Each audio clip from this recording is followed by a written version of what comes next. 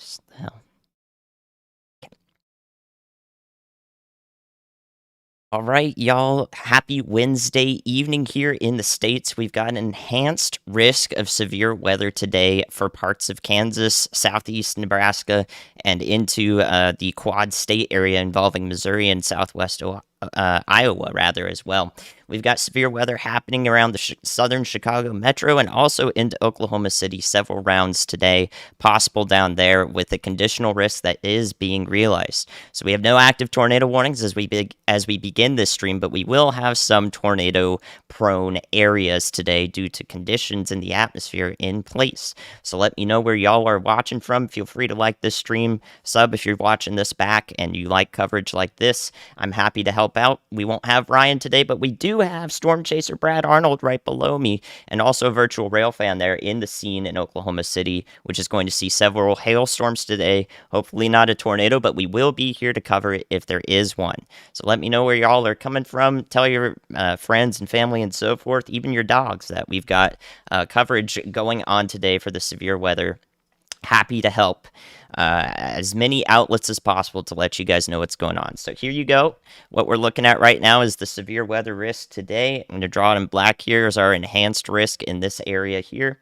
This is primarily for wind and hail. We will see this over the next few hours as storms move through these areas. You can see them right in this region.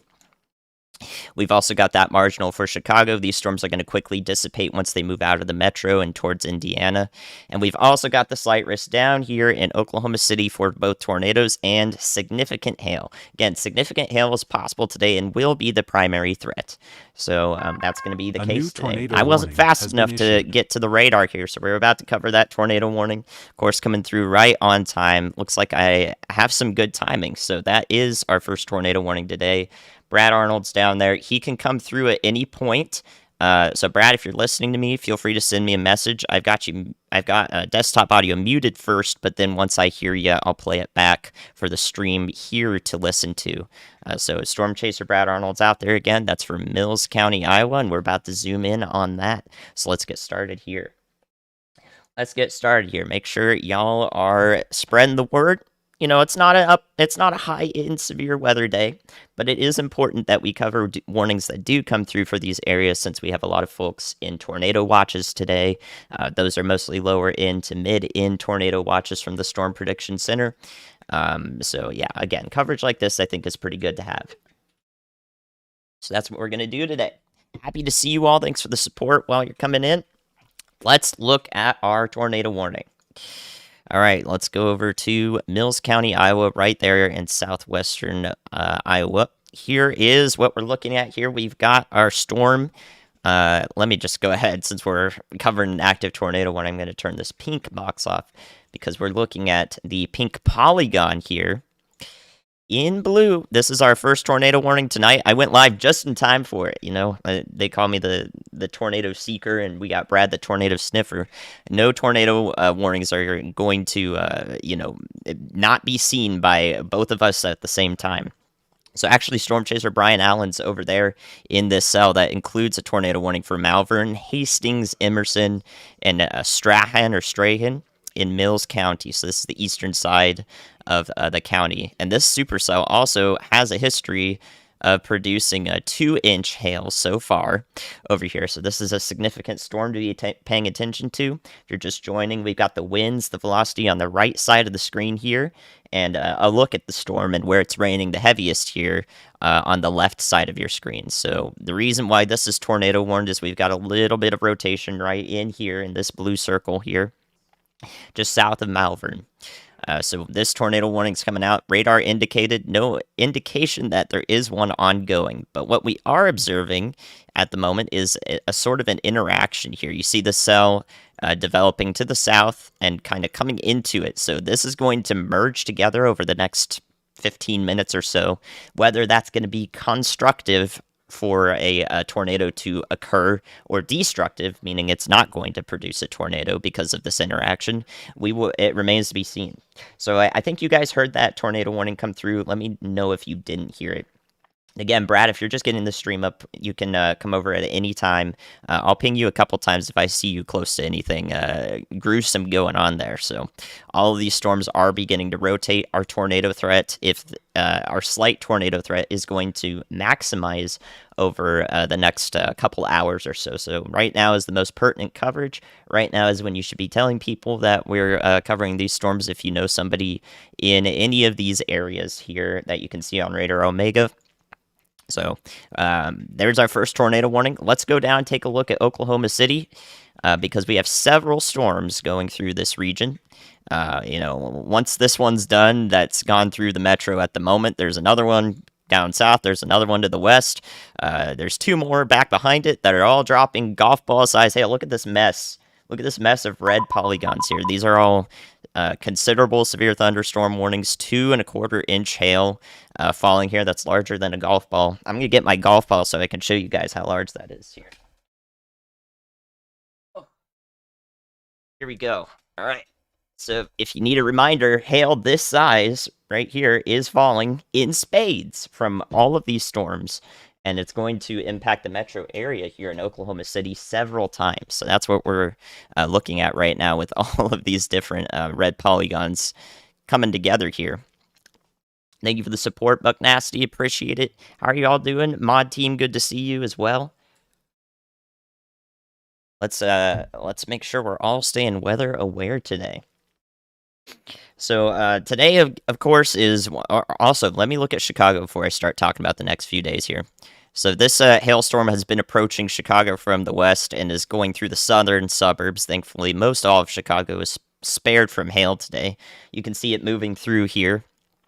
So a little bit of hail is falling out of the storm still as it starts to die off here. It looked like Joliet was going to get in on a pretty big hailstorm here, Joliet, New Lenox area. But it does look like this hail is mostly decreasing in coverage and also in size. So right now, this hailstorm impacting the southern metro here in Chicago looks to be on the fritz. But it does have a history of producing plenty of hail, golf ball size observed near Shorewood. But yeah, everyone else in Chicago, if you're south of Oak Forest, or if you're north of Oak Forest, Oak Lawn, the rest of the city is looking good. So not much to worry about over here. You might see some lightning in the distance. We'll watch this though as it hopefully, keeps dying off here into the evening. Not more than a marginal risk expected over here. So this is just some organized convection. At the same time, we did have a bunch of hailstorms go through southern Wisconsin, north of Milwaukee, and they've sort of fallen apart over Lake Michigan because the lake's so cold. So anyone into Grand Rapids region, Michigan, doesn't look like those hailstorms are really going to persist. You might get some small hail if anything stays organized over there, but so far so good, besides some flash flood warnings. So there you go. There's a look at everything. We're watching this merger closely that Brian Allen is on. I don't have his feed today. I could put it up, I think, but I might not be able to. So I'm going to err on the side of hesitance there, but we'll watch him. He's right here on this blue dot. I recommend seeking out his stream to watch alongside if you need some ground truth or you want to see if he catches anything going on here. But we have some weak rotation right in this blue circle on the right side of your screen. So that's what we're looking at. This is day one of a string of severe weather days. We have some slight risks coming up for a lot of friends in Arkansas, into parts of eastern and central eastern Texas as well over the next few days, even southeastern Texas to Houston. Almost all of those days are going to be based on wind and hail. It's going to be a line of storms moving through over time. It's going to be windy, very stormy, lots of lightning. But it looks like right now the tornado threat over the next few days is not going to be anything super, worrisome. We could see some slight and stuff. But right now, it looks like there won't be streams for the next few days. So today is the day to focus on right now, as we have these risk areas going through a bunch of supercells forming. Look at all these supercells. A couple of them starting to look classic here as they get into western Iowa. So we're paying close attention to all of these guys over here.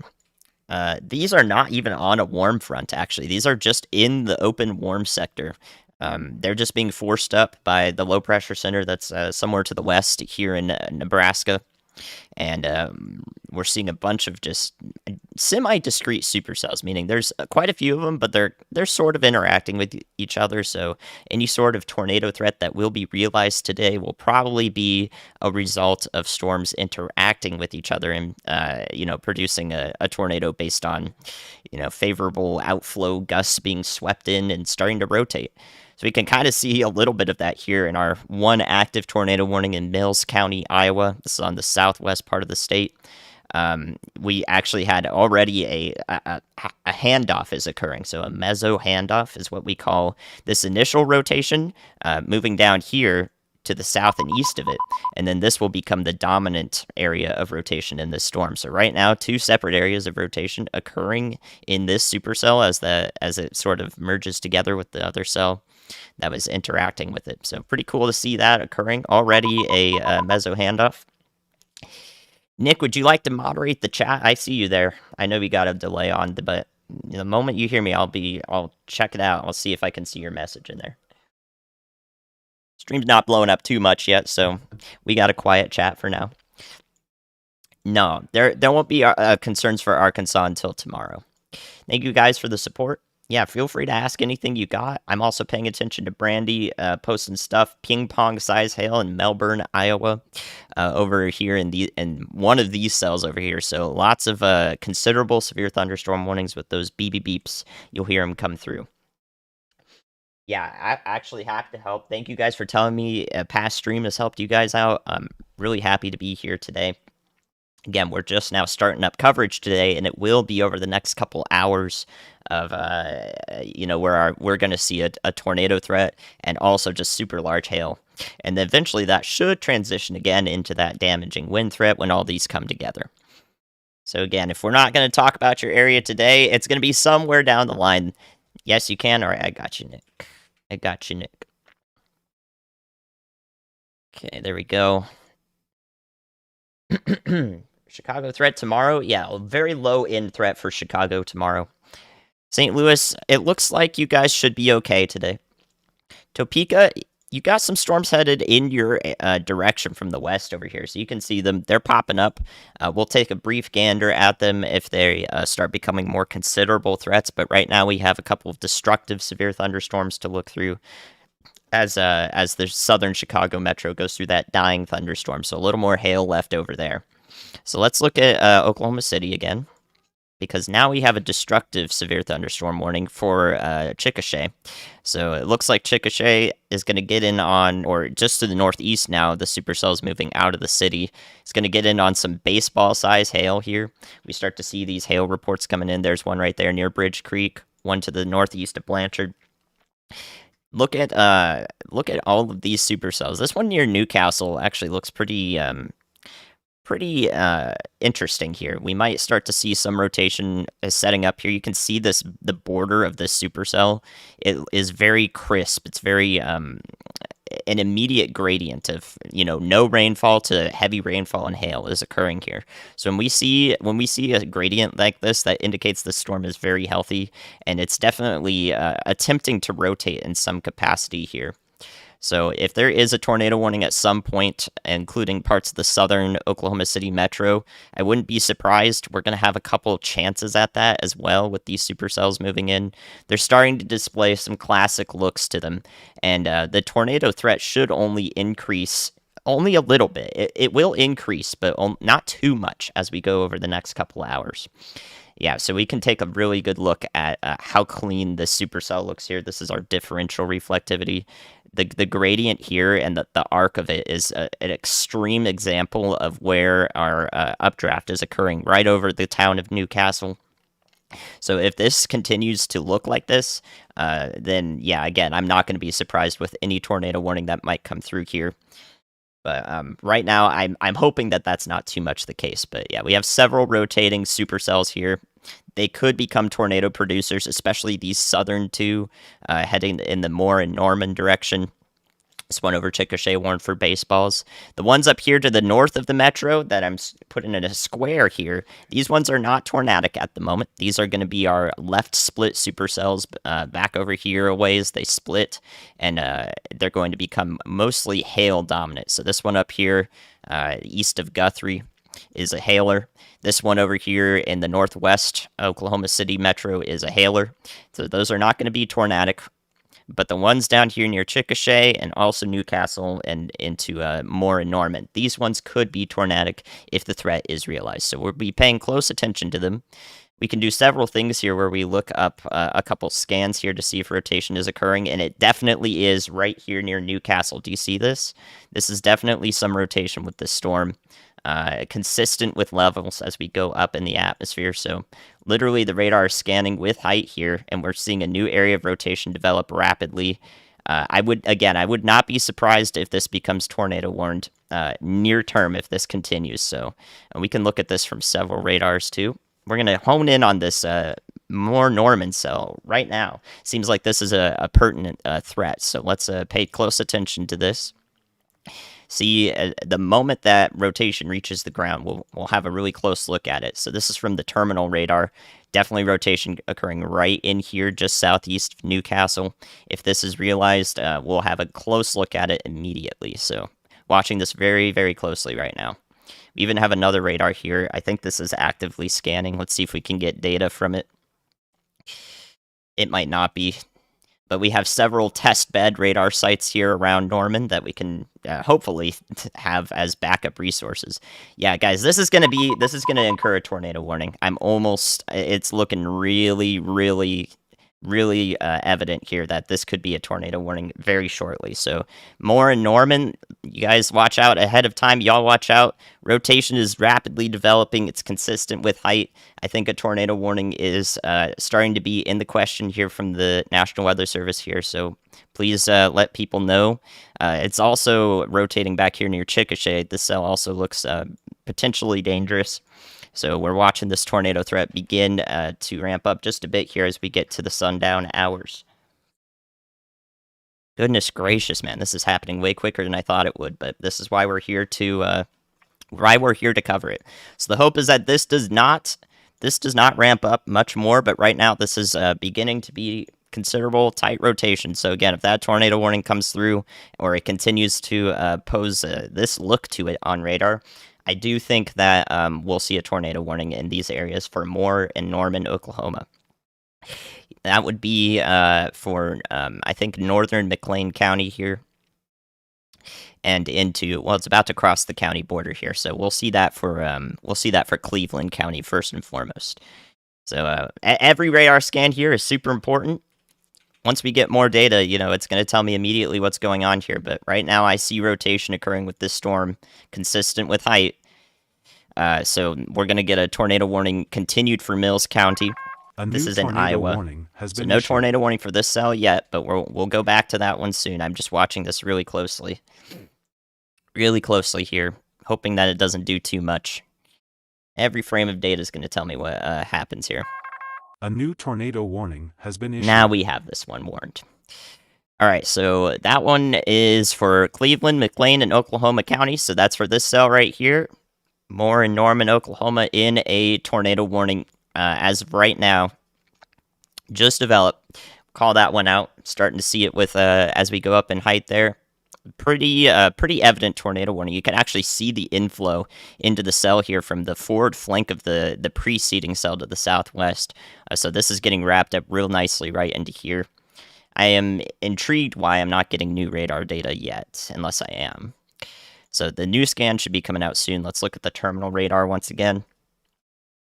Yeah, this is probably a tornado on the ground, actually, right now. So extremely tight rotation here, just due west of downtown Norman here. So let's go ahead and get some street names up so we know exactly where this thing is. Because from the terminal radar, I'm seeing what definitely could be a tornado on the ground. And let me call out exactly where I think this is here. So I think this is near, this is just east of Newcastle. Get my bearings here. This is near the Magic Stable. So this is around 60th Avenue Northwest. 60th Avenue Northwest is about where this is about to cross here. So it's probably right on the Canadian River, actually, right now. So this is right on the Canadian River. I can see the county outline right there. So there we go. Probable tornado on the ground. Definitely going to be quickly developing tornado here. Let's take a look and see if we can see anything yet. So probably right now, this is a lower reflectivity region, but I wouldn't be surprised if this is a little bit of some trees and leaves being thrown up in the air right in this region. You see this? I'm circling in blue here. We've got our greens and blues right where this tornado would probably be forming if we're centraling it. So again, I think this is a tornado on the ground. This is approaching southern more northwestern Norman here. Again, I think this is right over the Canadian River, so it's about to approach 60th Avenue Northwest and Rock Creek Road and Robinson Street here. This is about the tornado's whereabouts as it begins to develop. Hopefully it remains a weak tornado, but right now we do think that this is a tornado on the ground, so if this is upgraded to a confirmed warning, you'll see that come through on the stream. Funnel reported on Newcastle per chat members, so definitely wouldn't be surprised with a funnel ongoing. This is moving mostly, it looks like this is moving mostly this direction, so roughly this path is where the tornado may be and may track here if we were to follow where it's showing up on radar. So right here is that tornado ongoing, more than likely, or about to be ongoing. And it's probably going to follow this blue arrow most closely, so everybody in Moore and northern Norman here is hopefully taking shelter. This again will track off right towards the radar site, so areas south of Midwest City, east of Moore, of course, will be next in line for any tornado that is in progress here. The hope is that this is already done for, though. Right now, we're not seeing that same area of tight rotation. This could quickly recycle or quickly hand off to a new tornado, though, so I wouldn't be surprised. Wouldn't be surprised here. This could last really briefly and then try again here. So right now, the hope is that this is no longer doing anything, but there was a funnel with this at one point, and there probably was just a little bit of tree damage. So already quite the beginning to this stream. And again, once this storm moves out of this area here in Moore and Norman, there's going to be another one back behind it, and this one's dropping baseballs right now, so don't let your guards up yet. We're going to have a couple rounds of supercells move through here. Once again, if you're just joining, these ones to the north, and these supercells to the north of the metro near Edmond. I know this is messy, but north of Oklahoma City, where we're looking at right now, these are just hailstorms right now. So this is hail. This is hail. These are not going to be tornado producers. We're really watching these two, including this one over here near west of El Reno. These are all hailstorms. We're really watching for tornadoes. These two down here, right over Moore and Norman and near Chickasha. So there you go. There's your overview on those. While we wait for new data, let's go ahead and look at southwestern Iowa really quickly here so we can keep up with what's going on here. This is our tornado warned cell in Mills County, Iowa. So there's your zoom out. Southwestern part of the state, east of Omaha, south and east of Omaha. Currently tornado warned, but over time here, I'm not seeing that rotation continue. But we're definitely seeing a handoff occurring right here. We could see a new area of rotation begin to establish itself as this storm cycles. So there you go. There's that look over there. We've also got Storm Chaser Brad Arnold's feed below me. I'm going to make sure he's up as much as I can. I think he is frozen right now, but Brad Arnold is with us on this stream, the Tornado Sniffer. He's down here near Auburn and Howe in Nebraska, right along the Mississippi here. Or not the Mississippi, sorry, this river. The Missouri River, I think this is on. So there you go. I'm on the wrong side of the state. So yeah, Storm Chaser Brad Arnold's down here. And he's right on the storm that's approaching Brownville, right on the border here as it goes into the northwest corner of Missouri. So keeping his feet up, he's got a really good look at that storm right on top of him. Let's take a close look at that. Interesting look there, Brad. A couple of different layers of clouds. So this is the first thing that Brad's going to look at tonight. We're going to see a lot more from him soon, though, for sure. So Storm Chaser Brad Arnold right now in Nemaha County in Nebraska. All right, So there we go. New rotation starting up here with this cell in southwestern Iowa. This is about to go into Montgomery County. So if we see this rotation continue to establish itself, then Montgomery County will probably see a tornado warning soon. We'll keep a close eye on that. All right, really quick look here. South metro of Chicago. This hailstorm's moving through around Manhattan and Wilton Center. This is going to go south through southern Will County. It looks like it's going to avoid almost all of the Chicago metro proper and drop a little bit of hail as it tracks off in this direction along this blue arrow. So if you see yourself here, right in this region, this is probably where we'll see some hail later on to the north of Kankakee, right in those regions. All right, now let's look at what's going on in Oklahoma City. Here we go, a new attempt at rotation starting off rapidly here. Let's go ahead and look at as this goes up in height. Probably a new funnel about to develop with this storm as it approaches Interstate 35. So right where this will be over Interstate 35 if it does produce a tornado in the near term, right about the Rock Creek Road area. The exit for Tecumseh Road. So right in here is where we're looking at most pertinent for any sort of a tornado to touch down. The Tecumseh Road exit for Interstate 35 here in northwest of Norman, southern Moore. So if you know where that is, right around this what is this region here? I don't know what this is called. This huge park here. Huge park where the Crest Fresh Market is. It'll be just to the north of that. So tornadoes, if there is a tornado on the ground in the near term here, it'll go right through these areas between Moore and Norman. Looks weak at the moment, but we've already heard of a funnel cloud being reported with this storm. And surely maybe Reed Timmer is in this area, so keep Reed's stream up. We love Reed over here. Keep Reed's stream up in addition to mine for as much coverage as you can get in these areas. I'll try my best to give you the meteorology perspective, and if Reed's signal is coming through, then he'll tell you what's going on too. So yeah, as many modes of information that you can get as possible is the most helpful thing for a day like today. We've got, and of course, my stream will have these warnings popping up with the counties on them as they come through, right from the National Weather Service, right from their wire service. So the fastest way you can receive warnings, right through this stream in a graphical format.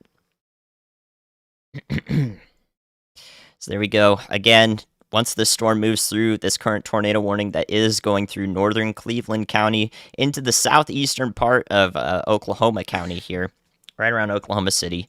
It's going to be the southeastern corner of Oklahoma County is where we're looking at this right now. No tornado on the ground as far as I can tell right now, but that could change in seconds. We have areas of brief rotation or brief wind bursts here that are going to ramp up here. And if they connect together and they stay connected, that's how we'll get our tornado right in this region as it passes over Interstate 35 between Moore and Norman. And then again, it's not going to be over. At that point, we have another supercell that looks much the same and is dropping quite a bit of hail south and west of this near Chickasha right now. It's going to move into the same regions, maybe just a little bit north of the one that's going through currently. So almost everybody's going to see some hail in and around the Oklahoma City metro right now, or over the next hour or so, because we have plenty of hailstorms moving through. Once again, if you're just joining, all these cells up here, the northern metro area, this is around Edmond right here in this circle, and over here to the west of El Reno. These are all hailstorms at the moment, from the best of my ability to tell. So these are all going to be dropping hail. Our tornadic storms are to the south of them near Chickasha and also around Moore and Norman. So those are where our tornado threats are currently, highest with any storms that are moving through. The northern ones are just going to be hailstorms, and they're going to drop some pretty significant hail. We saw golf balls moving through Edmond, so these golf balls are dropping from the sky right around Edmond there in the northern metro, and then there's going to be another round, maybe not as big or maybe larger hail. We'll watch it come through. So every frame of data that we get is super important here, because we have quickly moving winds here. You can see on the right side of the screen. Draw it in black for you there. We have winds quickly moving toward the radar in this direction and away from the radar over here in these areas. So if this becomes rotation right in the middle of them, then we have some pretty powerful winds on both sides, which means that we can see a decent tornado come through in the worst case scenario. So right now I'm not seeing that happen, but that is the potential for this. If this storm has potential to do something, it would use what's going on right now. So every frame of data is important. There's going to be about a 2-minute delay between radar scans coming in, and then I'll cover that new data once it does. So you go, waiting for the storm, 13 seconds till the next scan. So I'm going to briefly look at this as it passes over Interstate 35. You can see what looks like our hook echo right in this area here. This is the hook of the storm that you're used to looking at, right down there. And our tornado would be right just crossing over Interstate 35 right about now if there was one on the ground. So it would come down the hook like here, and our tornado would be right in there in that curly Q. So if there is one ongoing, it would be right in that region. So hopefully Interstate 35 drivers are paying attention. This should be pretty visually evident, and that should lend itself to drivers avoiding, going right into it. If there is something occurring here, hopefully, the visibility would be good enough to see it. So lots of hail falling over downtown Moore right now. The tornado threats to the south. Please be taking shelter again as this moves through northeastern or right across northern Cleveland County and then into southeastern Oklahoma County. Eventually towards McLeod and Dale. Y'all watch out ahead of time. This cell is tornadic and it will be heading in your direction over the next 30 minutes or so. So please be paying attention over there. Right now, no tornado on the ground as far as we can tell, but it might actually, you know what? There probably is a tornado on the ground. You can see how well defined it is right in here. I would say that there likely is a funnel occurring once again right as it passes over the interstate. Somebody out there is getting extremely good video of this right now. I'm almost certain of that. If this is a real area of rotation and not a radar artifact, which to the best of my ability to tell, it is definitely real rotation. Somebody out there is getting a pretty good video of a funnel cloud. Or one about to develop, I bet you that. So again, this is only looking a few hundred feet up into the storm, so we'll watch it evolve over the next, couple minutes or so. But I think we're seeing another area of rotation. We can go up in the storm, and just to verify, there is still rotation in this part of the storm, 1,000 feet up.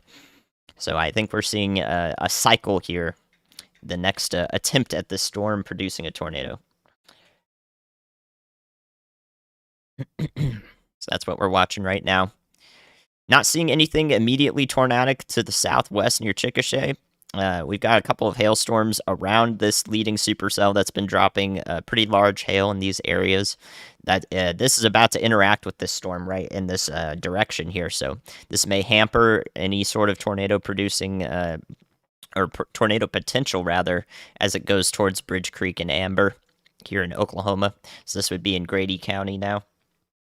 But this storm is going to head in the same direction. I mean, right as I say that, too, we start to get a pretty tight rotation right here northeast of Chickasha.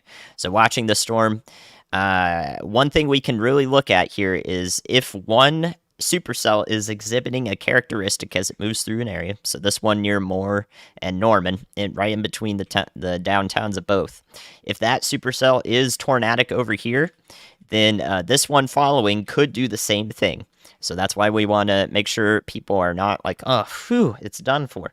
This one back here is a mature supercell, and it very much could do the same thing, become tornadic once again as it approaches Newcastle and into the Norman and Moore areas here. So 2 rounds possible, 2 potential tornadic supercells. The hope is that neither of them do anything. All right, still no funnel on this one. Possibly not seeing that rotation establish itself, which is good. We always hope that's occurring, but if I go up with height, there is still some weak rotation right in this area. So the storm is definitely rotating. Definitely rotating. Here we go. We just got new data there. That's a close look at what's happening right now as it passes over Interstate 35 and the Highway 77 juncture there. and going along. It's going along west Tecumseh Road right now to the east of the interstate. So we'll watch that area closely over the next few minutes. So these are moving at about 30 miles an hour. 30 to 35 miles an hour is how fast these storms are moving here.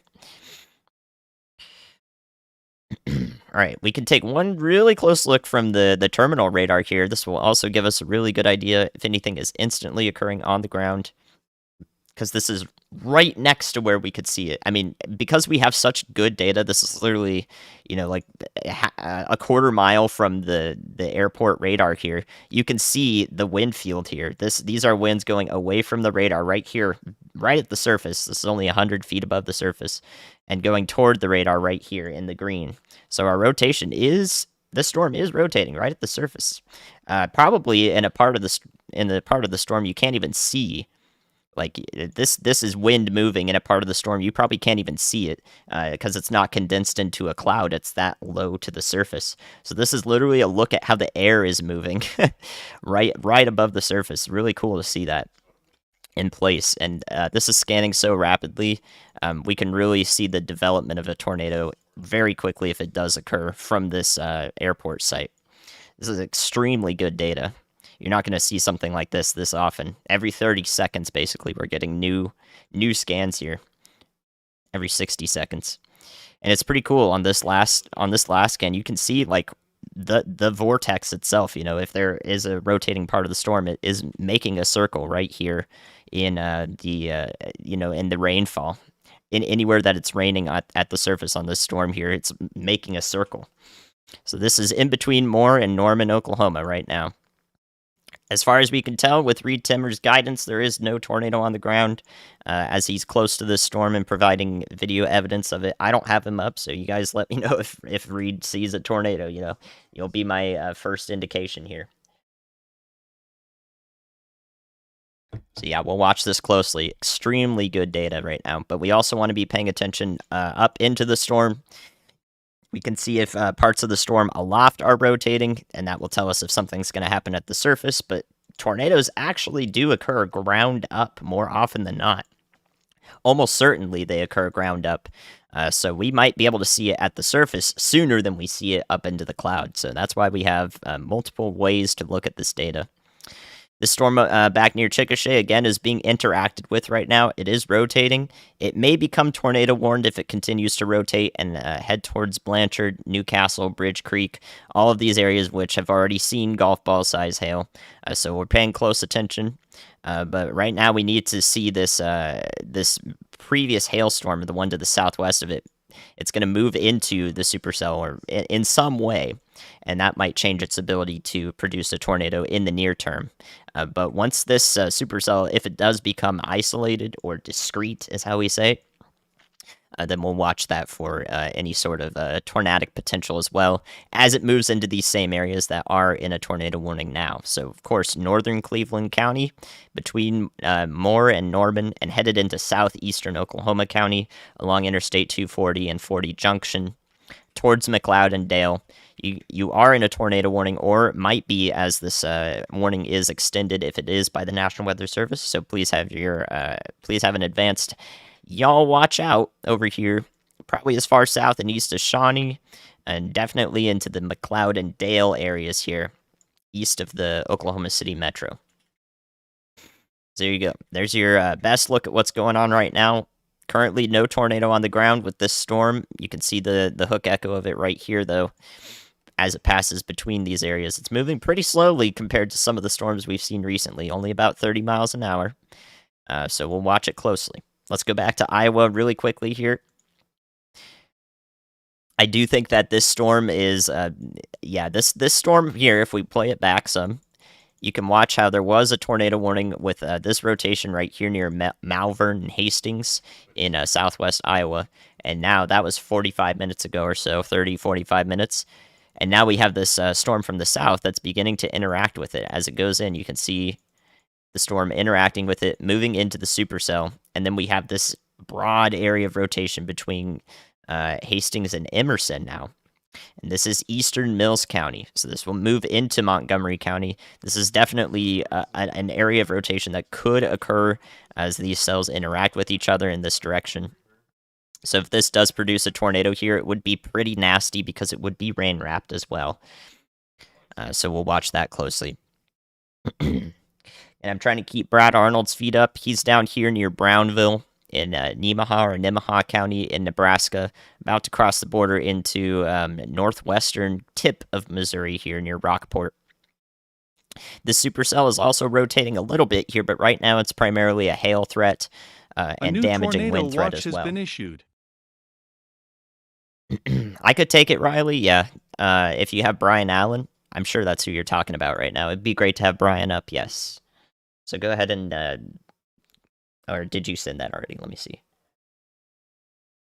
Hunter's also in hail. Okay. All right. So we have several chasers out there. I can put their feeds up too. If we do have them in the spot, we'll definitely take a look at that. So again, this is still weak rotation. I think this tornado warning will be allowed to expire here in southwest Iowa as it heads off to the east-northeast. Right, and look at all of these other cells. I don't see anything imminently tornadic here, but we'll take a brief look down in the Topeka, Kansas area. Bring up another radar site here. All right, we'll bring on Hunter. We'll bring on Hunter for another chaser's feed here in the hail. I don't know if I have his dot here. I don't think I do. But we'll see. So a bunch of hailstorms down here in Kansas as well. Definitely some pretty powerful winds here, actually. Right here that are going to move in the general direction of Alta Vista, Volland, towards McFarland, and eventually west of Topeka, I think.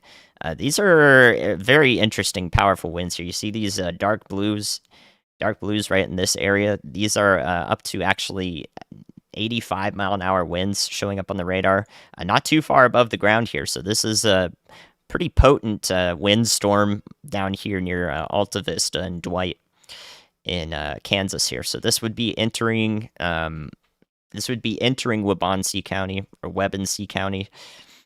You guys are gonna have to give me the pronunciation of that here into Kansas from the south and west part. So that is what I'm looking at right now, Waubonsee. This is a pretty gnarly cell. Once I saw these this area of heavy wind here, yeah, I don't like the look of that. I mean, heck, it could even be producing a brief gust-nado in parts of it here. There is definitely some rotation to look at there. If the storm itself is rotating, we might just get a land spout out of that too. A new tornado warning has been issued. All right, so let's look. That cell near Chickasha, we were talking about it, did get tornado warned, so we'll go ahead and bring it back over there. We'll go ahead and bring it back over there. There we go. So this one back in here is now tornado warned in Grady County. You can see the rotation right here near Amber. There's the warning in pink as it heads up to the east-northeast at about 35 miles an hour towards Bridge Creek and Newcastle again. So again, this is going to be a rain-wrapped circulation if it does start producing a tornado here. At the moment, there is probably no tornado occurring near Amber, but it will be rain-wrapped because we have several supercells, hail producers, sort of just mingling together right in here, and our tornado would be right in this area. So definitely a rain-wrapped cell here for now. The hope is that that doesn't continue. Coverage of our Moore Norman tornado warning at the moment. Still an active tornado warning going on right here in our pink polygon here. It doesn't look like this has ever managed to produce more than a funnel back near Newcastle. And right now it still looks disorganized. Once again, we can go up in height with this to see if any new areas of rotation are establishing themselves. And I could definitely see just a little bit of rotation right about this layer here. So this could be the next attempt at the storm producing some sort of brief tornado is the hope here. And thank you guys for the support. I see you. I appreciate it. Got a lot to cover right now as this moves in through northern Cleveland County in Oklahoma. So right now, no tornado ongoing with this. Still a warning, though, as it heads into southeastern parts of Oklahoma County in Oklahoma. And towards the northwestern part here of Pottawatomie County. So we'll watch this storm as it goes on. Again, I think that this tornado warning back in here near Amber and Bridge Creek, this will probably continue for quite some time. Um, if you remember, or you were here just about 30 minutes ago, I commented on the gradient here of this supercell, and I said that if a storm moves into the same areas that caused a tornado warning for Moore and Norman, it could definitely do the same thing. So we could see another tornado warning as the cell heads in the same area. And once again, that's based on the atmosphere in place here, the characteristics of which we can see. And we see the same gradient right here, where it's almost not raining right on this side of it, but it's raining really heavily just a couple streets away. As this supercell moves on. So already one similar characteristic we're watching. We have another area of rotation in this warning starting up here. You can see the hook of the storm pretty nicely right in this area. So definitely a dangerous storm to be watching near just the west of Middleburg and Blanchard. And y'all watch out there in Norman and Moore. This storm's going to head up probably actually just a little bit south of where this current warning is. So it looks like Goldsby, Noble, and Norman may be in the line of the supercell if it continues to take its path mostly to the east-northeast as a right-moving supercell is what we often call this. So these areas back in here, this area is definitely going to need to watch out for this storm as it moves off in the same direction. We know that it has the chance to produce a funnel because atmospheric conditions right in here around Newcastle and Moore produced a funnel with this storm that's moving off to the east part of the metro now. So everybody please be taking shelter in these areas. Once you're done with round one here, you're like, oh man, this tornado warning moved out of the way. It's been like 45 minutes, time to come out. No, it's not. No, it's not. You got another one back to your west-southwest, and it's going to come through.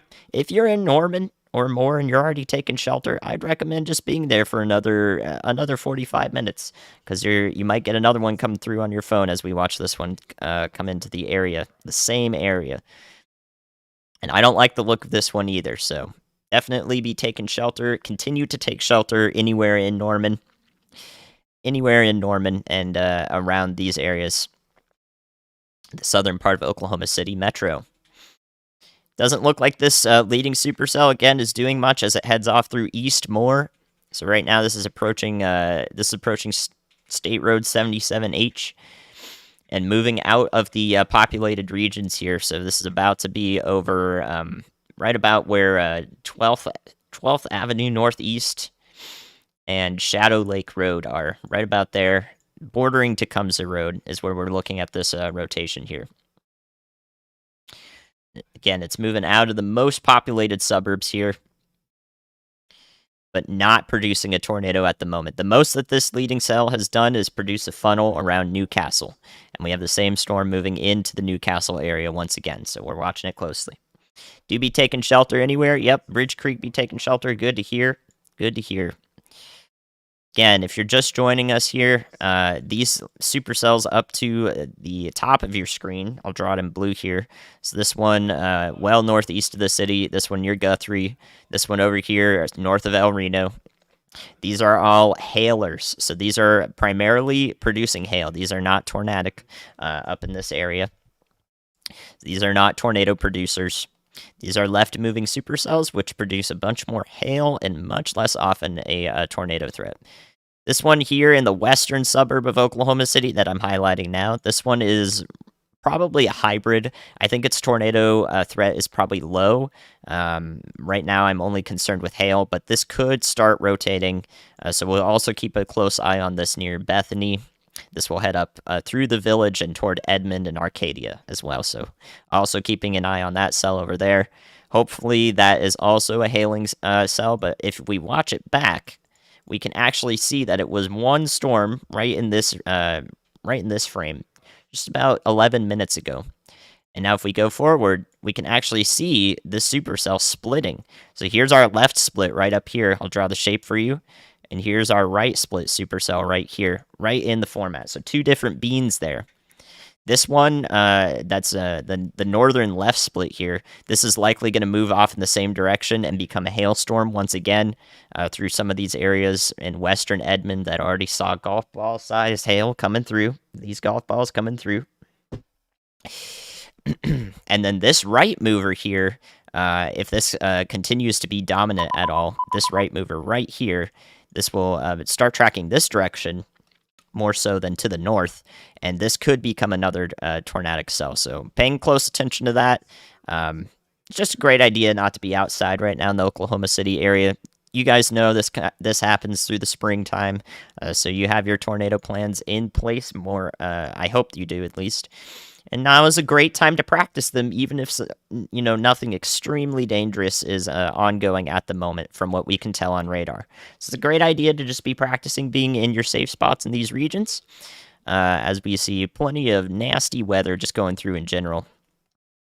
You can see even an indication of a hail spike here to the north and west of Chickasha.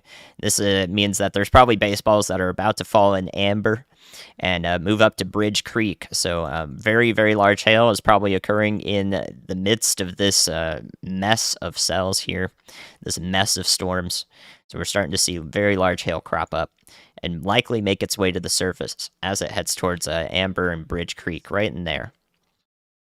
So once again, active tornado warnings for northern Grady County in Oklahoma, headed into the northern tip of McLean County for our friends in Newcastle, Blanchard, those regions. Active tornado warning for y'all, so please be taking shelter in the interior most room of your house or basement if you got it, or storm shelter, even better if you have it in these areas. If you know somebody with a storm shelter and you're out ahead of this incoming supercell approaching Norman once again, then now's a great time to be like, hey, let's go in the storm shelter and try this out, Let's try out our tornado safe spots and our plans for that sort of stuff. That's a great idea to do out ahead of these, so do that. If you're in Norman proper, you've got some time, maybe a little bit of danger from lightning in the area, so you can make your way quickly to a neighbor if they're expecting you. Just text them and let them know. All right, still watching this leading supercell as well. Again, it's now exiting the most populated suburbs, Eastern Moore. It's right about Eastern Tecumseh Road and State Road 77. H here, so it will head off towards 24th Avenue Northeast in Franklin as it goes towards the Interstate 240 and 40 junction right in this region. If there were a tornado on the ground in the near term, it would be right here. I'll draw it in pink for you so you're ultra aware.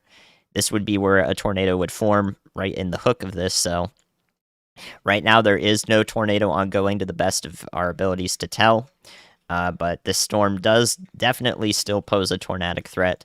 Thankfully, it doesn't look too bad, but this could happen at any moment. The next few minutes, it could intensify. Very large hail is also falling with this storm just to the north of our tornadic threat. So this would be right along the interstate, right along I-40 and 240, east of Valley Brook. So a good idea to just be inside in your storm safe spots for all of these areas, and then stay there once again because we got another supercell to the southwest coming through the same areas, just to the south of the areas that were hit. So if you saw nothing and you were right where the funnel cloud could have been as it came down from the storm here, now you're going to get in on some hail more than likely with this next supercell entering the same area. All right, let's put up Hunter Stream here. I've got it. Thank you, Riley. Let's put up another Chaser stream here, so we've got multiple to look at. Hopefully this comes through. We'll see it pop up. Right now, we're just watching the Oklahoma City Railfan, their virtual Railfan camera. So that's in and around the Oklahoma City region. We can see the storminess going through there. But now we're gonna bring up another chaser here, Storm Chaser Hunter Hurley. So let's see if we get his feed coming up through in just a moment here, and then I'll put it up. It's even starting to rain pretty heavily here in the Twin Cities suburbs, I think. We're starting to get some rain up here. It's springtime. Lots of storms coming through. I'm ready for some some thunder boomers to come through here. Nothing that does anything bad, but it's peaceful to listen to them from time to time. All right, so there we go.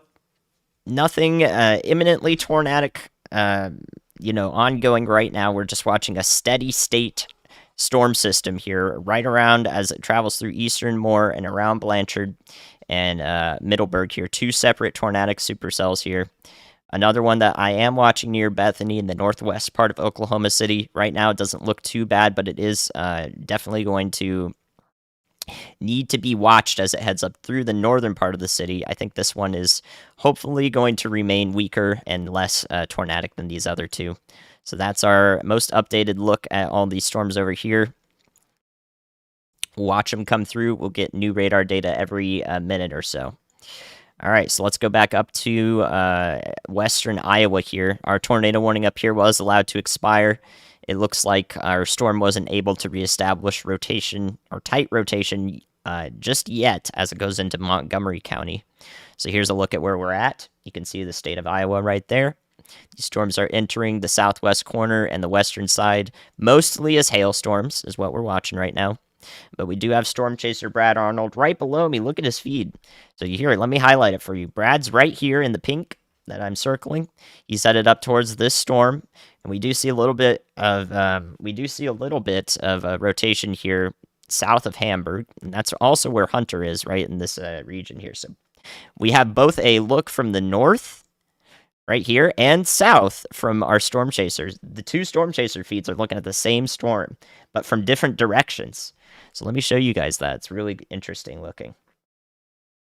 So this is Brad Arnold approaching the storm in Atchison County from the south.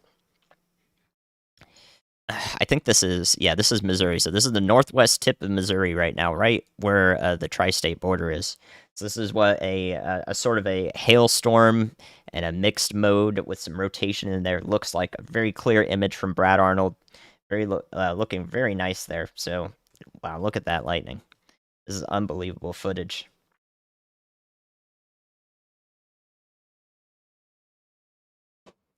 Take a look at that. That is absolutely incredible lightning coming out of the lowered part of the storm to the left side of your screen. Really cool to see that right in action. Even if this isn't producing a tornado and ooh and ah, this is great. This is just great to look at. You can see the rain, sheets of rain coming out of the hook part of the storm. Some hail is back in there, and then all this hail is in the core of the storm right here on the right side of your screen from Brad Arnold's feed. So yeah, very impressive stuff to look at. Again, I think most of these storms over here into southwest Iowa are going to remain hopefully less than tornadic. However, we could see another tornado warning or two right in southwest Iowa as these storms continue on through the early evening hours. I think our tornado threat would be maximized, even though it's on the slight end of things over the next few hours. So that's what warrants the closest watching here on this now casting stream. Very awesome things to look at there. So we're looking at the lowering part of the cloud here from Brad Arnold's feed. This would be roughly, if you look at radar data, we'd have the hook of the storm on the left side here and the core of it to the right. So this is what that looks like on radar. So we have the lowering to the left side of this the left side of his stream where the storm would be rotating, and then the core off to the right. There you go. So look at that from a storm chaser perspective. You can also see just the results of that very heavy rain and hail from Hunter's stream, who is in the middle of it. So this is Hunter's stream, or this is Hunter's location, rather. I'll draw in blue. Right here is where Hunter is. Right here is where Brad is, looking at the storm from both sides, and you can see both their feeds down there. No tornado warning on any of these storms up here in southwest Iowa. However, if we do see another one come through, it would be for this region right here to the east of Henderson, Iowa, in the northwest corner of Montgomery County. So this is where we could see that develop if it does come through. This would include Griswold and Elliott, so y'all watch out here in Iowa into the eastern part of Pottawatomie County here, headed towards Cass County as well. So a weakly rotating storm, but also dropping quite a bit of hail is approaching your location near Griswold in southwestern Iowa. All right, let's look at Oklahoma City, and then I'll take a look at Kansas in a bit here for y'all getting storms in those regions. So we're monitoring these storms in around Oklahoma City very closely. Here's a look at the state, so you can see where we're looking right in the middle of it in the city, and we have a little bit still of rotation ongoing. We can watch this actually occurring really nicely. Do you see how good this data is? So right here, let me see if I can call this out as best I can. So right here is our inflow in this blue arrow. We're right next to the radar site, and we have a band of pretty heavy inflow that's feeding into this storm. So if you were to stand out in front of the storm in some clear air where hail just fell, or is right off to your north, you would feel 60-mile-an-hour winds whipping at your back if you were looking right into the rotation here. So these winds are feeding in much in this direction. These are moving away from the radar. So a very healthy amount of wind is feeding into the storm, and then we have a little bit of wind that is rotating on the other side of it, providing a connected area of rotation right in here. So this would be where the tornado is. If one is to form over the next few minutes, we're watching it closely. So this part of the storm is rotating. Wow, look at that. This is a few thousand feet up into the storm. This is definitely a concerning signature. So we could see this storm begin to become tornadic in the very near term once again. I don't like the look of this in particular. Can take a look at that on the same scan over here. So this is what that looks like on the same level. You can see some pretty hefty rotation. The storm is definitely rapidly rotating, a few thousand feet. So watching this closely. We have a couple of different radar sites we can look at this from as well. So I'm going to focus in on this. Sorry, Riley, if you're trying to get through to me. Are you monitoring the chaser feeds, Riley? Is that why you're trying to... If you are, just go ahead and say stuff to me. I'll be interrupted by it, but I'll listen to what you got to say and I'll relay it. So just go ahead and push it through. The stream won't hear it, but I will. Appreciate you, Riley. Okay, so hopefully this doesn't become a tornadic again, but yeah, there's probably a tornado. This warning was allowed to expire, so this is going to have a warning reissued right now, right in the next minute. And this is going to include those areas, Hara, McLeod, Dale, right out ahead of the storm. This is definitely rapidly developing. So if Reed Timmer's still on the storm, guys, I bet the Tor on the ground people are going to come through pretty quickly here if Reed has eyes on this. So yeah, this is definitely ongoing right now. Can take a really brief look at any sort of correlation coefficient if we can see it. It's pretty garbled data, so we'll wait for a clear signature here, but I bet you my bottom dollar that this is an ongoing tornado about to head right near Interstate 240 and State Road 77H, the juncture between that region there. So that's going to pass over the northern part of the Lake Stanley Draper, or pass over the northern part of Lake Stanley Draper. A new tornado warning There's your has warning been issued. for it. Coming through right now, probably a tornado on the ground. We took a look a few thousand feet in the storm. We saw rapid rotation. Now it's establishing itself at the surface and connecting with the storm as we watch it happen live. The storm back to the southwest does not look like it has anything imminently ongoing, but again, this is going to go into the same area, the same atmospheric conditions, more than likely that are proving to be a tornado warning on the ground. A new tornado warning has been issued. Or a tornado likely on the ground right now. So again, once again, this is going to happen. Looks like it's going to go right up through the north part of Lake Stanley Draper, right where Interstate 240 and Highway 77H come together, or State Road 77H. This is the Cambridge Park subdivision. Might be taking a hit right now, the Cambridge Park subdivision. Just to the east of Valley Brook. So the Eagles and Cambridge Park should be in their shelters first and foremost. The tornado warning was allowed to expire, but now it's been reissued as we see this rotation rapidly develop south of Midwest City and east of Valley Brook. This is about to cross over or parallel Interstate 240 for quite some time towards the Interstate 240 and 40 junction. So here's our tornado right here. It's likely right in this region over here on the left side of your screen. And we'll continue to pass right near the Interstate 240 area, so Please, please be taking shelter out ahead of this thing. I think it's gonna go probably very close to Hera yeah, I think it's Hera is how you pronounce that. We've been watching it move in this direction. However, anywhere in this polygon is needs to be taking shelter, even as far north as Nakoma Park and Choctaw, because what can happen is this tornado can be ongoing right here. I'll draw it in black for you. This tornado could be ongoing right here, and it could move off in this direction, and if it occludes into the storm, or it can continue off in this direction if it maintains its connection with the rest of the storm. So multiple different possibilities could occur here with this tornado as it progresses right in this region. So everybody in the polygon needs to be taking shelter. The hope is that this does not persist for much longer. It does look like it's a little bit offset from where it would continue to persist in the storm, since it's not up here into the proper part of the hook. It's rather down here on the southern edge. So if this tornado is already, occluded from the parent storm system, if it's already detached from the rotating part of the storm, then it could just meander. It could be stationary. It could be blown off to the north, right here over the Cambridge Park subdivision and the Eagles. So right here south of Interstate 240 is where we're looking. Please be taking shelter.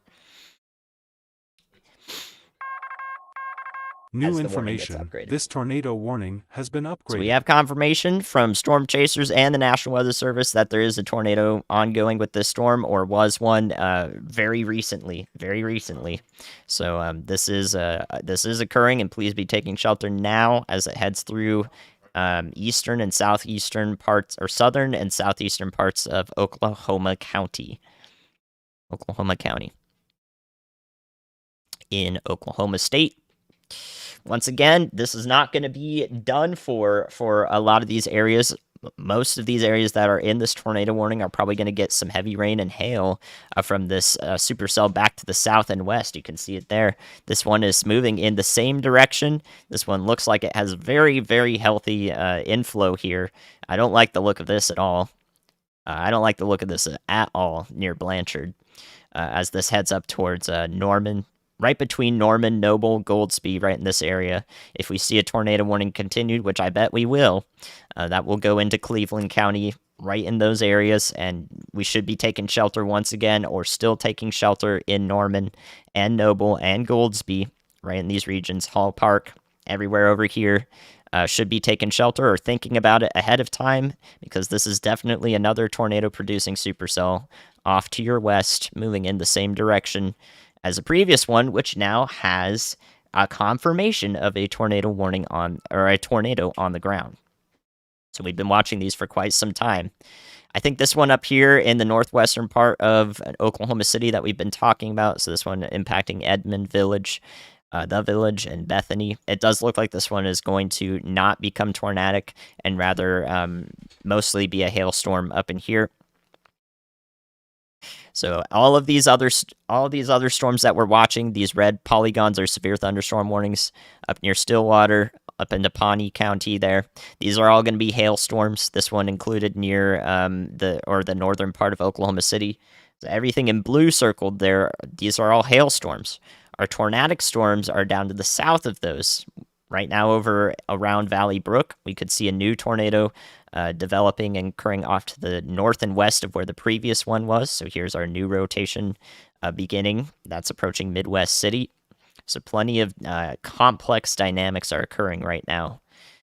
And then, of course, our one down here that is a mess of hail and so forth right around Blanchard and Middleburg.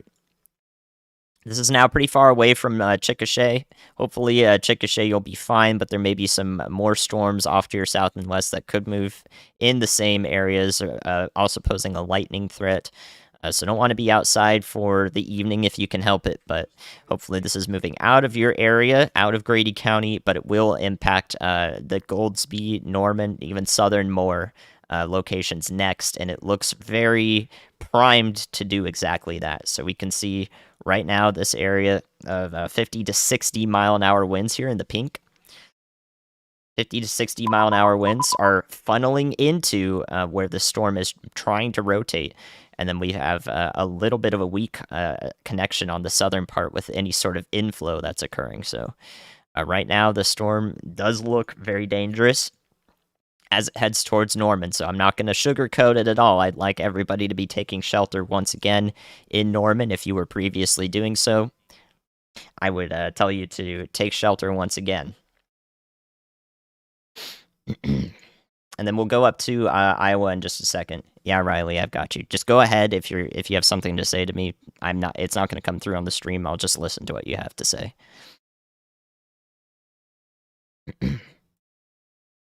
Okay. Okay. Yeah.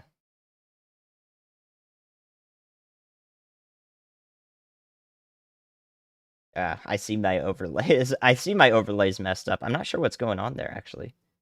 Well, I mean, it's an extended look at Hunter's feed. Yeah, I'm not sure why that's I'm not sure why that's occurring. So I'll try to I'll fix that when I have time to. Right now, I don't have time to do that. Right now, I don't have time to do that. Very interesting that that is messed up. I had that in the right space, but you know what? Hunter Stream is like, no, I'm gonna break it, and that's totally fine. We'll fix those silly live stream things as we go through the night. A new tornado warning has been issued. All right, so there we go. There's an update on Oklahoma. All these storms are moving through the same spots. Please be telling people to take shelter in around southeastern parts of Oklahoma City into eastern side of the metro into Hara and Choctaw. And once again, I would advise telling people in Norman, hey, this is there's a second round coming in. A new tornado warning is likely going to be issued out ahead of this storm because it looks very healthy. It looks like it's rotating. It's got strong winds associated with it that are funneling into any sort of rotation that could occur. So please be telling people in Norman, Goldsby, and Noble to take shelter again. They're not done with any sort of, they're not done with the tornadic storms today. So there you go. Please be telling people in those areas to stay or take shelter once again out ahead of these. All right, let's look into Iowa. Let's look into Iowa once again. Look at the rainbow on the virtual Railfan camera there. I think that's the virtual Railfan camera. We got a rainbow ongoing. All sorts of weather and optical phenomena are occurring today. Thank you guys all for the support. I'm sorry I'm not able to call out all the support. We're trying to do active tornado coverage, nowcasting coverage. Interesting look here at what could be a tornado occurring. So if this was a tornado occurring here in northwestern, also into Pottawatomie County, towards Pottawatomie County here in Iowa, Montgomery and Pottawatomie, we can see that this tornado, if it did form, is already occluded and is moving due north with the storm. So just take a look at it. Just take a look at it moving like due north. Actually, I'm not even sure if that's an occlusion, but rather the storm to the south, the cell to the south right here, is probably pushing this leading supercell due north and any sort of tornado with it. So let's actually take a look and see if something did occur here that we can look at. We're about 4,000 feet up in the storm, so we're not able to see anything yet on our correlation coefficient, which is why we don't have a confirmed warning out here for any tornado. But this did look like pretty tight rotation for a while. Last time I looked at it was right here, right when it looked like this, about 11 minutes ago. So these things can happen really rapidly. Any sort of interactions between cells that we're looking at, different storm cells interacting with each other, things can happen really rapidly. This could also be a radar artifact that we're looking at. But we do have a tornado report actually there from the public. So that was 3 minutes ago. So this was a tornado. We can verify that did happen with the radar scan we see right here. This was actually a tornado or a funnel cloud ongoing north and west of Elliott, Iowa. And there it went off to the north as it's being pushed north from this cell to the south of it. So this is west of Griswold, Iowa, in between Griswold and Carson. Once again, there's the zoomed out look of that in the southwest part of the state into eastern Pottawatomie County. So hopefully this tracked over mostly rural areas. I can take a quick peek at that, as we did have a tornado report with it between Carson and Griswold. So it looks like it was right over the Farm Creek Public Wildlife Area right in there. This does look mostly rural. It's west of the Potawatomi County Shed. I believe that is that a watershed, or it's just a shed. So it's just a structure out there, official government shed out there. So this is west of that shed, along State Road 92 or Highway 92 right here. Hopefully not impacting anybody, but up towards Hancock. A new tornado We need to be warning taking has been shelter issued. in eastern Potawatomi County in Iowa. There we go. All right, so lots occurring up here in southwest Iowa. It looks like our tornado threat is definitely maximized up there, but we have some rotating storms down in Kansas. Let's take a look at Kansas real quick here. This is northeastern Kansas. A bunch of severe thunderstorms and very heavy winds. Look at the winds on this. Look at the winds on that. Those are 70-mile-an-hour winds right next to the radar near McFarland. So again, very, very heavy winds, very high damaging wind threat occurring in Kansas. So any parts of rotating storms that I'm seeing, probably not too deep of rotation, but we do have Storm Chaser Hunter going towards this cell near right on the Nebraska-Kansas border here. This is the northeast part of the state. And down here, there is a pretty powerful cell near Florence, Kansas as well. So all of these are tracking to the east-northeast roughly. They are rotating, this one especially. So we'll see if that continues to be the case.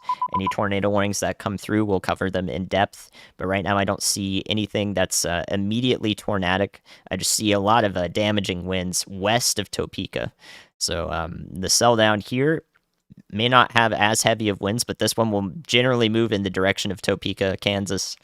So a stormy hour is ahead for y'all in that area. But this one west of Topeka, right along Interstate 70, there's some really heavy winds. These sort of winds that are showing up here in the Tans right here near Paxico, the 60, 70-mile-an-hour winds. This could easily push or blow off a semi or an 18-wheeler there off of the interstate. So I wouldn't be surprised if something does come through on the scanner feeds around these areas of Interstate 70 if there were some trucks impacted, because these are very very gusty winds in a very small localized area.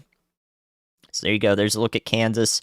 Most closely going to watch this one back near Florence, Kansas, and that's in eastern central Kansas here to the northeast of Newton. This will head up towards Cottonwood Falls and Clements. I think this is a destructive warning, for baseball hail. So baseball-sized hail is possible down here. A new tornado warning has been issued. There we go. We were looking at Pawnee County just a second ago with the storm up here near Du Bois, Pawnee City. This is now tornado warned in Nebraska here. So we were just looking at this area of rotation. We're now going to see a tornado warning for that in southeastern Nebraska. There you can see where we're at. Right in this area. We'll see that tornado warning come through near Du Bois. This is also going to move into Richardson County in Nebraska, so please be taking shelter in Dawson and Humboldt in Nebraska, Du Bois as well. Pawnee and Richardson County, Nebraska. New tornado warning. Saw that one just in time. Okay, lots to cover here. Wouldn't be surprised if this rotation does continue near Florence, Kansas as well. So there's your new tornado warning in Nebraska. Let's go back to Oklahoma City now.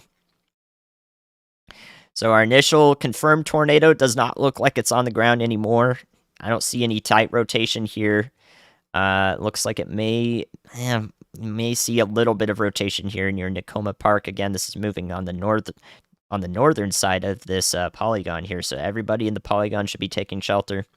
But right now, I don't see an active tornado, to the best of my ability to tell, as it heads east of Midwest City. Please be taking shelter. This is what I don't want to see, is this right here over Blanchard. I really, really hope everybody in Norman recently has gotten my words about taking shelter once again, because this is gnarly. This is not good.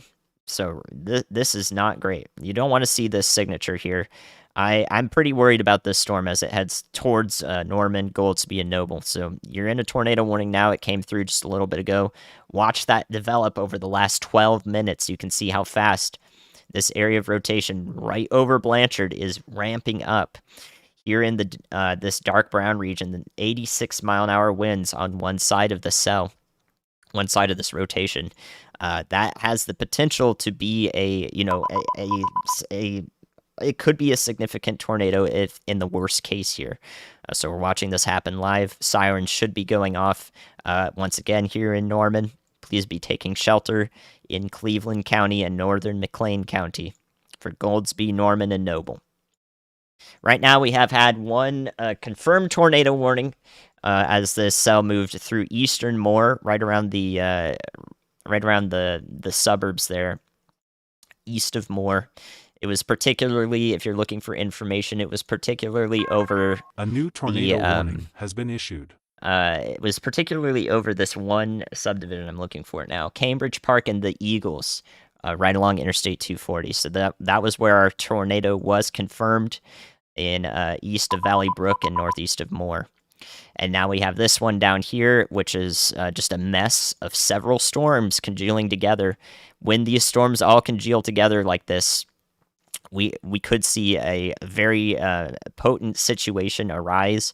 We're already seeing a rapid rotation right over Blanchard in Oklahoma. It will go towards Norman and Noble. So this is a situation we need to be monitoring pretty closely. It looks like the circulation is mostly staying in the same place over the last 15 minutes, just around Blanchard. So it's moving very slowly. But once the cell to the back begins to push it forward, it will accelerate to the east, probably about 35 miles an hour towards Norman. And we do have storm chasers also on the ground who are looking at this cell. Some of this will probably be rain wrapped as well. You can see in the oranges here is moderate rainfall. So it might be tough to see exactly what's going on there, but maybe even Zach Hall there with Vortex Chasing has a good look at what's going on here and is repositioning to the east. All right, so let me see if I can get Hunter's feed up again and crop it correctly here. I'm gonna work on Hunter's feed really quickly here, just so it is nice and in place. Of course, it is just all sorts of messed up here. This is just gonna be a rough repositioning here. There we go. All right, so Riley's telling me that we have a picture of the tornado warned storm in Iowa from Brian Allen. That should be good for Hunter's feed. It's going to look a little messy there, but we're all good there. We've got Hunter's feed up going. Both of those storm chasers below me, Brad Arnold and Hunter, are in the northwest tip of Missouri, right around Iowa, Missouri, Nebraska border there. So we'll take a look at that once again. As this storm wraps up, I'm pretty concerned about this one. I'm pretty concerned about this storm. It just looks absolutely gnarly while it stalls right over Blanchard here in Oklahoma. Our leading supercell up here east of Oklahoma City, you take another look at that. I don't see a tornado ongoing with this at the moment, but please continue to be taking shelter here in Choctaw, Nakoma Park, up to Spencer and Jones, east of Oklahoma City. Here's the city proper right here. Our tornado warning is east of that in the pink polygon here. So interior-most room of your house or basement or storm shelter, if you have it in these areas, is the best case scenario for your storm safety there. Please be taking shelter. So yeah, this is not good, especially if this just continues to stall right over Blanchard. I don't know. I don't want to see that produce anything. That town is under fire right now. Okay, so let's while we wait for more data here, and our storm chasers are actively monitoring, or all storm chasers are monitoring this region here in Oklahoma.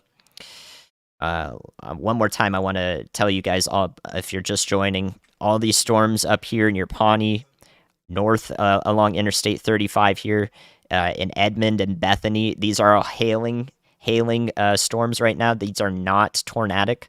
Our tornado storms or our tornadic storms are just east of Oklahoma City, and also this one down here approaching Norman. imminently. It doesn't look like we also have. It doesn't look like there are any tornadic storms near Lawton, as well as north of Wichita Falls and Burkburnett in Texas. So it looks like our main tornado producers are right in this region, in the eastern and southern part of the Oklahoma City metro. That's your latest update in these areas. This is more than likely about to be a tornado on the ground. Let's take a brief look here, see if we can see anything. I don't see anything yet showing up there from debris. So let's go to Iowa real quick. Thank you guys for the support as well. I cannot keep track of all of that stuff at the same time. So let me see what Brian has sent there. So Brian Allen is right here near Griswold. He had a look at this storm in eastern Pottawatomie County that previously produced a brief tornado. If you look really closely here, it was the tornado right here where this blue and pink pixels touch. There was our very tight rotation. A brief rope tornado occurred here, and I think I can. I don't know if I can show Brian's picture, Riley. You can just tell me if I can or not. But we have Brian. I do have a picture of this tornado as it occurred between Carson and Griswold. As of now, I believe it's no longer occurring. This is the latest radar imagery, and it looks pathetic in these areas. There doesn't really look like there's any rotation occurring now with these storms over here near Griswold. So hopefully that was a brief rope tornado and no more.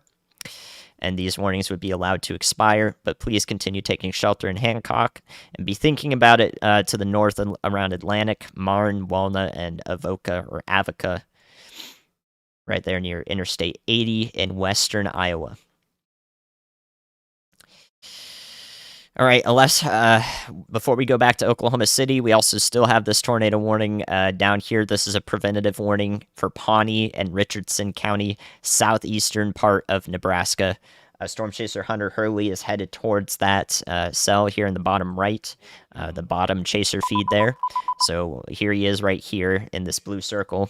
He's going down to the tornado warned storm here as we go through the next few minutes. But right now, this is far away from radar sites. We're not able to tell if there is a tornado ongoing. So a preventative warning is in place here in this pink polygon for anyone who needs to be taking shelter over here. This tornadic storm. A brief look at Kansas as well for anyone in Kansas. Once again, we probably had a brief instance of interrupted traffic, probably interrupted trucks driving on Interstate 70 may have been flipped by some really strong winds right near Paxico from this storm recently. So these are mostly hail and wind threats here as they approach Topeka. The cell in particular, right here over Eskridge, is going to head into the Topeka metro area. It will be very gusty and maybe some small hail in there as well. These are primarily warned for damaging wind down here. These are not tornadic at the moment, but there could be some brief sort of gust nados with these as well. So this is definitely not a storm you want to be outside in, but hopefully the impacts are minimized. Down here near Florence, Kansas as well, we've had our sights on this. This produced 3-inch hail just about 6 minutes ago. On the southwest side of Florence. So this is a very damaging hail threat moving into the town of Florence, Kansas. Any part of this red and pink area here on the left side of your screen I'm circling, the heaviest hail could be back in here. We could have a bunch of smaller hail coating the roads up out ahead of it. But 3-inch hail has been reported. So this is a destructive severe thunderstorm warning, including Cottonwood Falls. At the moment, it doesn't look too tornadic. Rotation's not really establishing itself, but this could become an issue down the line, so we're going to pay close attention to that as there's a lot going on there. All right, Oklahoma City now. Here we go back to Blanchard and this mess. All sorts of stuff has happened in the last 5 minutes since I looked at this. So our initial concern over Blanchard now 6 minutes ago has fallen apart just a little bit here as we still get nearly baseball-sized hail in the town at the same time.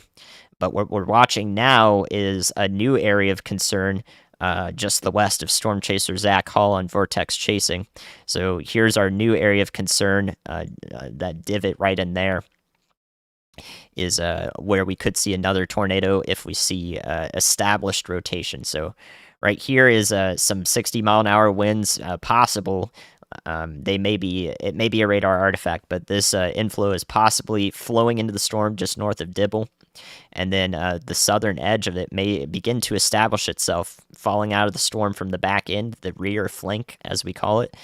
We could see a significant threat materialize just around Cole, north of Dibble, and that would head into, again, the Goldsby and Noble area. All of this cell is very dangerous, though. Yeah, I think that might be what's occurring here. You can see it. You can see it pretty clearly here now. This is not a radar artifact. I would say that this is rotation rapidly developing just north and west of Zach Hall, here near Cole. So Cole, again, everybody should be taking shelter. This is going to last a while. Right now, the storm is kind of stationary where the heaviest or the greatest tornadic potential is south of Blanchard and just around Blanchard in Oklahoma. But once these begin to interact with each other, you can see that they'll start jetting off to the east, and the tornado threat will also move to the east with them. So you can see this southern part of the storm here near Dibble and Cole is moving outwards rather rapidly. So watch it back here. Here's our rear flank developing and pushing forward just north of Dibble. So watch that develop. That's the quickest moving part of the storm. And what that is going to do is establish rotation right in this area. So this is probably where we're going to see a tornado occurring or developing right now. This is just literally 15 seconds ago on this scan, and I think that a tornado is probably about to be in progress right near Cole, Oklahoma, in McLean County. This is like right on the border of the warning, so this warning may be reissued if it looks pertinent, which I think it does. So watching this closely, but I think this is a developing tornado right now. And it could track in any direction. It could go due east. It could go north and east into the storm. It could also go due north into the storm. This is a dynamic situation, so everybody needs to be taking shelter while this is ongoing. I think this is an actively developing tornado. We might be able to see it from the terminal radar as well, so let's take a quick look at that. See if we have any better data. This just is, so our tornado would be right in here, again, south and west of Cole in Oklahoma, north of Dibble, and southeast of Blanchard now. I think that this is definitely going to be a rapidly developing situation. Don't like the look of this at all. So multiple radar sites to look at just to make sure that we see what's going on here as fast as possible. This is definitely a tornado on the ground now. It's just as clear as day to me. Like this is an ongoing tornado now west of Cole. So I was able to call that about 5 minutes ago, I think. A new tornado warning. There's an extension of the warning, or a southern extension of it as well, to include parts of Slaughterville, or a new warning that would be issued out ahead of this. Again, please be taking shelter here. This is going to last a while. Here's our hook echo. This could be a significant tornado developing right in here, the northwest part of the hook that I have circled right here. So this could be where a significant tornado might be about to occur, or it is ongoing, from what I can tell. So here's our debris signature already starting up here in these greens. So we do have a tornado on the ground per radar, to the best of my ability to tell. I believe this would be an ongoing tornado. So again, here's our rotation going this direction. I'll draw in black for you. This direction and this direction right around the tornado here. Rapidly developing tornado. So we called that about, let's see where we call that. We called that right here on the this frame right here. So we saw the inflow going in. This is 7 minutes ago. We saw how fast the rear flank was developing, and there, bam, tornado. Tornado on the ground right now. So this is going to head, I mean, again, we don't know exactly which direction this is going to head, but it is wise to be taking shelter anywhere from Washington, Purcell, Slaughterville, Noble, up to Norman. Everybody in Norman should be in shelter too, as we watch this situation develop rapidly. More than likely, a significant tornado doing damage. Here's a look at the debris right here. Very clear debris signature, just west of Cole. A new tornado warning has been issued. We'll see this tornado warning upgraded to a confirmed warning shortly here once the National Weather Service is able to put that out, because we do have a debris signature here. It is, and our tornado is right in here west of Cole. I don't know if this will persist long enough here. It seems to want to be stationary. So hopefully that the case is that this just it goes away or doesn't persist, because it doesn't want to move with the storm. So the hope is that it doesn't maintain eastern movement with the storm, but if it does, it will head into the southern Norman to Noble area, possibly start to track to the north as well, or as far south as Slaughterville. So please be taking shelter here. Got a good call out on this storm out ahead of time. Here's a look at our rotation. There's that new warning coming in that does include Slaughterville, Washington, and Purcell, as I mentioned. Make sure everybody's taking shelter in these regions. This looks like this is a significant situation. Yeah, we do have a debris signature. Storm Chasers are going to get a good look at that. Zach Hall might be able to see it as well. Really interested to see his feed later, but our debris signature is right here west of Cole. It is starting to move east with the storm as well, which is not what we wanted to see. So our debris signature is here on the right side of your screen, which means our debris ball is right here in this region of red. So the tornado is not actually this big. This is its debris field. This is the field of you can imagine the dirt being kicked up around it. This would be the field of all the dirt that it's kicking up. The tornado itself is likely much smaller than that and is localized within the center of the debris here. That's about what we're looking at via the radar and via Storm Chaser feeds that have this. Again, once again, as it approaches Goldsby and Noble, please be taking shelter. I would be taking shelter even still in Norman proper as well here in Oklahoma, south of Oklahoma City. I would be taking shelter there. So there we go. Again, I think that this warning is going to be upgraded. I mean, it is a clear signature. Our storm chasers are reporting, an ongoing big tornado with this the supercell here. So this warning will be upgraded. You'll hear that come through the stream the moment that it's issued. It'll come through the wire service from National Weather Service. So again, please be taking shelter interior-most room of your house or basement if you got it, or a storm shelter if you have it here in northern and really central Cleveland County for areas around Goldsby, Noble, Slaughterville. I'm most concerned about y'all. This is probably a significant tornado ongoing just west of Cole. So let me tell you exactly where it is. Exactly where this is west of Cole. This is right along State Road 748 there, or 74B, A new tornado rather. warning has been issued. 74B here. This is going towards tilted perspective photography.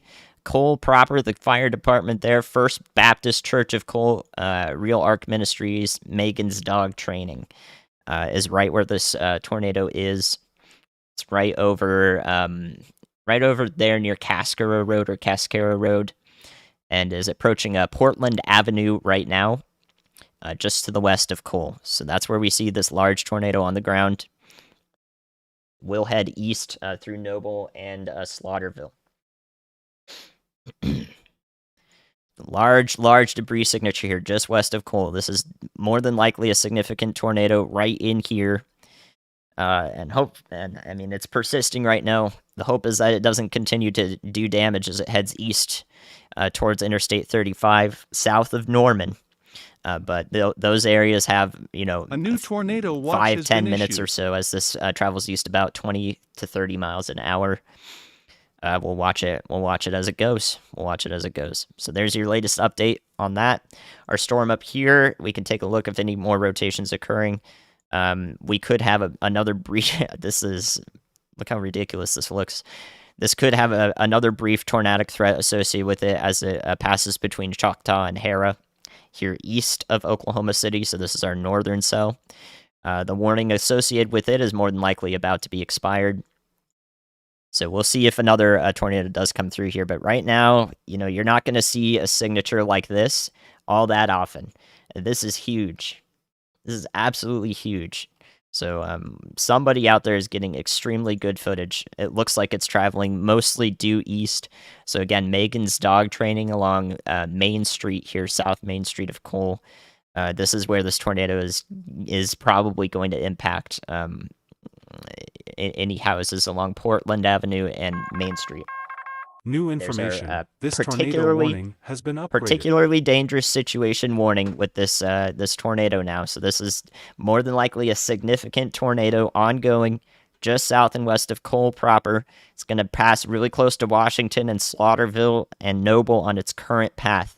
So please be taking shelter to act. I mean, you have the warning now, so be telling people to take shelter if you haven't already.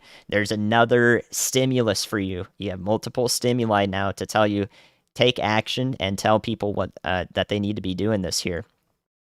So please be paying attention here as this wobbles off to the east through McLean County and into the middle of Cleveland County in Oklahoma. Here's a broad view look. This is where we are in Oklahoma. There's the state. And here's where our warning is for Cole, Goldsby, and Noble, south of Norman. Again, I advise taking shelter in all these areas just to practice, even if you aren't in the tornado warning or its path itself. It's a good idea to be aware and thinking of your neighbors in these regions here. So here's a look at the debris signature. A huge debris signature, huge debris ball here in the blue. This is the debris field. The tornado itself is likely located right around the center of this and doing major damage. So the hope is that this doesn't continue to produce major damage, but right now it is definitely a significant tornado from the best of my ability to tell, as we have a particularly dangerous situation warning on it. So again, this is passing right near Cole, just south of the fire department in Cole, right near Megan's dog training. It's going to go over Main Street first. New information. And then over this May Avenue on the east side of Cole. It's going to parallel State Road 74B here, headed due east, eventually towards Takeoff Farm, Dollar General, and Dick's Airport there, OK02 or OK02 call sign. And then it will reach Interstate 35 somewhere between Purcell, Slaughterville, and Noble. So everybody on Interstate 35 needs to be not on Interstate 35. That is a very, very bad place to be right now, as this goes right over Cole, Oklahoma. So this is a bad situation. We have 2 warnings issued for this to encompass all possible directions that this tornado could travel. Please be taking shelter in all of them, as far south as Purcell and Slaughterville, as far north into Norman. We could watch this tornado take several different tracks. It could go due east. It could wobble a little bit south and east. It could go north into the storm as well. Right now, it's been on a due east track, and it looks very dangerous. Very, very dangerous. We have confirmation. We have damage showing up on the radar right here. Literally just south of Cole. So this is doing some intense damage right now in Cole, Oklahoma. So be thinking of the people here. My goodness, man. I'm glad I decided to go live today. This is absolutely ridiculous. Okay. Once again, if you're just joining, please relay this information to people in Noble, Slaughterville, Norman, Goldsby, that there is a significant tornado ongoing. If you want to use another stimulus, another means to action to tell people to be taking shelter, if they won't listen to you, or they're like, nah, it's fine, just tell them, hey, this could be an EF2 or greater tornado ongoing right now, and it may head into your area, like shortly, if you live in Goldsby. The hope is that this continues to. The hope is that this doesn't continue to persist. But right now, it is definitely a significant tornado on the ground, right over Cole, right around the town of Cole, just over Main Street on the southern part of it, and anywhere in these black outlined pink boxes here, these PDS these are PDS or particularly dangerous situation boxes are in the immediate path and danger of the storm, and now we don't even have good radar data of it. So this is when you see a signature like this, it tells you that nothing good is ongoing right here. So uh, when it begins to distort the radar itself, that's when you know it's not good. And the worst part about this is that it's so slowly moving right now. It's not being jetted forward. The supercell is huge, absolutely huge supercell, just a monster taking in so much moisture from the environment, and it's just massive supercell with a huge tornado ongoing. So have my feed up alongside any storm chasers that you're watching. If Reed's got it and you can't hear him because he's screaming or whatever, I'll give you all the radar information, tell you where it's at while you get the visual of it, and you use both things to tell people out ahead of the path of this thing that this is, not a joke. There is nothing not deadly serious about this thing as it heads into these areas, this populated corridor south of Norman. We really need it to not be doing damage when it gets to those regions, but because it is just gnarly. It's really, really bad. So whatever you're watching happen on Reed's stream, whatever you're watching happen from any storm chaser, keep the radar data up alongside it. Let me tell you about what's going on, and use both things. Use both things to relay information. I wouldn't be surprised if this persists for a tornado emergency. So we're watching this right now. If an emergency is issued, the whole stream will turn purple, and we'll have deadly serious coverage here, and nothing but it. Okay. So this just passed through Cole, Oklahoma. Once again in McLean County, it is heading east to Goldsby and Noble. So the hope is that this does not continue doing damage, but here we are looking at the winds. On one side of this, the winds could be moving as fast as 130 miles an hour, and on the other side, about 80 miles an hour. So an intense tornado is likely ongoing. Deep blue here, I'll draw it in black here, draw it in black here. Deep blue here. A new tornado. This is our debris signature. The field of all the dirt, houses, any structures that this has hit in Cole, Oklahoma, is showing up here in this blue ball. This is where the tornado is, due east of Cole now. It is doing significant damage. So Goldsby and Noble, again, you guys, it's moving slowly now, but it may accelerate. It may move north, south, anywhere along these areas. Need to be taking shelter as it moves into Cleveland County next. Right now it is in northern McLean County, north and west of Washington, southwest of Goldsby. Oh my gosh. What on earth is going on here? Yeah, this is just...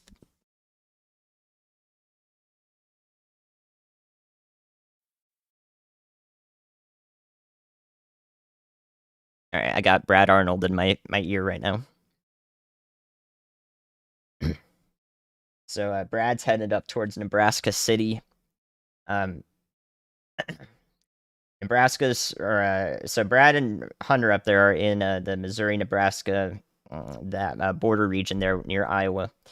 I'm gonna make sure his feed is up. So I'll bring his feed back up so you guys can watch what's happening up there. He's telling me about stuff that's happening up there.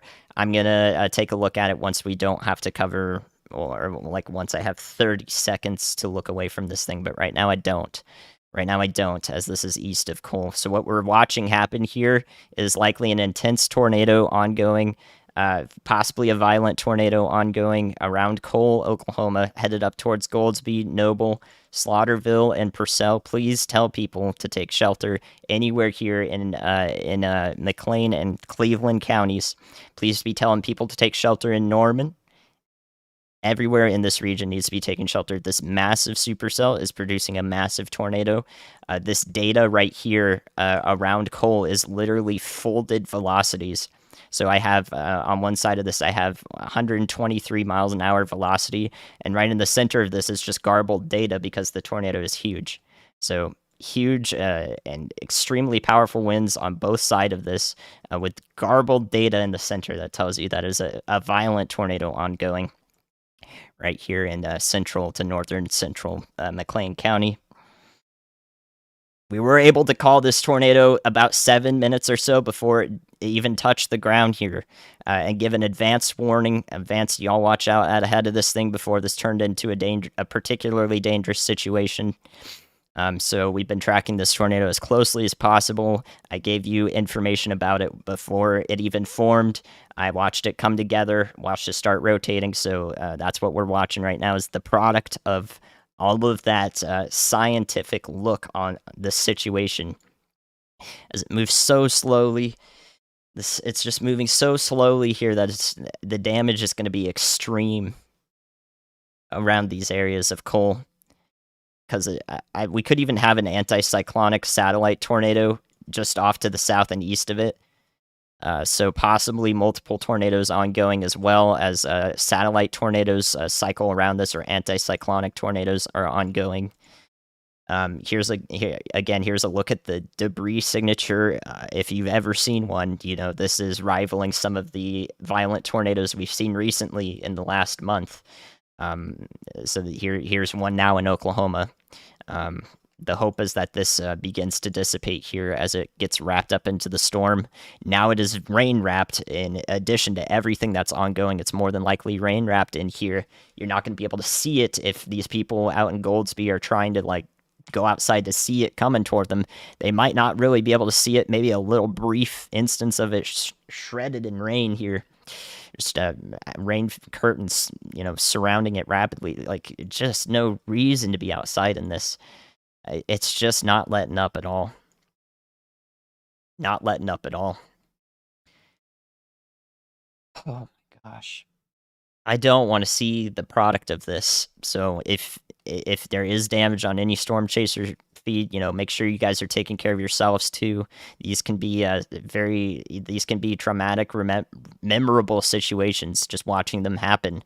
You're not going to forget something like this. So make sure you take care of yourselves. Do what you need to do. If you're not in these areas, or you don't know somebody in these areas and you haven't told them yet, if you're just watching along, then make sure you need to, if you need to take care of yourselves, do so. All right, our initial little supercell that produced a weak tornado to the north and east here now is no longer looking too tornadic.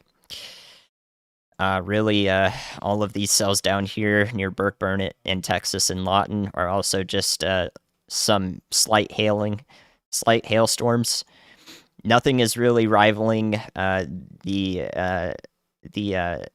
intensity of a situation like this one near Goldsby. It looks like this is going straight into Goldsby now that it's moved through Cole.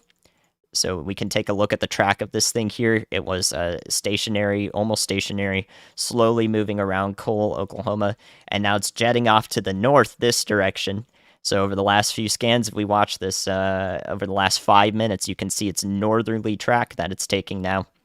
It's probably starting to move into the supercell. A deviant motion or an occlusion is ongoing.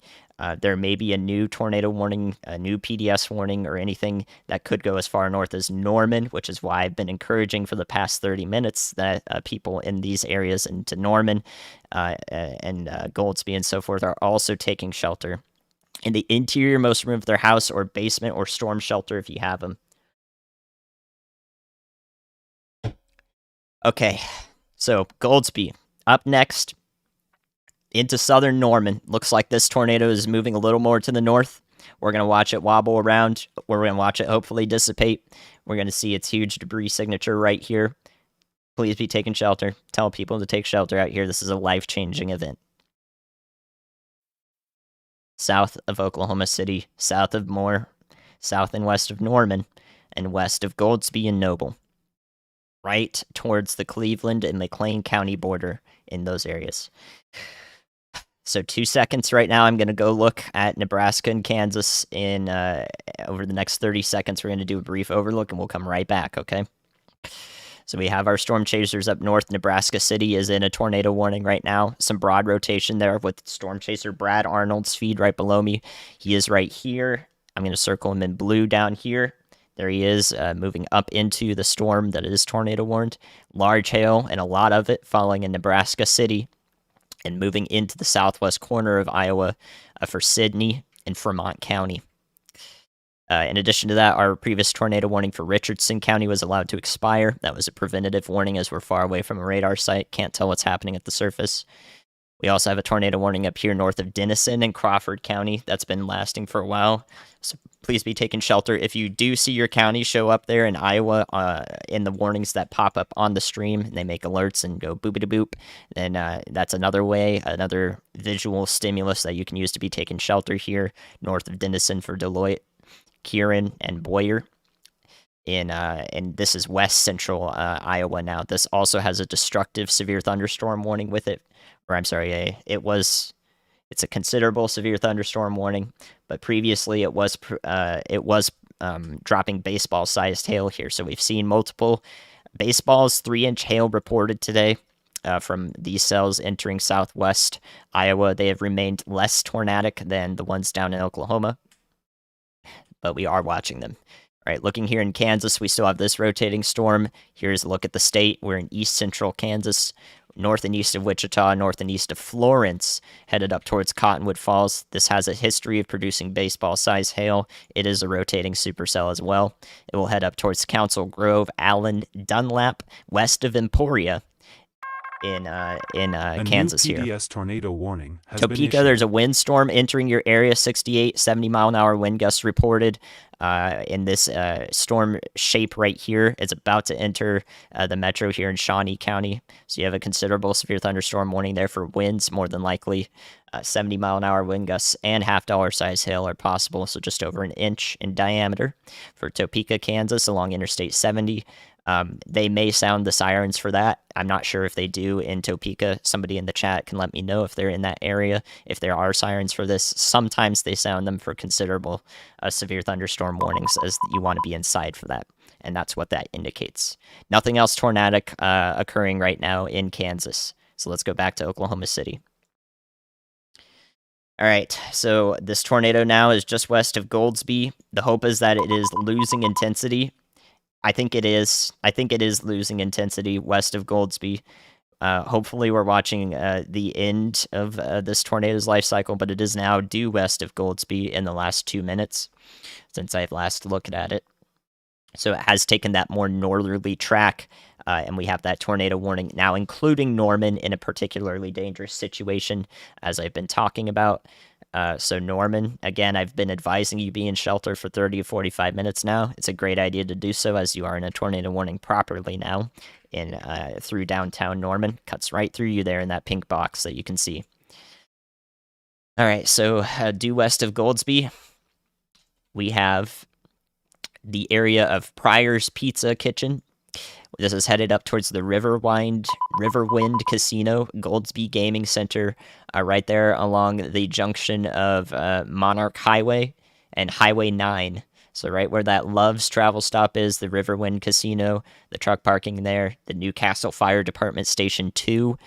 This is very close to that region and is moving up north into that area. So it should go west of Goldsby proper in the David J. Perry Airport, which is over here in Goldsby in this blue circle. So the tornado is to your west, moving up to the junction here of Monarch Highway, which is Interstate 35, I'm sorry.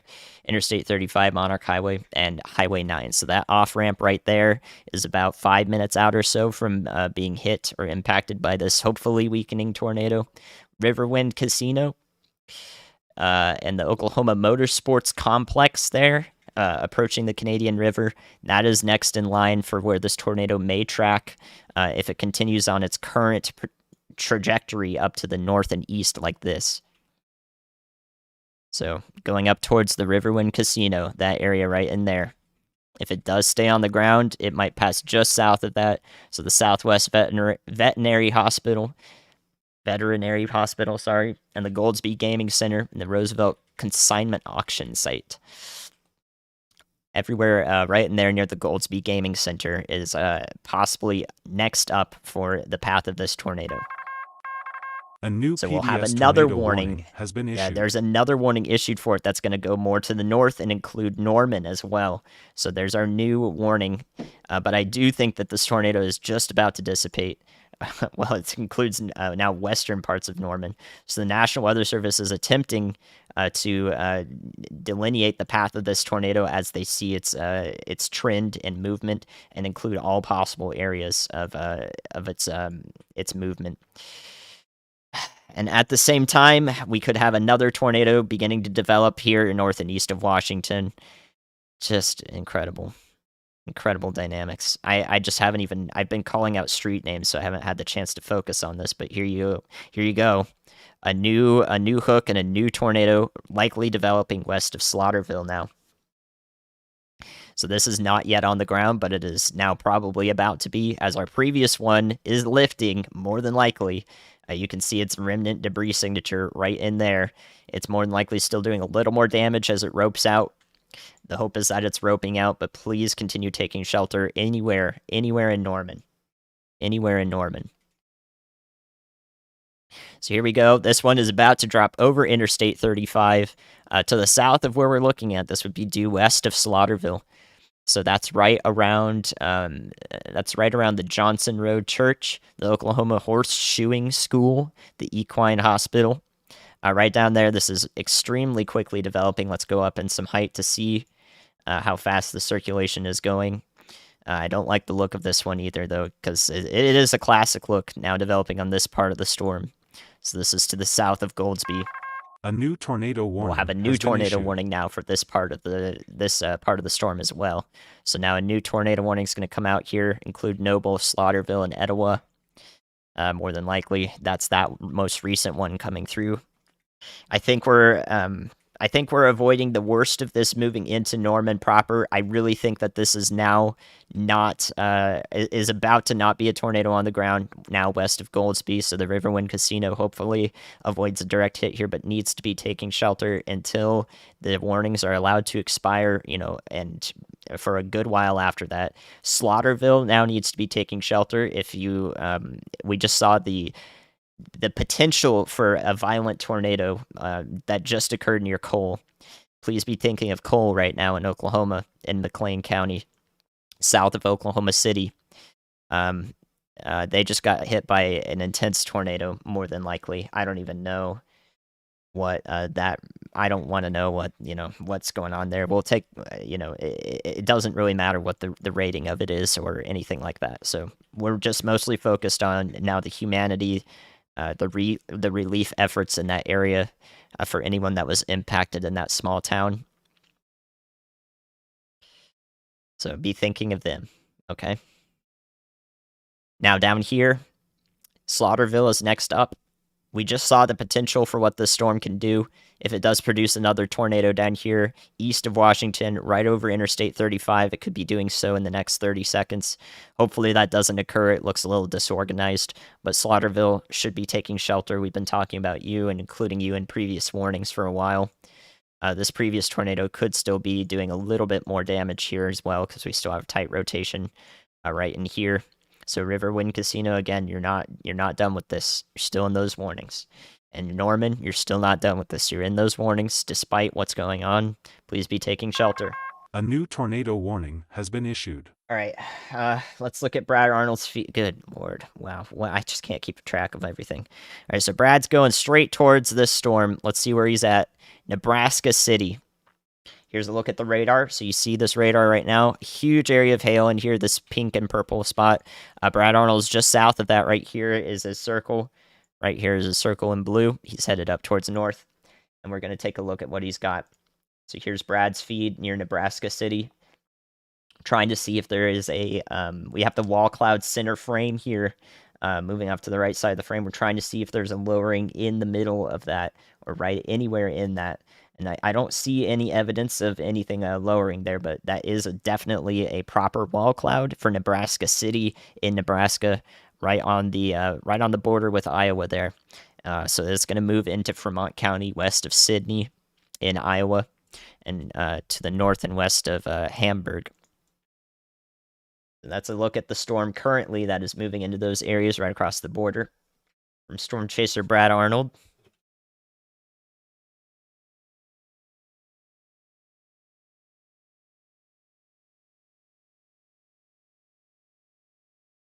So I just want to say that Brad and I, before this stream, maybe about 8 hours ago, we called this a sleeper day, and sometimes slight risks for tornadoes can do exactly that. Exactly that. So here's our sleeper day in action right now. Um, Brad nailed it. We felt it out. I've been looking at this setup for a while now, and the potential was realized today. We did see the worst case scenario for Cole, Oklahoma, but we're still waiting to see if that supercell does do more. We're not through with it yet. So please continue taking shelter in Norman, Oklahoma, surrounding areas, Slaughterville, anywhere in between there. We're watching Nebraska City in Nebraska right now. A heck of an electrically active storm, a huge hail core with it, likely coating the roads in hail to the north of where we're looking at this low ring here. And of course, we've got the Railfan cameras down below. So we'll let's see if Brad gets one more look at this cell here as this feed skips forward. We got this big old wall in the way here. All right, so let's look at the radar once again. That's a look at this storm right here. A broad rotation just around Nebraska City, headed into Fremont County. But even that broad rotation can have quite the scary-looking cloud, the lowering right in the center of it. And we could see this continue to develop. What I'll be looking for with this storm, and to let Brad Arnold know, is as we watch this, A new tornado warning has been issued. Signature here, we see all the pinks in the middle of this that indicate a bunch of hail ongoing. When this stops producing hail, or we see this pink rapidly diminish, this storm will become more tornadic in time, because the wind profiles that support tornadoes are different from the most efficient hail producing wind profiles.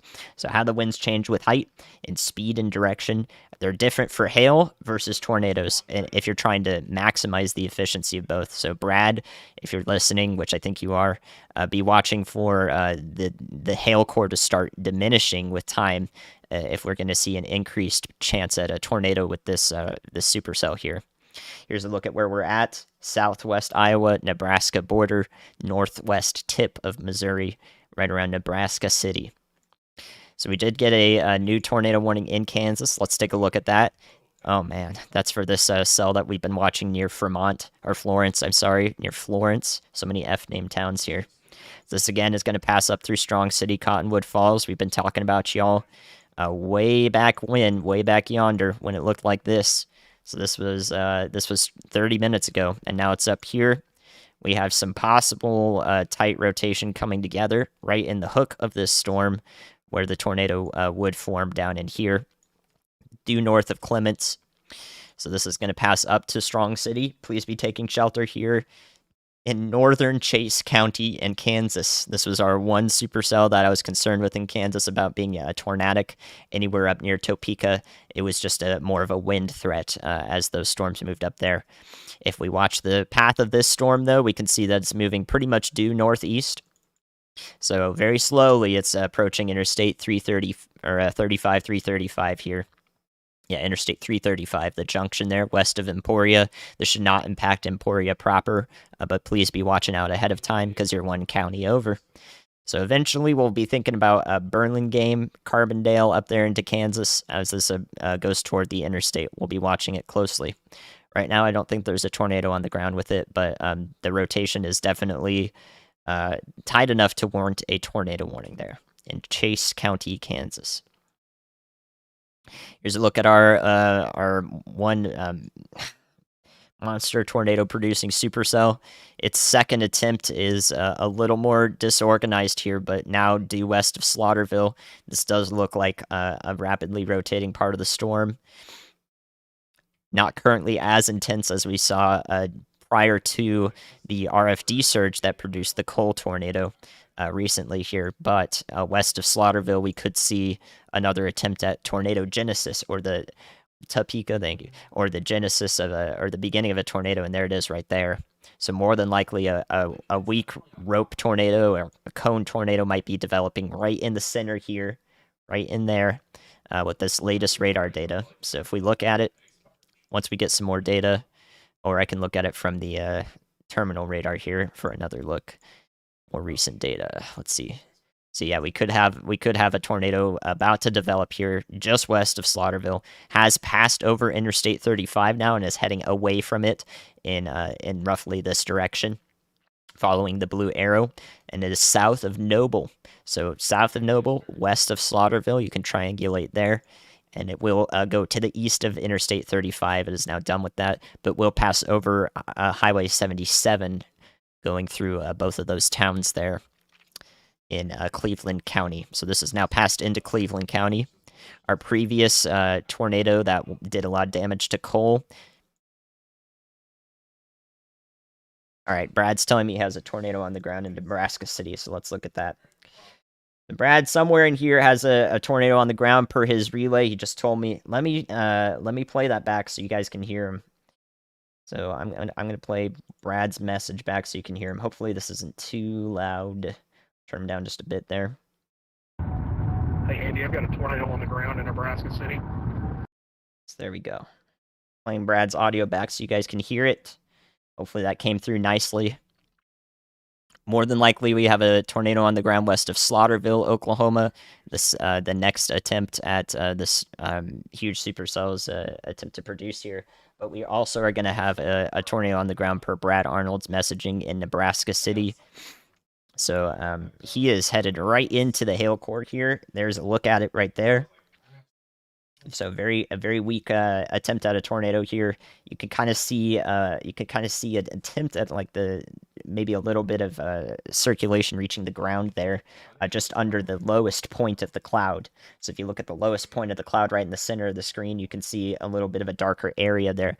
That could be the tornado doing a little bit of damage there at the surface.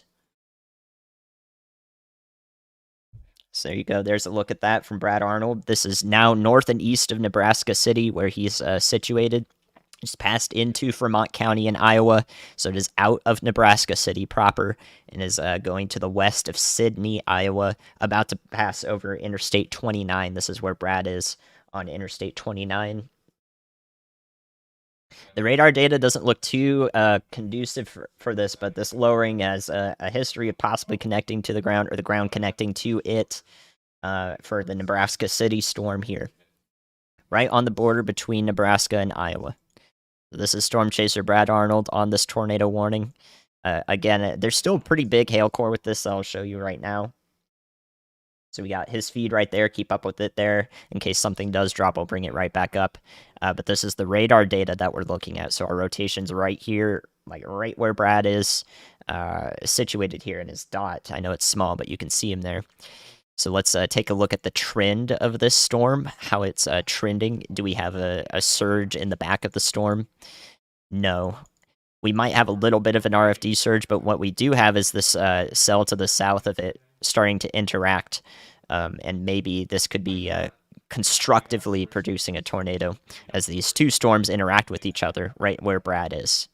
So every scan here matters as we're watching a dynamic situation evolve with Brad's feed. So we can see that lowering right there. It's pretty efficient, trying to connect with the surface.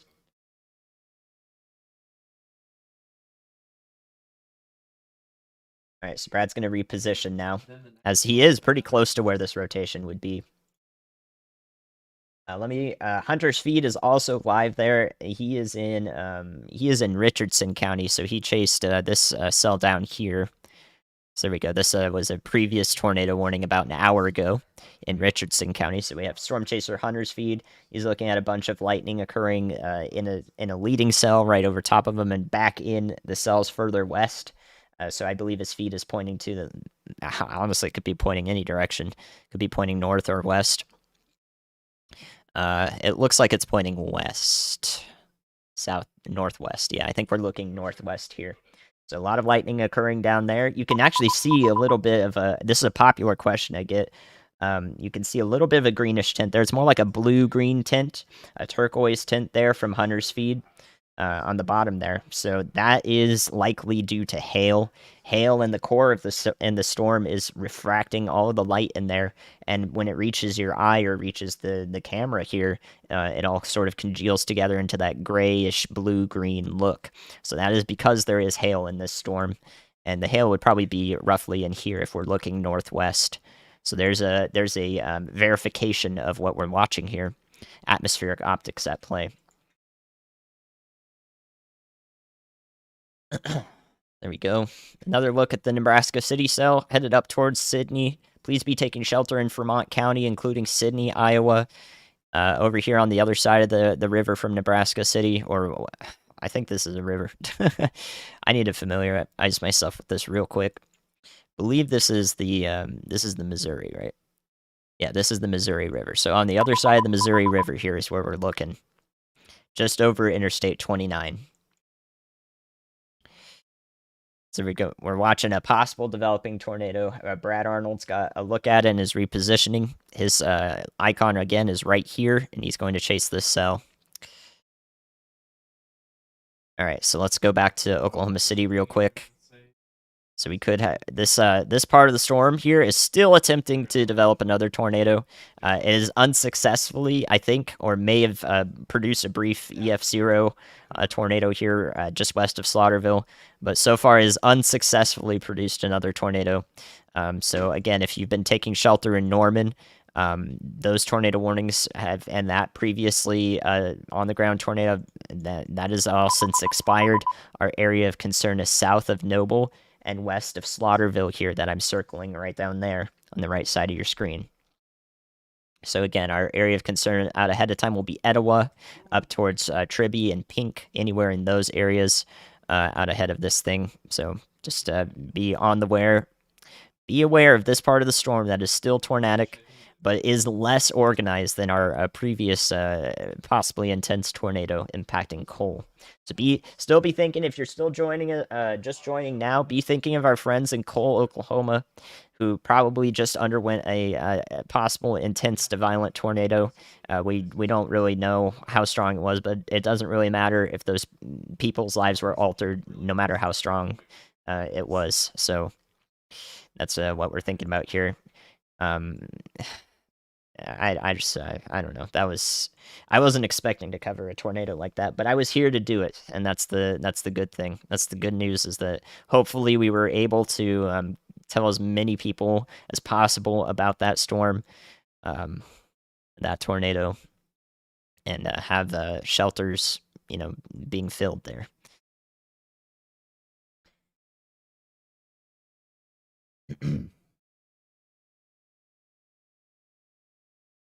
All right, so still no indication to me that there is immediately a tornado on the ground west of Slaughterville here in Oklahoma. This part of the storm is weakly rotating. So here's a look at the whole supercell. It is massive. We're about to have some large hail just move through Oklahoma City once again, Valley Brook into Del City and Midwest City. These are hailstorms moving through, no rotating part of the storm. It may look a little creepy out there with the evening light as it filters in, but there is no tornado ongoing or tornadic part of the storm moving through the city proper into Oklahoma County. The same is true for all of these cells up here into north central Oklahoma. Those don't look tornadic. However, what we do have to start thinking about are these supercells down to the south and west. These are now east of Lawton. Unfortunately, from the best of my ability to tell, we have atmospheric conditions in place in a tongue like this, moving to the north, that have previously produced a large tornado in McLean County, Oklahoma, around Cole, the small town there. And this storm here, east of Lawton, is going to move into the same this area of concern here, with the conditions streaming to the north. Our southerly winds are coming into this region and may continue to pose a tornadic threat as this supercell moves into the region. So we're going to watch this closely. It's already in previous times began to develop a hook echo, or the southwestern part of this, where it juts out like this. So this is where the tornadic part of the storm would be as we approach a a more significant environment. So that's what we're looking at down there. In addition, probably pretty large hail is falling down here to the south near Comanche. In Cotton County here, northeast Cotton County, we have a hail spike that's actually radial here and also away from the radar. So a multi-directional hail spike that usually indicates that there's really large hail falling near Walters and Coram. So radial hail spike here along the azimuth and away from the storm through it. So a lot of hail is falling in these locations. Looks like the rest of the risk area, though, through Wichita Falls is fine. Severe thunderstorm moving into Abilene, Texas as well. We'll take a brief look at that just now, just in case. This looks like a hailstorm. So immediately I'm able to tell that this may have some rotation, but this is definitely not tornadic. It is definitely a hailstorm ongoing here and possibly some winds moving into Abilene, Texas over the next 15-20 minutes or so and surrounding areas there in Taylor County. So gnarly system, gnarly dry line. That's what's forming all these storms is our dry line all the way down there into Abilene. So yeah, as we get into the nighttime hours, the hope is that this next supercell just does not do more shenanigans here, more life-threatening situations from any sort of tornado that could occur. I don't think it will, despite the favorable atmospheric conditions in place that I've been highlighting that moved up through here or are in place up through here into McLean County ahead of this supercell. The reason why we had such a disgusting tornado move through McLean County is because we had multiple storms interacting with each other and causing an environment favorable for that tornado to happen. So as long as this remains a discrete cell, the hope is that a lack of interactions, a lack of constructive development as cells interact with each other would prevent an upper end tornado from occurring. But of course, it's still going to warrant watching out ahead of time. So anywhere from Wynwood up through Purcell, once again, those areas along the Interstate 35 corridor in Oklahoma will be our next look as the supercell travels much in the same direction into an environment that may be tornadic. So we're keeping an eye out there for Paul's Valley and these areas along Interstate 35, Highway 77. One more close look at Slaughterville real quick. We'll go up in height with this storm just to see if anything is imminently rotating. It looks weak. It looks disorganized still. So that's the hope, and that continues to be the case here in Slaughterville. It looks like a weak rotation. Doesn't look like anything is organized within the storm as we go up in different levels of it. That's what I'm looking at there. So hopefully no tornado ongoing in the next few minutes down there. Once again, if you're joining anywhere in Oklahoma City proper and around the southern part of the metro because you're in a hailstorm, these are all just hailstorms. There's no tornado threat up here right now. So any of these cells here in Oklahoma City, these are just hail. But it is probably golf ball size hail could be falling in these storms, so you don't want to be outside in those. Probably lots of lightning activity with them as well. So I can actually give you a look at that from the Oklahoma City virtual Railfan camera. I think I have that here, so we'll briefly drop Hunter's feed there. Here's the Railfan camera that we're looking at there. So tons of lightning activity here in Oklahoma City. You can see that down there on the bottom feed.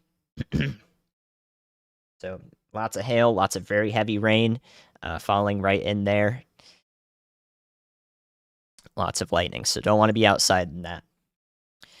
Tulsa, you guys should be fine. I think the supercells will mostly start to fall apart as they travel along Interstate 44 here to the east-northeast.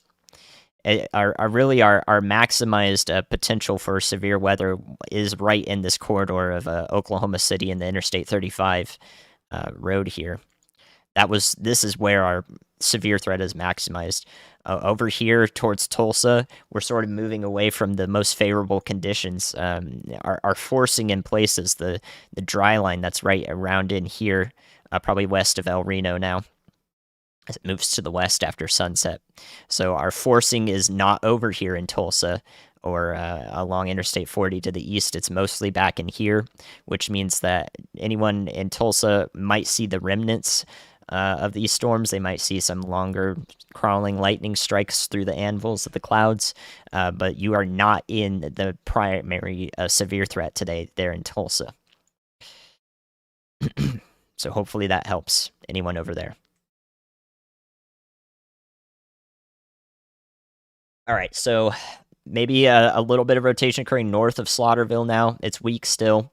One more look up through the storm, and then we're going to take a look at all of our other tornado warnings that are ongoing and see if we can find anything there. And let's bring Hunter back up. I think Hunter's feed is maybe frozen. So let me see if I can get him back. Storm Chaser Hunter and Storm Chaser Brad Arnold are here with me.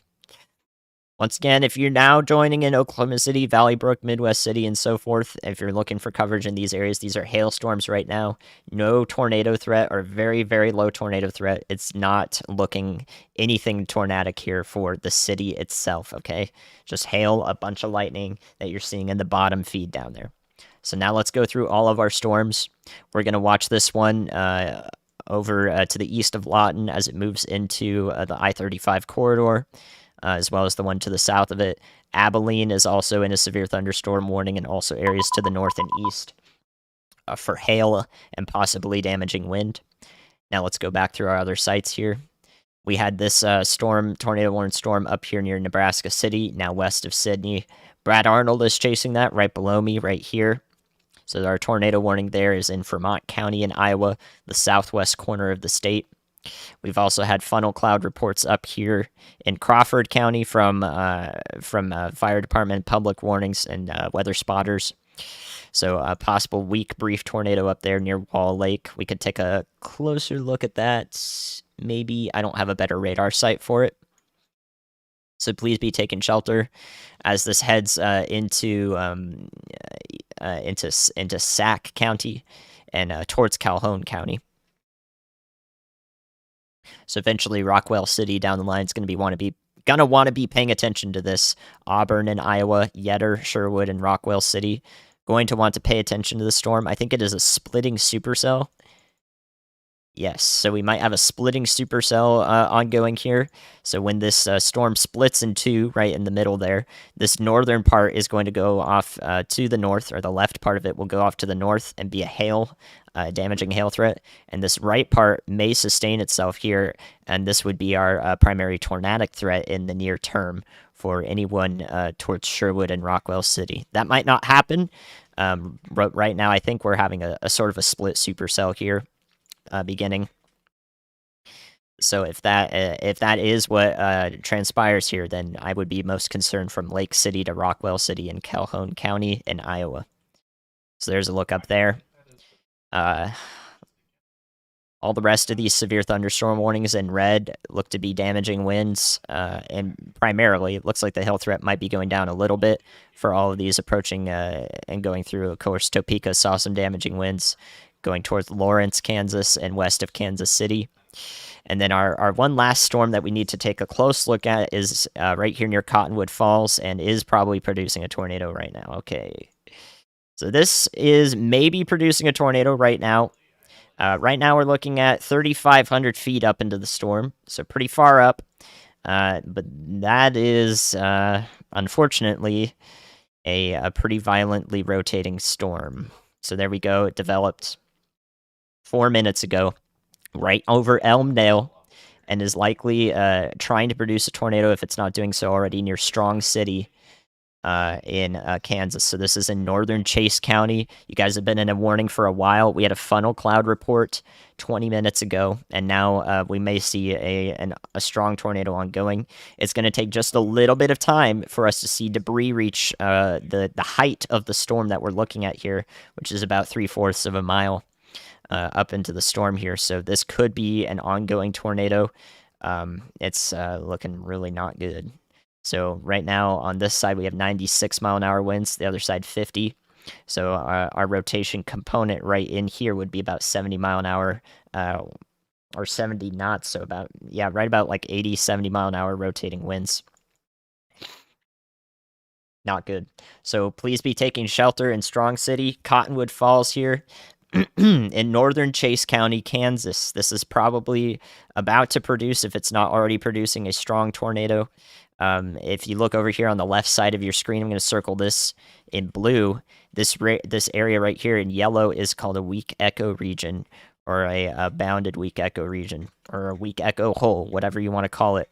This could be where the center of our updraft, the center of the vortex is, if there is a tornado ongoing, before it fills in with any debris. So right there, we're looking at a pretty straightforward indication that there is a very rapidly rising part of the storm, and also a very rapidly rotating part of the storm here east of Elmdale, which just received tennis ball size hail, and yeah, just hopefully this is not doing damage. But here we go. Probably a debris signature beginning here. However, what we're looking at is a radar site that's moving through hail. So the radar beam is coming from this direction through the hail core in the pink here, and that means that whatever we're looking at in the storm here is actually a little bit distorted. So we can't actually tell for sure with this, at least with this scan, that a tornado is ongoing via our correlation coefficient product here. But if there were a tornado, it would be east of Elmdale and west of Strong City right now. There is definitely some rapid rotation here. Not insignificant.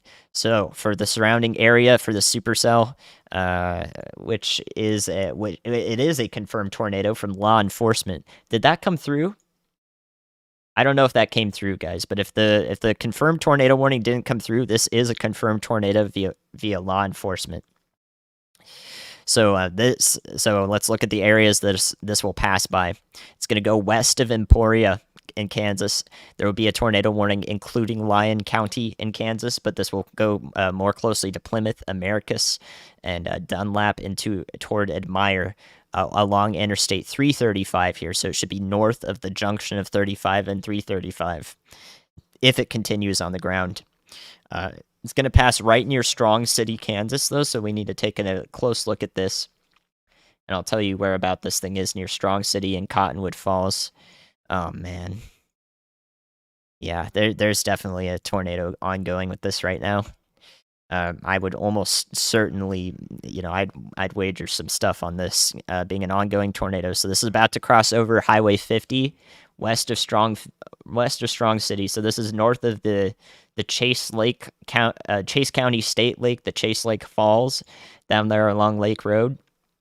This is about to cross over the stream here, this river. For some reason, Google Maps won't give me what it's called, of course. So whatever river is in between Cottonwood Falls and Strong City, won't show me it. Can't tell you what the name of it is there. Whatever stream is going through there, this tornado is about to cross over that west of Strong City and then go over Highway 50. So it doesn't look like there's many, if any, structures out here. But down the line, this will head north of Strong City over the St. Anthony Cemetery, the Bottomland Trail. Mostly rural areas here around the Tallgrass Prairie National Preserve Center. So you guys know where the Tallgrass Prairie Preserve Center is. It's right up here in the hail core of the storm right now. Our tornado's right down here in this area. There's our rotation. Almost certainly dropping a tornado right now. And it is moving in roughly this direction. So hopefully it misses Strong City to the north, travels through the prairie lands here, but it will go towards Americus. Oh boy. All right, please miss the population here. There's our debris signature. I'm almost certain of it now. This looks pretty telltale. So we have a debris signature right over Highway 50 west of Strong City. So this tornado is moving, let's see. This tornado is moving north and east at 30 miles an hour. North and east at 30 miles an hour in this direction towards Allen, Americus, west and north of Emporia in Lyon County. So we're going to see a new tornado warning come through for Lyon County. It will be north of Emporia. They may sound the sirens there. So if you know somebody in Emporia, Kansas, let them know that that's probably about to come through if it's not already. But the tornadoes should be off to their north and west. So Americus Admire, Miller, and Interstate 335 here north of the 35 and 335 junction is where we need to be talking about people getting in shelter right now out ahead of this tornado warning that will almost certainly be issued here. So this is getting dangerously close to Strong City from the west. But it is just west of the junction of State Road 177 and Highway 50. Dangerously close to Strong City, but it is west of the town right now.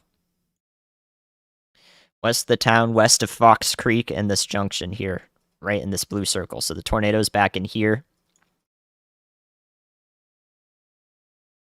Oh gosh. All right. So let everybody know in this region that our discrete supercell here west of Emporia is doing damage. Hopefully it doesn't do it for too long, but we do have an indication that a tornado is ongoing right here, right over Highway 50 west of Strong City, Kansas, northern Chase County.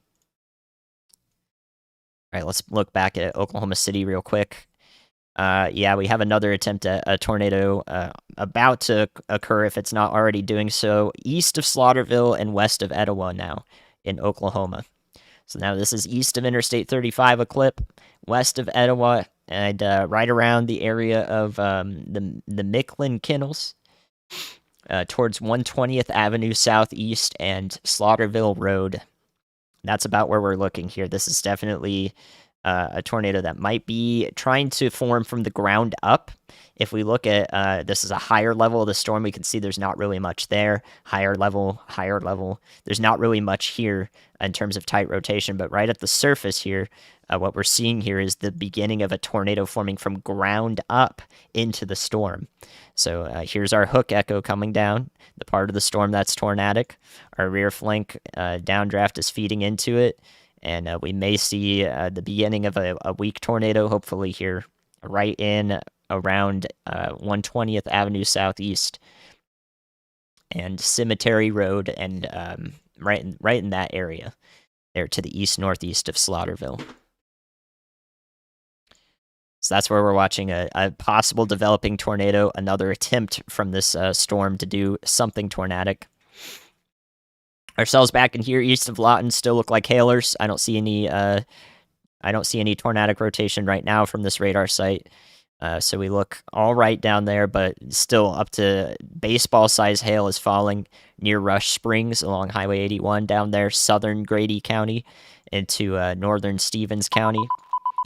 So large hail is falling. These cells are also going to move into that area of concern where we've previously had a large tornado ongoing and could have another one here east of Slaughterville shortly. If you're joining now and you're in Oklahoma City, Valley Brook, Moore, Midwest City, Del City, anywhere in the metro on the central, the southern side here, even the southwestern side, these are hailstorms. Right now, these are hailstorms. There is no tornado potential with these up here. We're not seeing any rotation, just dropping a lot of heavy rain, lightning, and hail. And you can see that in my bottom feed there. The bottom feed here is where we're looking at that. So yeah, the bottom feed is Oklahoma City Railfan camera there. we're watching all the electrical activity. We're looking south into the storm, I believe, from the north. So you can see those are hailstorms at the moment, nothing too concerning. Here's our look at our developing tornado, almost certainly now. If we go up with height just a little bit, you can see how quickly that's now developing in the upper levels. So right there, this was 8 minutes ago or 7 minutes ago or so, and now suddenly it's tornadic, and very quickly so. So we're seeing a rapid development of a new tornado here. See if we can see that from a test bed site. Is this running right now? I don't think this is currently running.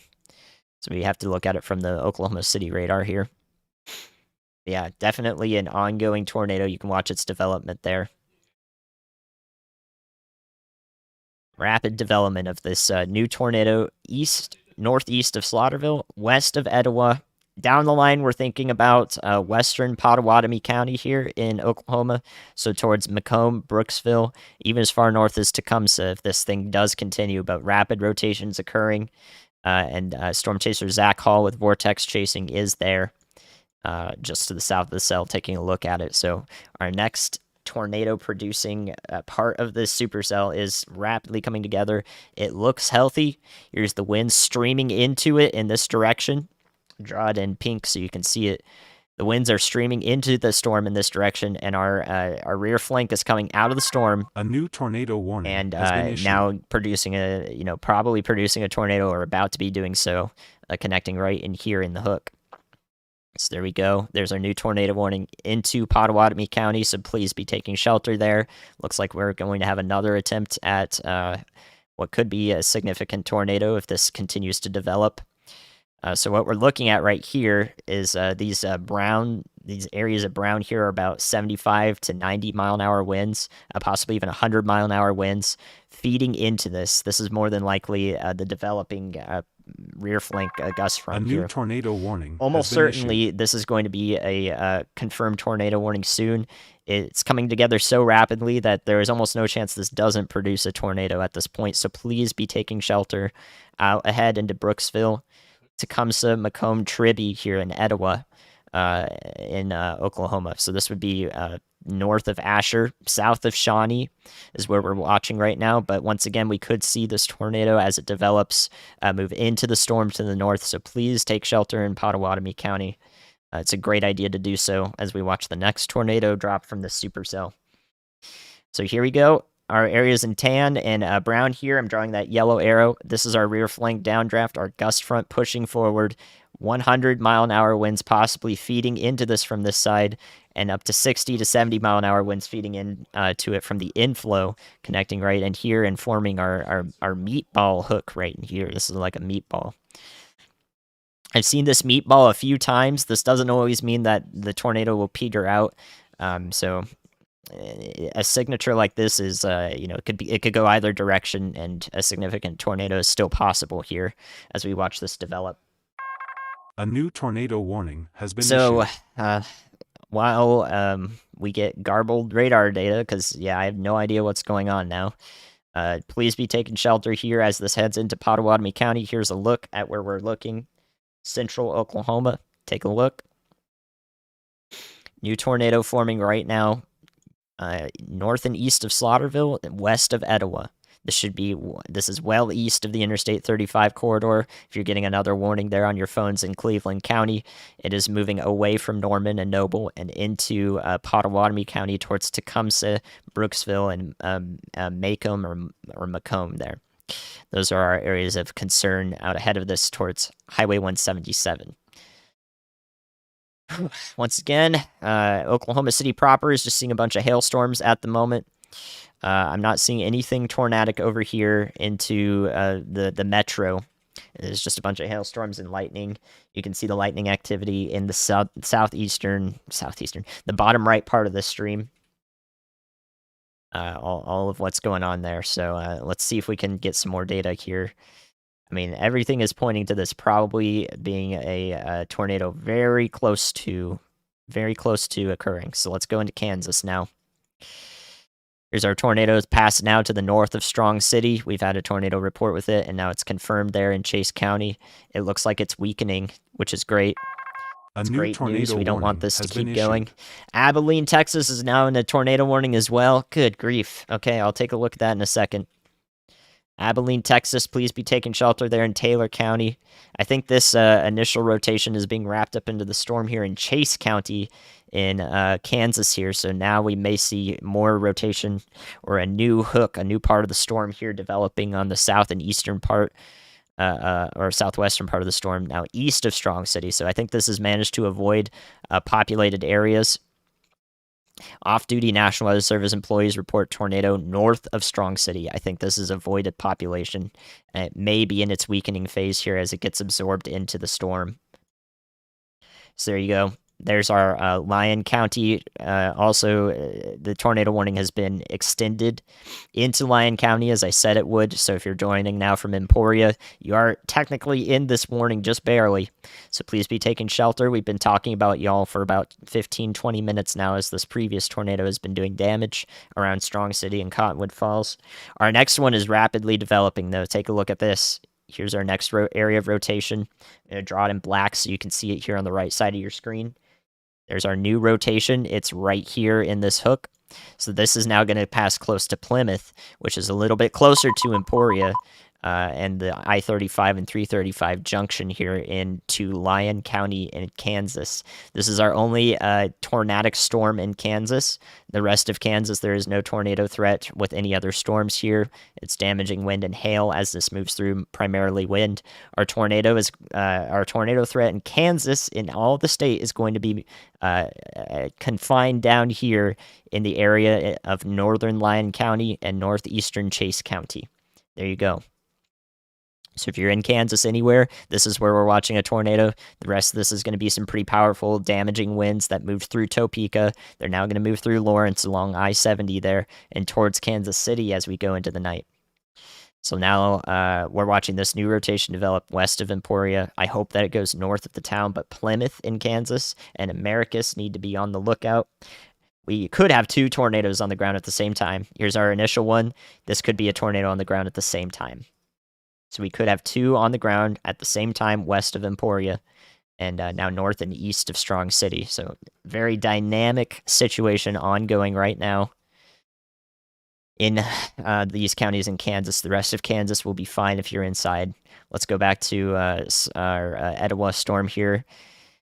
Our meatball is not really grown in size that we were looking at, but it doesn't look like it connected too well. It may have failed an attempt at tornado genesis.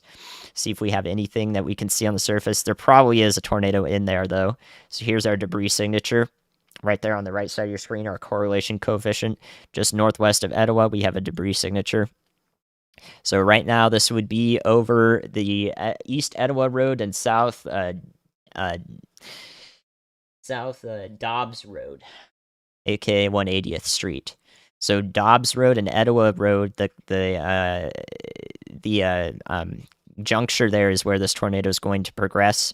If it's still on the ground doing damage here, north of Etowah, or in Etowah proper here. So that's about where this is. Etowah Road, East Etowah Road into South Dobbs Road, right around the Cedar County Fire Department Station 1.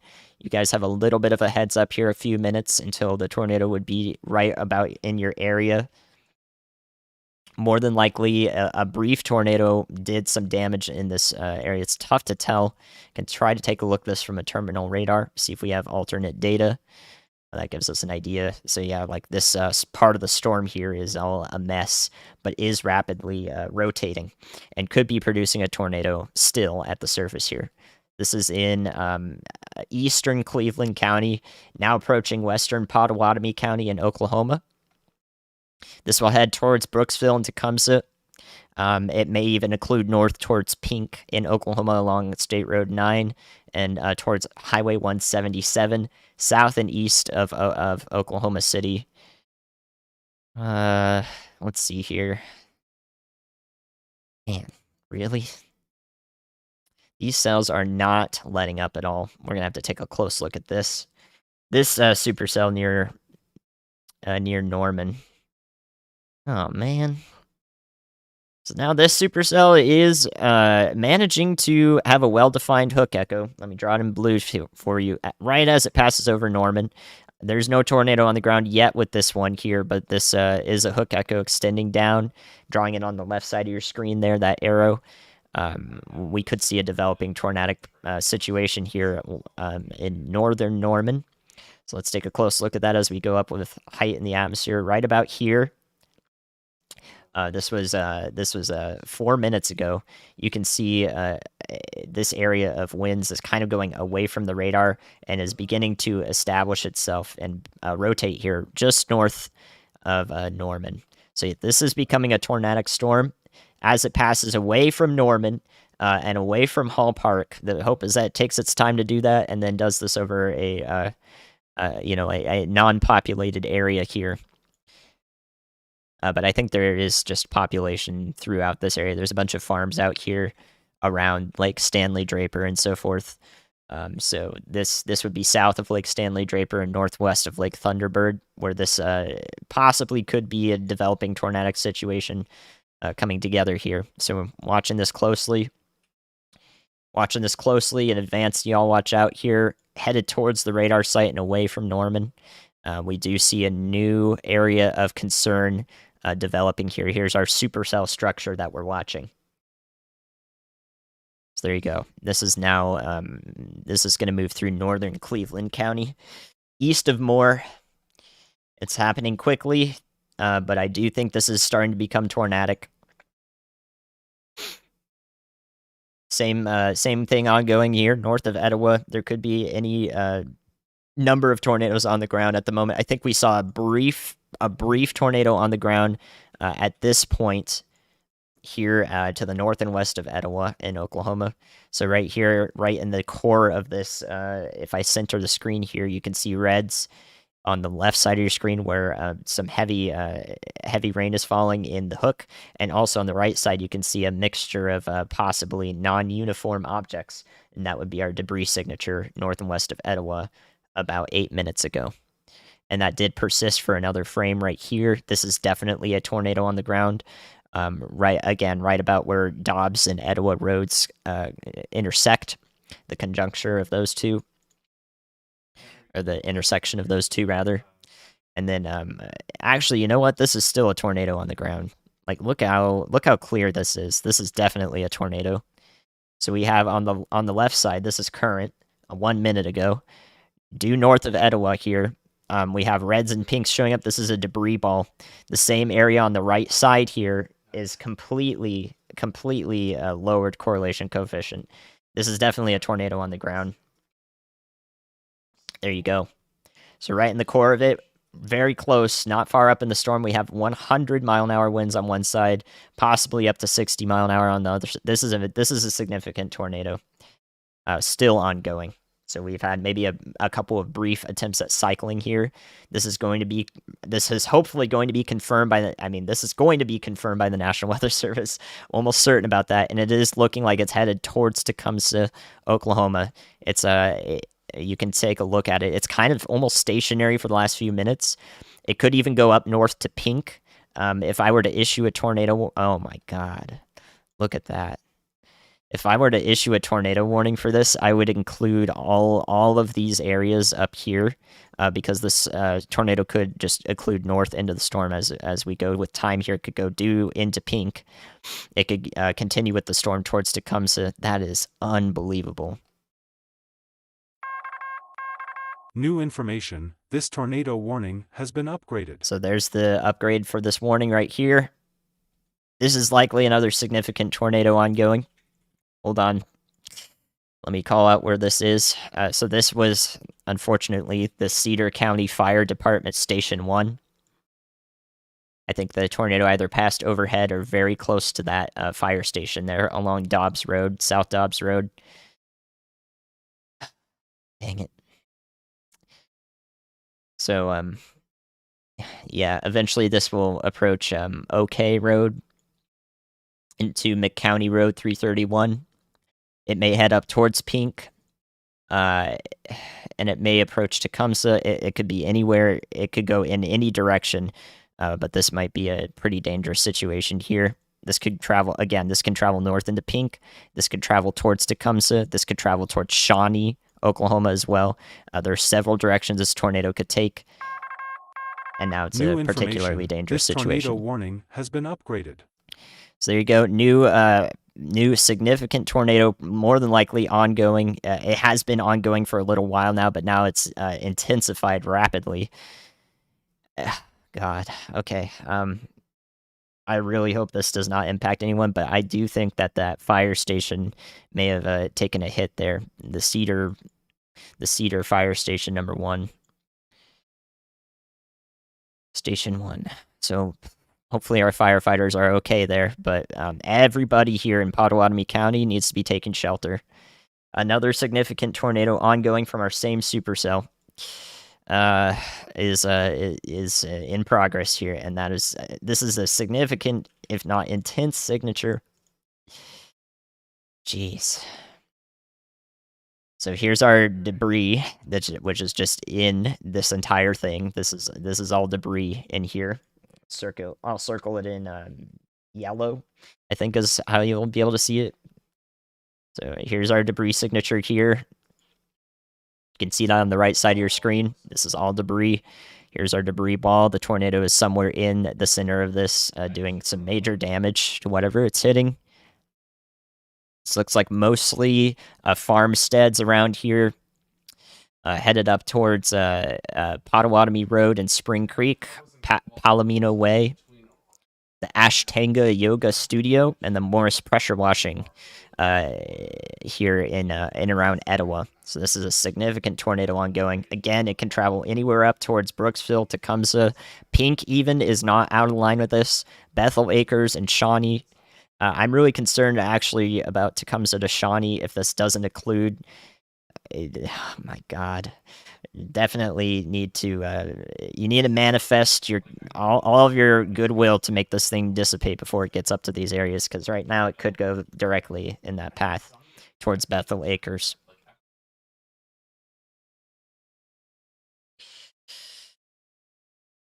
So significant to intense tornado number 2 from this supercell ongoing now. Less populated area, but will soon run into Highway 177. A new PDS tornado warning There's your new PDS warning that will include much of these areas through Pink, Bethel Acres, Shawnee, Tecumseh, all the way down to Brooksville. We'll see where the National Weather Service highlights this. But everybody here in north central Potawatomi County needs to be taking shelter now. Don't walk to shelter. Please run to shelter. And while you do so, don't forget your pillow or a mattress to cover your heads or a helmet. And don't forget your shoes, and make sure everybody's accounted for. So the National Weather Service agrees with me. This could include north into the storm up towards Pink. It does look like this is a possible path for the tornado. Please be taking shelter here. Oh my gosh. Okay. All right, so again, we're also watching this supercell of the developing Hook Echo tornado potential, but non-ongoing yet, to the north and east of Norman. This is another tornadic storm in the process of becoming tornadic. This will move in between Lake Thunderbird and Lake Stanley Draper here. Right in between those two lakes is where this is going to move through. So we know somebody in that area in northeast Norman. Please tell them where that is, and to be taking shelter ahead of time. There will probably be a new tornado warning issued for this if it continues to intensify in terms of its rotation. Okay, so brief overlook while we wait for more data on this storm here approaching Shawnee, Oklahoma. We have these storms that look like they're not too threatening here. These are hailstorms east of Lawton, along Highway 81 here north of Comanche in Oklahoma, and Stevens in southern Grady County. Those will soon move into environment that may become tornadic.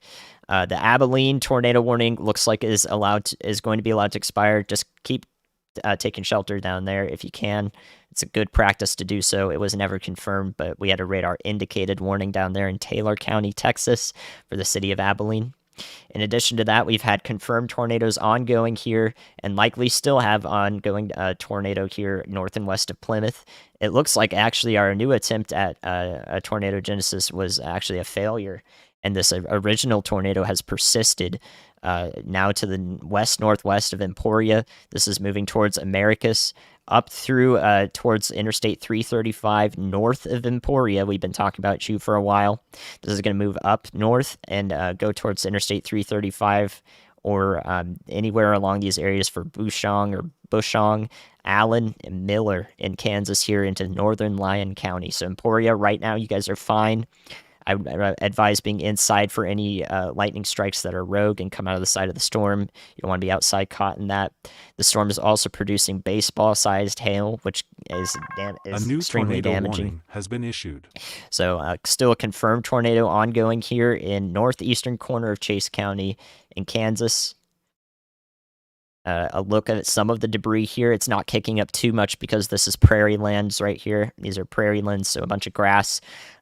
Difficult for a big debris signature to show up with this, but it is definitely doing damage, has been cited by law enforcement and so forth.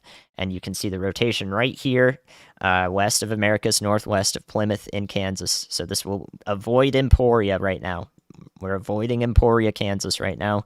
The tornado is off to your west-northwest and will pass to your north with time. But if you know anyone driving on Interstate 335 heading through Emporia, you should let them know of the storm that is approaching the interstate from the west. Everywhere else in Kansas right now does not look tornadic. These are all windstorms moving through Lawrence in Kansas, moving east of Topeka towards Kansas City. More than likely, we'll get in on a windstorm. I don't see anything. I don't see anything imminently tornadic with these storms up here, but that could change. That could change, especially this southern one, south and west of Topeka. So keep a little bit of an eye on that. But right now, it doesn't look too threatening. All tornado warnings up here into Iowa and the northwest corner of Missouri were allowed to expire. We're going to take one brief look at those before we go back to Oklahoma, just to make sure that nothing is occurring up there, and that would be imminently tornadic. So up here in Iowa, approaching the west part of Des Moines, so west of Des Moines near Earlham and Redfield and Dexter. These are just severe thunderstorms with hail, possibly some damaging winds, and including up here into the northwest part of the state near Sioux Center, north of Sioux City, and east of Sioux Falls, South Dakota. These are all going to be hailstorms more than likely. So nothing tornadic up here any longer. It looks like our tornado threat is confined to the one cell right now in Lyon County, Kansas, and also down here in the southeastern part of Oklahoma City. So this tornado looks like it's weakening very rapidly as it heads up towards Pink. This is good news, but we did have a significant to intense tornado ongoing for a few minutes here. And now it looks like it's dissipating rapidly, which is great. We manifested the right thing here. It looks like it worked. So let's keep a close eye on this. But right now it looks like we're avoiding the worst of the damage as this continues to travel very slowly off to the northeast, roughly.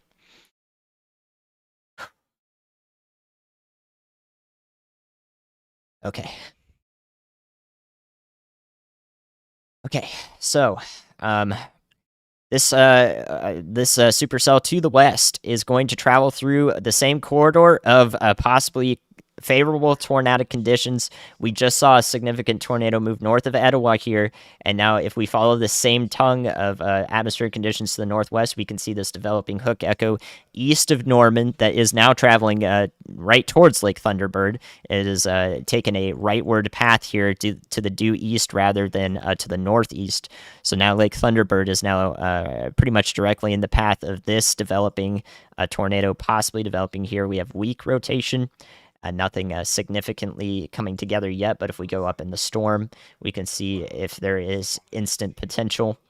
However, most tornadoes form from the ground up, so we have to watch this really close to the radar site. This is great data to let us know exactly what's going on while it happens. So we can look from the terminal radar. Here we go. Very strong winds all surrounding this this developing tornadic situation right near or over Lake Thunderbird in just a few minutes. So our tornado will be concentrated right over Lake Thunderbird, east of Norman, east of Hall Park. So here from the terminal radar, we can see winds moving rapidly away from the radar in this direction. This is our rear flank downdraft. Here's our rear flank gust front right in front of it. So the storm is pushing out winds in this direction. So it's going to be really windy right around northeastern Noble as the winds flow out from the storm in these directions here. But this one up here, this part of the downdraft here is going to connect with inflow into the storm in this direction and produce a tornado right in here, which is right over Lake Thunderbird along State Road 9 here. So if we see this tornado connect together, it will happen right over the lake at the moment over the next few minutes. And we've still got really strong rotation over here as well from this weakening tornado that was headed towards Pink. So we're still seeing that be concerning. So one more look from our Doppler radar as well. We have several ways to look at this. Our previous tornado is just roping out right now, right in this region, south and east of Pink. We still have strong winds on both sides of the storm here, though. So we could see another tornado situation develop at any time when the situation is just right for it to do so. Good lord. Okay. Whew, man, make sure you guys are taking breaks for yourself. I'm doing great right now. For anyone wondering, I'm still fine. I'm still fine. I can do all this coverage for you all just fine. As long as I sound good, as long as everything's still coming through great, and you're watching in HD and keeping up with the date and time in the bottom right of the stream, then we're all good to go for getting this coverage out to as many people as possible. Thank you for sticking with me so far today. I can't believe the situation that I've covered so far. The tornado warning down near Abilene has been allowed to expire. For those concerned down there, please stay inside if there's some nasty conditions outside. All right, so a cycling two possible tornadoes about to could be occurring or about to occur side by side here, east of Norman, Oklahoma, and west of Tecumseh and Shawnee. So two tornadic. Look at this. Look at this radar data. I mean, just unbelievable. Two supercells next to each other, both possibly tornadic. Look at that. Oh my goodness. All right, there it is. There's our cycle. New tornado on the ground, south and east of Pink. It's going to move right up on the east side of Pink. Quick reformation here. Extremely fast. Let me call out where it's at, and then we'll look at the other one. Quick reformation here. East side of Pink is the Winding Creek Races, the Wilson Auto Sales, the Sinclair gas station there along East-West County Road 121. The Dollar General there, Brown Cemetery, OK Belties Cattle Company. Right here east of Pink, the Evans Event Center is going to be right next to where this tornado is. It is right along OK Road, right where the Poor Blue Lucy Music Center is, or this music producer who has his thing here on Google Maps. The Senior Citizen Nutrition Building, so the Camp Sooner Children's Camp. This tornado is basically right on top of that. So hopefully there's no children out there at 9 p.m. Central. But yeah, this is where the children's camp is, right here. Camp Sooner, southeast of Pink, or south-southeast of Pink. So new tornado already on the ground, extremely fast development. Oh my god. Wow, that's so fast, I can hardly even keep track of it. So here's our debris field. Right in here, just huge amount of debris already. Right in the center, you see this green here. This is a weak echo region showing up in the center of the vortex of the tornado. So the tornado is right in the center here. Right here, all the debris is surrounding this and going up with the tornado as it shoots out anything that it's wrapping up. Right in the center here, you see the center of the tornado with this green pixel. That's the center of the vortex, so debris field around it. This is the third time I've seen this year, and I've never seen it before this year. So there you go. Tornado in progress once again near Pink. Right over the Camp Sooner children's camp here. Goodness, man. All right, let's look at this supercell to the west. Still not putting down a tornado yet, but very tight rotation is developing here. Following these blue arrows, this is the directions the winds are flowing here, wrapping around into and probably producing a tornado very soon here, right over Lake Thunderbird, or the northern side of Lake Thunderbird here. This is right where that is, east of Norman. So if I zoom out, you can see where we're looking here, east of Norman.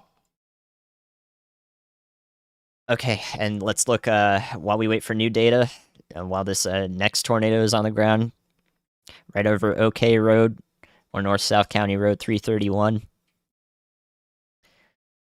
This will head up towards Pink and Bethel Acres is where I'm concerned with next. Bethel Acres, please be in your safe spots.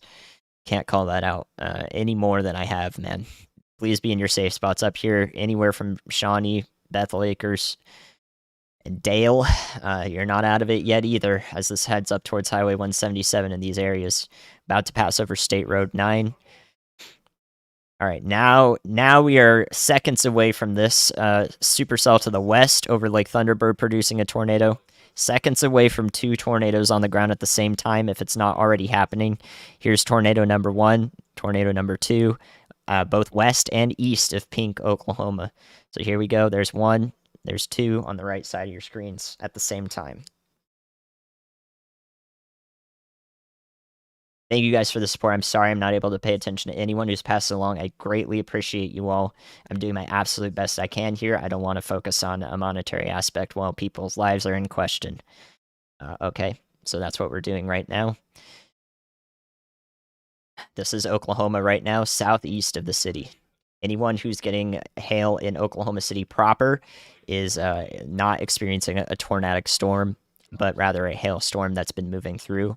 Our tornado parts are down here, east of Norman.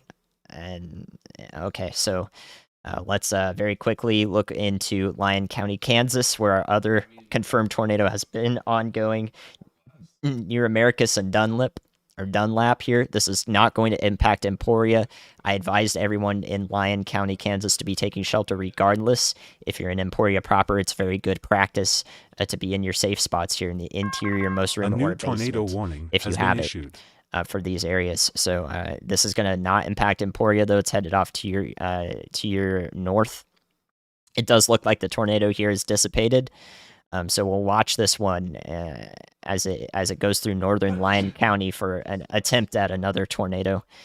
But right now, not producing a tornado down here. It has since lifted down to the north of Emporia, Kansas. So here's where we're looking. You can see the state outlines here. Eventually, this will head up towards Topeka and Lawrence. These areas need to be aware of the storm well ahead of time if it does persist over the next couple hours. As it goes up the interstate. The rest of all storms here in Kansas, the rest of them are all non-tornadic at the moment. The only one that I could be concerned with here is now south of Topeka. It's this tail end Charlie down here of this sort of line of cells. So anything moving through Lawrence, Kansas into Kansas City down the line. Right now, these are non-tornadic. These are windstorms with some hail in them. There is no tornado threat, or there is a very minimal tornado threat up here in and around Omaha, Nebraska, toward Des Moines as well. The rest of these storms up here have lost their tornadic potential for now. So all of the tornado potential that we're concerned with is around northern Lyon County in Kansas and in the south and eastern parts of Oklahoma City Metro. So one more look at these cells now in Oklahoma City. Also, the tornado warning in Abilene, Texas has been allowed to expire and has not been reissued. I'm not paying too close of attention down there because we have several storms that I need to be looking at. So new tornado warning in place as this passes over Lake Thunderbird. This one is moving east with the storm right now, so this is still connected to the storm, is moving east towards Pink. So, I mean, everybody in Pink, you got multiple tornadoes possible around you. This one's probably since weakened and lifted, but we saw how fast it could reform literally in the span of 30 seconds. It was nothing here. Nothing here. This is a minute later, significant tornado on the ground. So that was 7 minutes ago. Now it looks like it's lifted again, but we'll keep a close eye on it because it can develop that fast.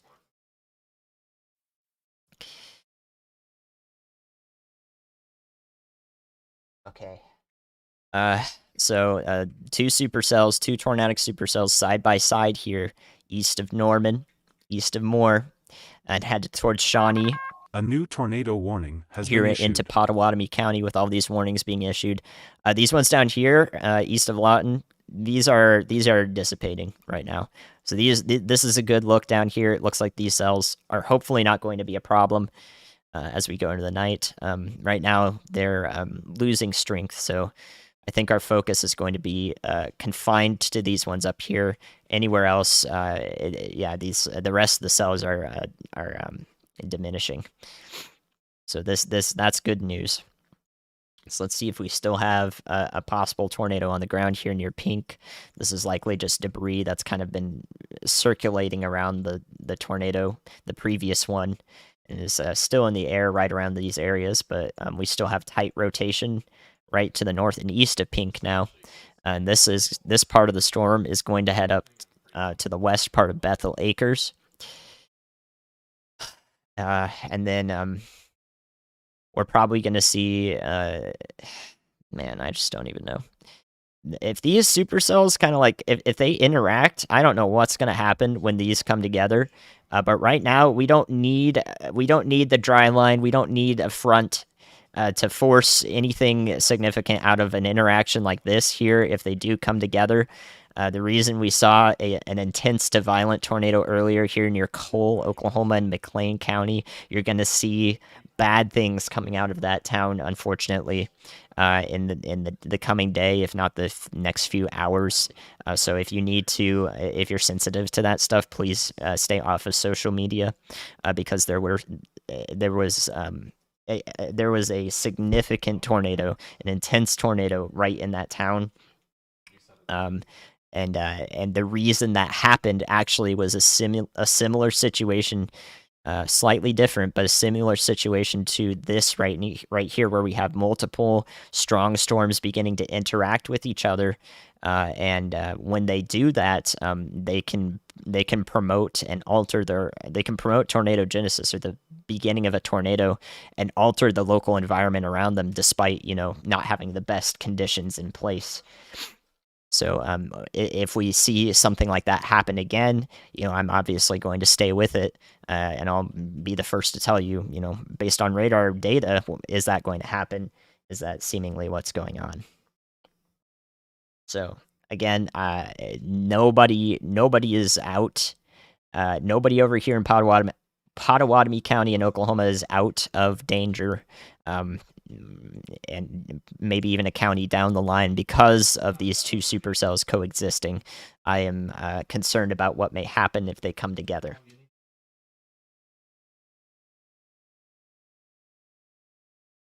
Okay, so again, that's a look at this situation ongoing. A history of producing a couple of significant to intense tornadoes. I'm almost sure of it, but the ratings do not matter, of course, in the grand scheme of things. Up here, again, into Iowa, there are no tornadic storms up here. These are a bunch of wind and hail producers now. Our tornado threat has seriously declined, from the best of my ability to tell, but there may be one more area of concern here. We could see this pop up near Taylor County, Iowa, and into Adams County, so maybe a little bit of a supercell structure there, but at the moment, no tornado warnings up here as these storms approach west of Des Moines along I-80 and move to the east of Omaha in Nebraska, especially with these ones up in northwest Iowa. Currently, these are hailstorms. Okay, so no tornado potential up there. As we look at the area around north of Emporia and up towards Topeka, we have a couple of concerns, but most of these are going to be wind events here moving into Kansas City. As these storms move mostly off to the east, you can see them basically paralleling Interstate 70 here. If we watch this loop through over the last hour, so this is the last hour of movement. So it looks like a stormy time would be in line for northern Kansas City in the next 45 minutes to an hour or so, with a damaging wind threat, possibly small hail. Those are the storms that have moved through Topeka recently, and also Lawrence, Kansas, and areas in between. Our tornadic threat is back here north of Emporia. This is still in sort of an isolated supercell here. We could see a new attempt at a tornado at any time with this, but right now it is not producing one. However, if we watch this cell that's popped up to the south, you can see it beginning to rain there. If this begins to accelerate to the north, it also could interact with this tornadic supercell, and it could alter, its fate. So that's what the case is right here in Kansas at the moment. East central Kansas near northern Lyon County. Everywhere in northern Oklahoma and towards Tulsa, I think you guys are fine for now. I think that over the next hour or so is where we're really watching these supercells interacting with each other and producing, several tornadoes at the same time, maybe. So we have another cycle of this one due north of Pink. More than likely, definitely doing damage due north of Pink. So this is near Shawnee Reservoir, right along Walker Road, going through northern Pink. This is Cooper's Dog Walking and Boarding, the Stewart's Household Services, the Midwest Taxidermy here, north of Pink. Another cycle of this tornado. And we also see a broad area of convergence here. A new tornado warning has which is been going to issued. prompt another tornado warning in these counties in this region. A broad area of convergence is coming together here, where we have winds. What this might just be rotation. Hold on.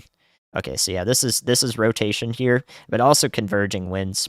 So very strong winds moving in both directions here, about to cause a possibly a tornado right over Bethel Acres, at the same time as another one to your west. So possibly multiple tornadoes ongoing at the same time here. This is hard to believe, but it is occurring. Hard to believe, but it is ongoing. So please continue to take shelter in Shawnee, along Interstate 40, around Dale and Johnson. And there's your new tornado warning right in there for this new extremely quickly developing circulation. You can just see how many times this has cycled over the last 30 minutes and produced significant tornadoes. There's the end of our third one. There's the next one, and there's another one now. And it's even moving north and west. So this one's even got a westward movement to it. So they're going everywhere. We have deviant motion. We have occlusions. Everybody in this area needs to be taking shelter, including Shawnee, Oklahoma, and including McLeod and Dale. Anywhere in this area should be taking shelter. Right now, we're starting to see these supercells come together. New information, this tornado warning has been upgraded. Okay. So yeah, that's this cluster of supercells is doing extreme stuff. Extreme stuff. So I wouldn't be surprised if we saw another tornado form in the next 5 minutes or so with this area over Bethel Acres in this blue square. This would go right near Shawnee and right up to Interstate 40. This new tornado has just probably done a fair amount of damage here. Our next cycle, it's kind of curling around right in there. You can see that like that. It's probably about to dissipate. It's probably only going to last like 2 minutes here. But then we have another one here west of Pink. So this was our supercell to the west. Now this is more than likely producing a tornado. Or about to be doing so east of Lake Thunderbird now and right into Pink, Oklahoma. So that's where we're looking now. More than one tornado likely ongoing at the same time here. More than one tornado likely ongoing at the same time. So please be taking care of yourselves. Make sure that you let everybody know to be in shelter in these locations, right, Midas? Make sure you let them know. Yeah, tell them to get in their shelters, man. We need to be taking shelter in these locations.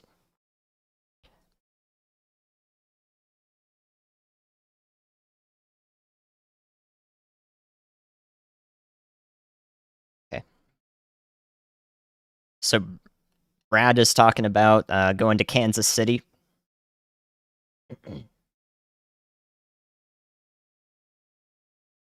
right, so let me replay Brad's message for you. You guys can listen to Brad for a brief moment here.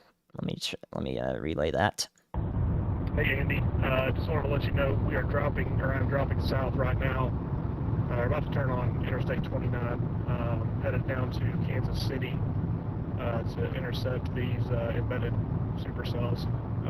So I don't know if any of them come with it. They're very strong, though. I don't know much of a tornado risk closer to Kansas City, but we'll see. Headed there now.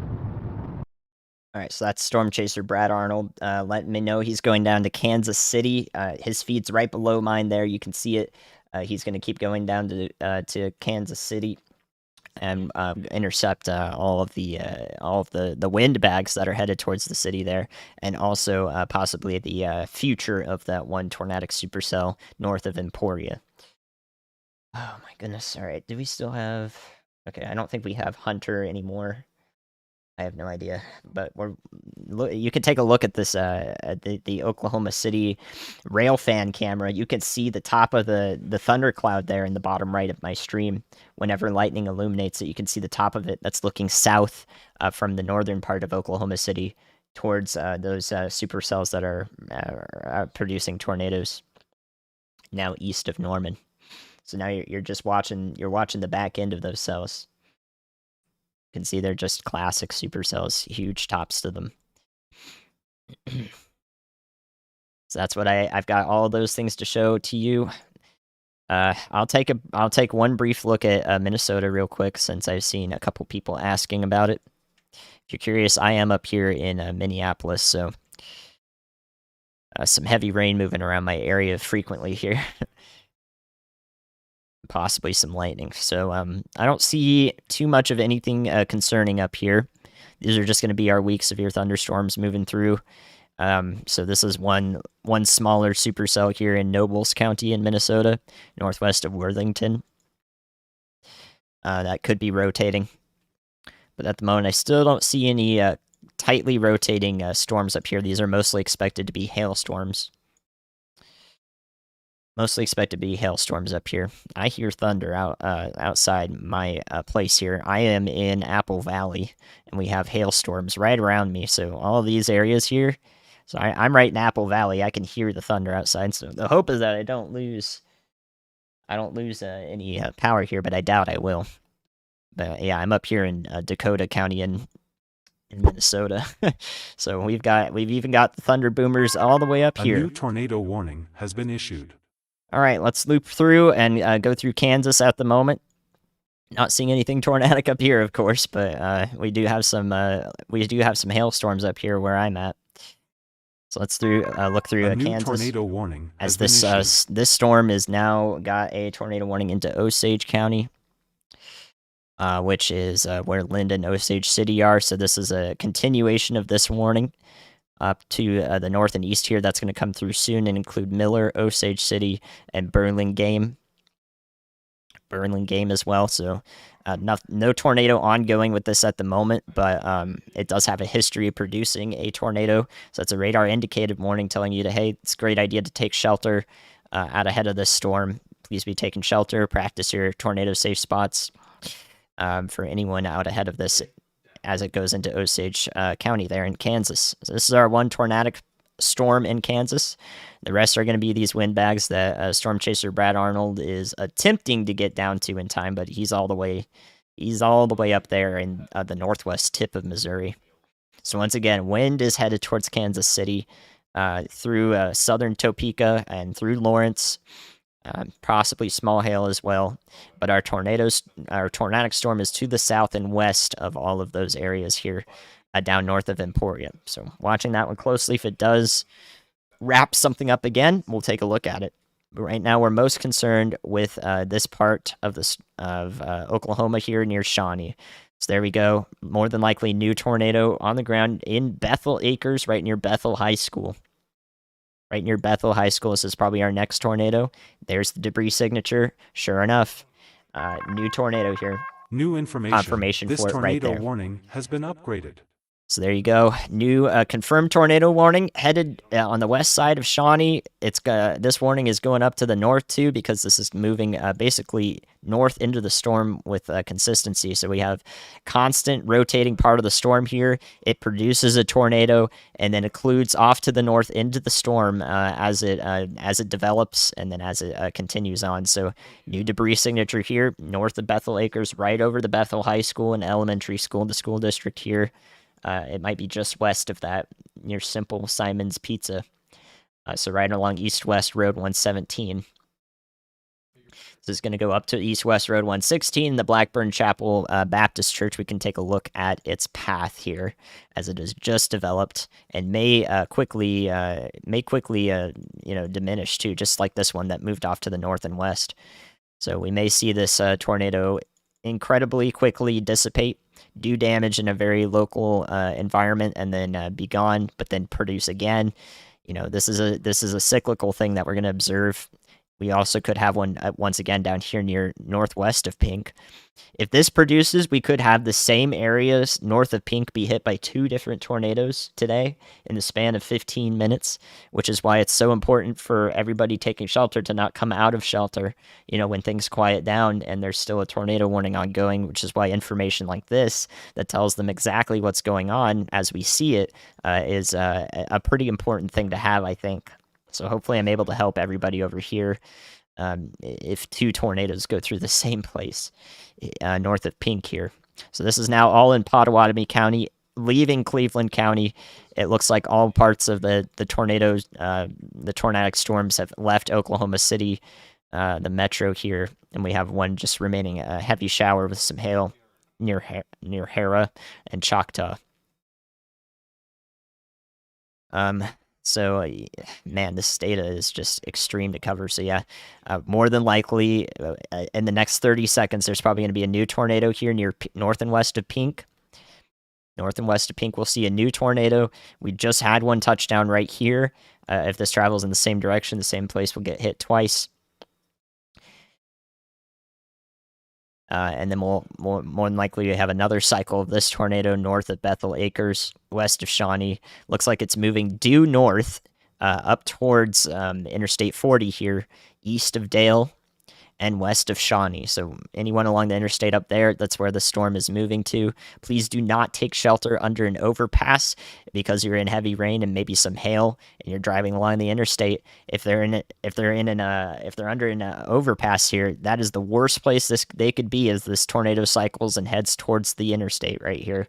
We need that to not occur. We need people to not be under an overpass on the interstate because they're in heavy rain and hail. People like to take shelter under an overpass so their car doesn't get damaged by hail, and then bam, suddenly there's a tornado on top of them, and they think it hasn't ended yet because it's still raining heavily. There you go, it's rain wrapped, and now it's going to be on top of you. It's going to funnel the winds through the overpass or underneath it, and it's going to be life threatening. So we need to not have people under overpasses on Interstate 40 right now, between Dale and Shawnee in Oklahoma. Gosh. All right, so again, this is probably still developing very quickly here near Pink. I've got a thunderstorm out my window, so if I do go away, it's probably because I lost power to some hailstorms here in and around Minneapolis. So hopefully that doesn't happen, but I can hear it. It's loud out there. So I'll stay with you as long as I possibly can. But we have several tornadic parts of the storm at the same time. They're beginning to interact too. You can see what I called this northern supercell. The shape is right in here. This is the hook echo right here. And our southern western supercell is mostly just together with it. So these are the shapes together. They're going to interact here. And as this tornado part of the storm, and this tornadic part of the storm moves through this ongoing tornado, just around Bethel Acres, they may interact with each other. We could see an extreme example of maybe the Fujiwara effect tornado with any sort of tornadoes that are ongoing simultaneously here. And again, anything is possible. Anything is possible where these cells interact with each other and intensify one part of the storm or destructively interfering with the rest of the storm. Anything can happen here, so everybody needs to be taking shelter in and around in Pottawatomie County, especially Shawnee and Tecumseh. So again, this is a lot to cover. You can see we just have like 6 tornado 1, 2, 3, 4, 5, 6 tornado warnings, all in like the same vicinity. As these tornadoes have developed and moved off every which direction, to the northwest, to the north, to the east. They're just moving everywhere here. So this is extremely dangerous for anyone in these areas, and that's why we have the polygons. Our next one is more than likely going to form right over the interstate, right here, east of Dale and northwest of Shawnee, right over I-40. So we need people to not be under overpasses here along Interstate 40 just because it's raining and hailing in this area. It's a very bad idea. Very, very bad idea to be under an overpass there. So yeah, this there isn't too much I can say. I can analyze every frame of data that we get every 2 minutes here. But whatever whatever occurs is going to. I'm not going to be able to tell you because these are such complex interactions with these storms between each other. I don't know what is going to happen. I don't know what it's going to do. This is 2 supercells coming together. These ones down here approaching Interstate 35 are dying out, so that's great news. We're losing our intensity down here near Interstate 35. I'm going to go ahead and open up another radar just in case. down near Abilene, just to make sure y'all are safe down there. I'm gonna check on everybody. So let me go down there towards Abilene from the Dias Airport, or Dias Air Force Base, rather. So this storm east of Abilene now is it is a supercell going towards Baird. Doesn't look like it's rotating rapidly at all. And then with this severe thunderstorm warning up near Graham, Texas, was just allowed to expire. So for that's for anyone concerned near Mineral Wells, Jacksboro, east of Abilene, along Interstate 20, even as far north as Wichita Falls.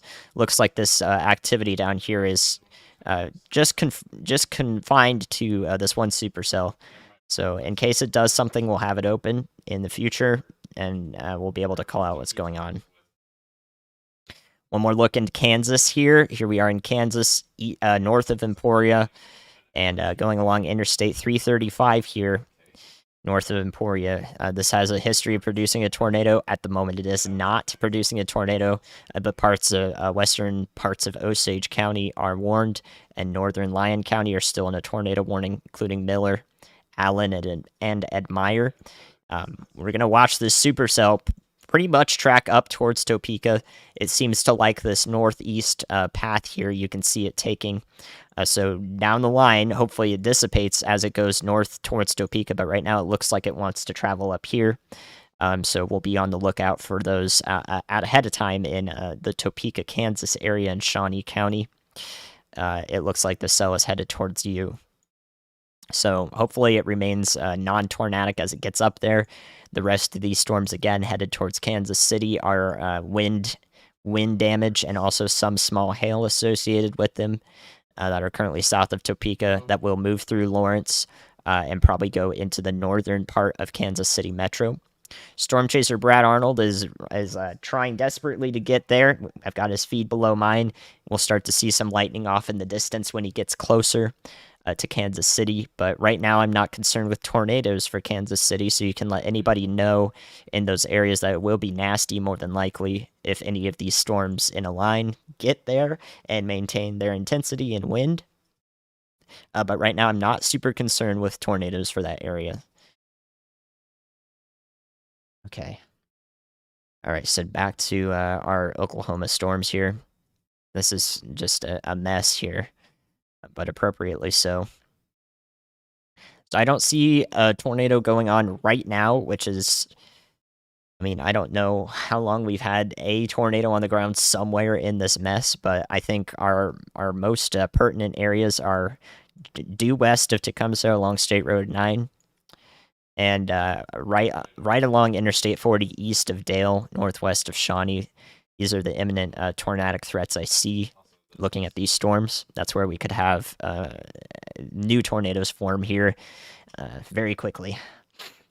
So yeah, please still be in your safe spots anywhere in Shawnee, Tecumseh, north of Brooksville, here in northern Pottawatomie County in Oklahoma.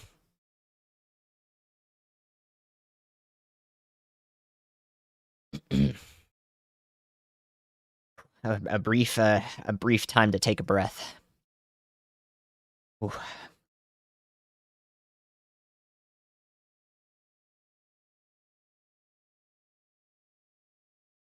Brief time to take a breath. Make sure you're taking care of yourselves too.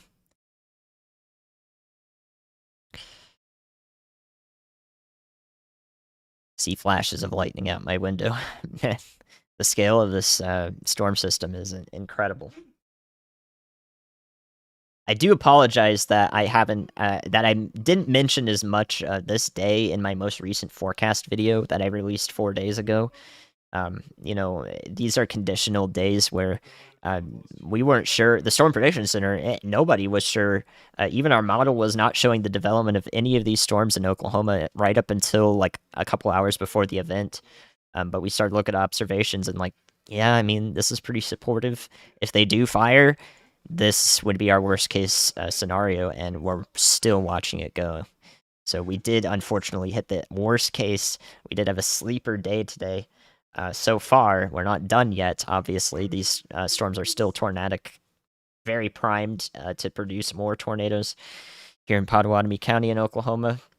And yeah, I mean, anything like this can sneak up on you in the spring. It's tough. Like some days don't really look that concerning right up until the day of.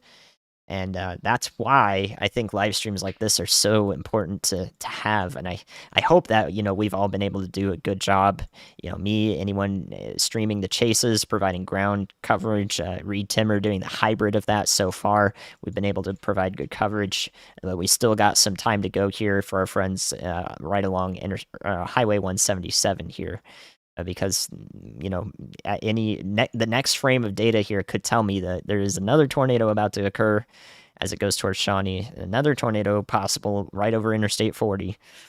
But I think what we're seeing right now is we're starting to see the interaction, direct interaction of both these supercells together. So you can see the one on the right over the past 30 minutes has gone to the north, while the one behind it has gone east. So they are beginning to interact with each other, and are going to be rather on top of each other, whereas previously they were side by side, east to west. Now they're oriented north south. And like I'm not sure how this is going to develop. I don't know what's going to transpire as we go through.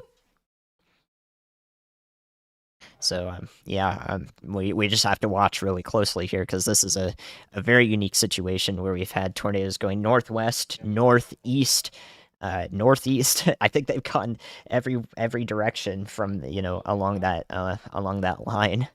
And it's something I never thought I would cover. But yeah, we're still going here. So every frame of data comes in every minute and a half or so. We'll get a new one here shortly, but we can take a look and see if we have debris ongoing with this part right here, which we might see the very beginnings of a new tornado here west of Tecumseh. So we've been watching this part of the storm. This is our hook coming down. Looks a little scraggly, but it very well could be producing a tornado right now. One more time. And this one is moving rather due east towards Storm Chaser Zach Hall here, right around Tecumseh, Oklahoma. So we could see a new tornado ongoing right now in this area of rotation. I mean, this is not good.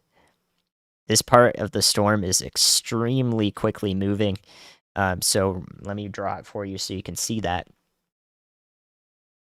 Okay, so let me draw that for you. These winds are moving this direction away from the radar. This is a swath right here in black of 60-mile-an-hour winds moving toward the radar into the storm along this arrow.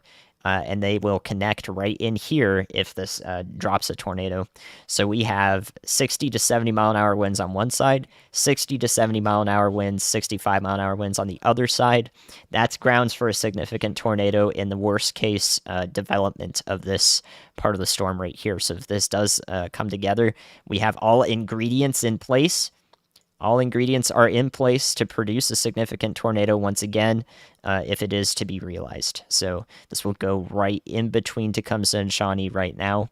So I'm going to go ahead and call out those locations that we are under the gun. This is the Thunderbird Casino. The Thunderbird Casino, the Citizen Potawatomi Nation Cultural Fire Lake Casino, and the Tecumseh Cemetery just to the south of that. Absentee Shawnee Tribe here. Yeah, there we go. There it is connecting.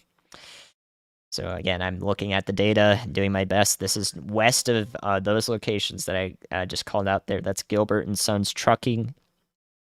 Right ahead of this possibly significant tornado developing in between Tecumseh and Shawnee. It may be a little bit south of that. So the Roller Shaved Ice, the Roller Dirt Farm, Commercial Tire, CH&W, and Yearwood Design Works, Logic Aviation Services. This is just south and east, or right near Tecumseh Lake. That's where we're looking right now, right near Tecumseh Lake. So this is almost certainly a strong tornado about to get going here, right in this hook. So I'll draw it out for you. Here's our hook right in here. So this supercell is kind of a hybrid between two at the moment, but we have strong winds feeding into it from the south through Tecumseh right now. It's very much gusting very rapidly down there. And our tornado is right in here. I'll draw in a different color in blue here. So our tornado is right in here in this area, headed this direction between Tecumseh and Shawnee. So there we go. New actively developing tornado situation. There's also a big hail core back in here north of Bethel Acres, which was just impacted by a tornado mere minutes ago. Now they have giant hail falling on them at the same time. That hail is probably going to move through Shawnee as well, areas along Interstate 40. Okay, so next frame of data here. We can see the tornado vortex very well defined here, spherical shape. So let's look at the debris. If there is some debris right in there. So this is a debris signature. This will likely be upgraded to a confirmed warning right as it passes between Shawnee. It might go right through Shawnee. Oh no, come on now. Yeah, it's going right towards Shawnee. Damn. Okay, so everybody in Shawnee needs to be in their safe spots right now. If you're not already, give them one more call. Give them one more call in Shawnee, Oklahoma. This is not good. This is the same signature that we saw near Etowah. This produced an intense tornado when it looked just like this. This is developing right now. It's about to hit the Golden Rule Nursing Home along East-West Road 118. Jeez, man. All right, so please don't be a strong tornado, but there is one ongoing right now just over the nursing home to the south and west of the city. So it'll pass into the city from the southwest or along the west side of it, right along Highway 177. So the high school is in path of this. Everywhere in Shawnee is in the path of this. We're just hoping that it doesn't. It's not significant, but it is doing damage right now. So we need this to stop right now. We need this to stop right now. Shawnee has not been hit yet. No. New information, this tornado warning has been upgraded. So we have a particularly dangerous situation for Shawnee, Oklahoma, Tecumseh as well. This is going to track right into the city on its current path.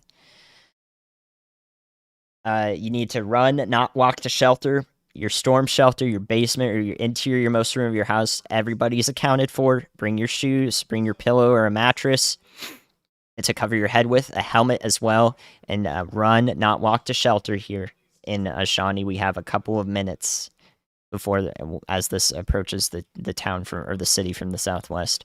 So let's play it back just a little bit here. It does look like it's very slowly moving, possibly stalling just southwest of the city. Again, right near that nursing home, Golden Rule Nursing Home, and to the west of right to the west of the city.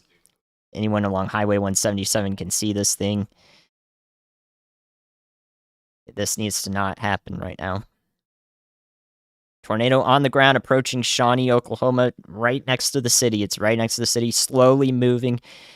Therefore, if it continues and it does intense damage, it's going to stall over the same locations for quite some time. That's going to accentuate the damage. So we cannot have anybody not in their safe spots here in Shawnee. It is of extreme importance, like life or death importance here if this continues as it looks right now, which is, oh my gosh, which is just not good. There is nothing stopping this, is what I'll say, as it's approaching the city, very close to it. Nothing is stopping this, so please just cross your fingers that it just it dissipates right beforehand. But it is doing some damage here. It doesn't look too significant yet, but we have a weak debris signature in here, so something is being hit over here. Hopefully we're not watching people's lives change right now. But give somebody a call in Shawnee if you know them. Out ahead of the line, we're thinking about Johnson. Areas north of Tecumseh, we have Sack Hall with Vortex chasing, getting a good look at that. I know he's streaming on YouTube, so bring up his feed if you want an on-the-ground look at this thing, if he can see it. Bring up his feed and keep me up alongside that so that you can get information from Zach on the surface looking at that. We're good pals with Vortex chasing over there, and then keep me up so I can give you the radar updates here, the city or the road names rather, as this is right on the southwest periphery of the city. Still going. Still, hopefully a weak tornado on the ground, but still one doing damage. We can see it happening. Just about to enter the city of Shawnee. We've been watching it stall really, really close to it just over the past 4 minutes or so. Okay. Yeah, Tecumseh, Oklahoma, and Shawnee, Oklahoma. At any point in this hook echo, even if there isn't an ongoing tornado, we can see a new one establish itself. So we previously could have had a rotation up here. We could see a new handoff very rapidly to the south and east with this part of the storm right as it enters the city. So nobody is safe here, no matter what's happening here. Nobody is safe in the city of Shawnee and needs to be in shelter right now. They have a couple minutes, even though this is slowly moving. They have a couple minutes. Very dangerous storm. Extremely healthy presentation. You can look at it on ZDR. Here's our arc right there. Incredibly tight gradient from no rain to heavy rain and hail. So every part of the storm is looking healthy. And we have our debris kind of circling around in this. Not a deep signature, not intense yet, but definitely of a weak tornado ongoing right now. So at least, EF0 or EF1 can be seen with radar signatures that look like this. So, it doesn't really matter if and we still need to be taking shelter here. Okay, so yeah, there are going to be power flashes. It's going to get loud in Shawnee. We've been talking about you for a while now. So hopefully that has reached as many people as possible as we watch this develop. Yeah, please be thinking of our friends here in Shawnee. This is not good. Oh my god. I don't want to watch this. I don't want to watch this, man. Please be taking care of yourselves. If this is upsetting and you've done your part to let people know, don't watch this. Don't watch this if this is upsetting, because this is, the precedence of violence. Unfortunately, there is nothing good about what we're watching here. It doesn't even matter if there's a tornado ongoing here. This is 100-mile-an-hour winds on the south side of the tornado. Pushing into it, this is our rear flank downdraft. We have 60-mile-an-hour winds connected and have healthy inflow on the northern side of it here, on the northern part of where our tornado is, right in here, approaching the city very slowly. Right on the southwestern side of Shawnee.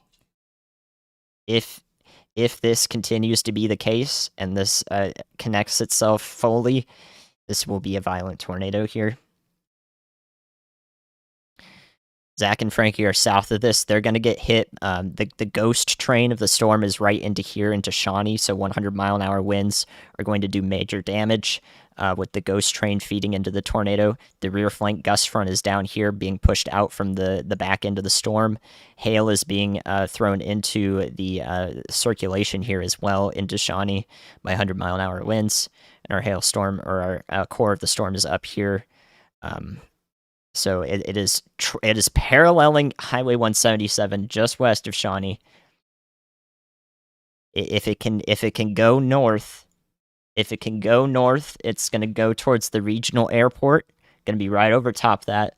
It's going to go over the heart of Oklahoma Exposition Center if it's going due north.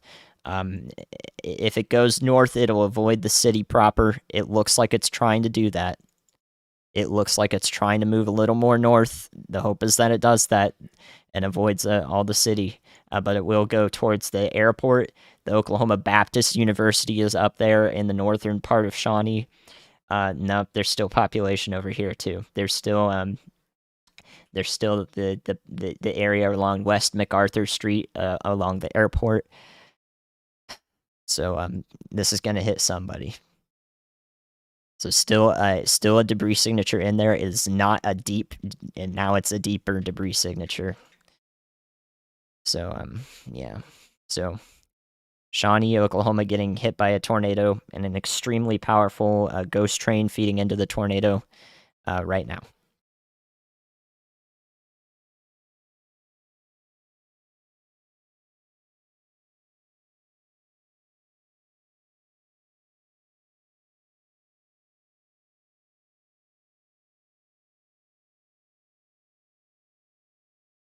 So right now, this tornado is over Highway 177. It's about to be over the junction of 177, or I'm sorry, where it turns into 270 and Kickapoo Spur. Right off there, off of the highway, it will go directly over the airport, Shawnee Regional Airport, and the Oklahoma Baptist University on the track that it's taking. Extremely powerful winds are now impacting Shawnee High School. The western part of Shawnee here in the industrial area, industrial area around the railroads here. Now it's to the north of that, over Shawnee High School. So now it is going to pass over the regional airport, the Baptist University once again, softball, baseball and softball field house, the St. Anthony Hospital in Shawnee, SSM Health St. Anthony Hospital will likely take a hit from this tornado. And the Golden Acres townhomes. So let's look at the debris signature. Oh no.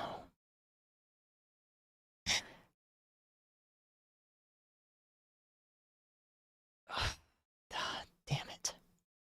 That is gut wrenching. Okay.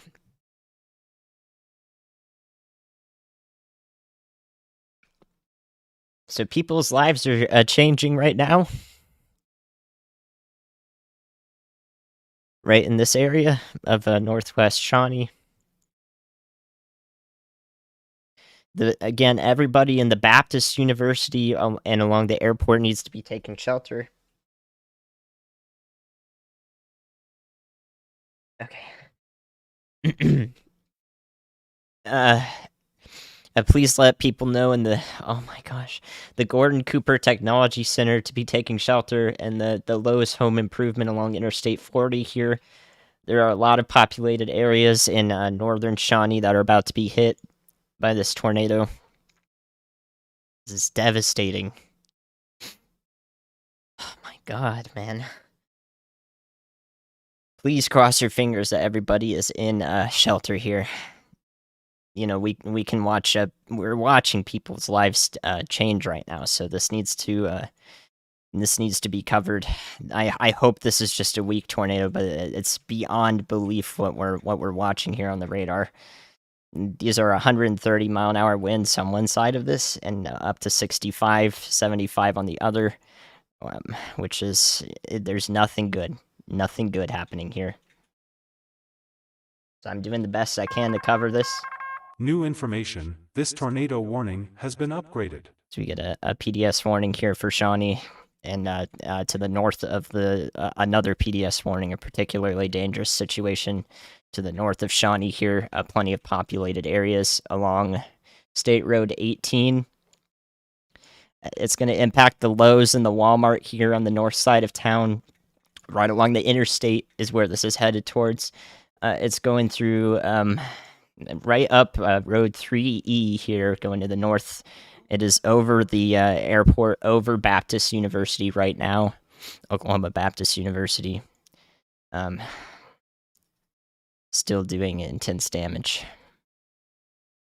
So Shawnee High School more than likely took a direct hit, or right around Shawnee High School. I'm not seeing a big debris ball here, thankfully, so hopefully this is lower in tornado damage, but the potential this thing has is really high, so I think this is lower in damage. Again, we're not seeing too deep of a debris ball, so I don't think this was too violent, but the radar presence here is nearly unmatched, and definitely structures are being impacted here. And this, at any point, this still has the potential to connect and more directly produce a devastating tornado here as it passes off to the north of Shawnee. Again, this is approaching the Lowe's, the Chick-fil-A, McAllister's Deli, and the Walmart up here, and the Shawnee Mall. This is the Shawnee Mall. I'm sorry I didn't call that out. This is a whole shopping mall. Which has a closing time of it is closed already. It goes through 8 p.m. on Wednesday, so hopefully everybody should be out of the Shawnee Mall. It's going to track right over the mall, I think. to the best of my ability to tell where this is. Yeah, it's gonna travel right over Shawnee Mall, so right over this shopping center here. I'll circle it. It's the shopping center is right here, so the tornado is just south and west of it. So Shawnee Mall is gonna take a hit here. All the stores in there, and the Lowe's to the south of that. If this is still on the ground, I hope that this is just extremely rapid rotation right now. If we were to see a violent tornado on the ground, this blue blue, I'll draw in black here. This blue right here would be right next to the browns that we see down here. Instead, they're separated a little bit here. So I don't think there is a violent tornado ongoing, but we've seen some lower end damage result from this. I got a little emotional because I did see, 5 minutes ago here that they were together right in this area. So this is what told me that there was a tornado ongoing, one that had the potential to produce some high end damage. So hopefully this is not on the ground right now, but rapid rotation here. Rapid rotation here.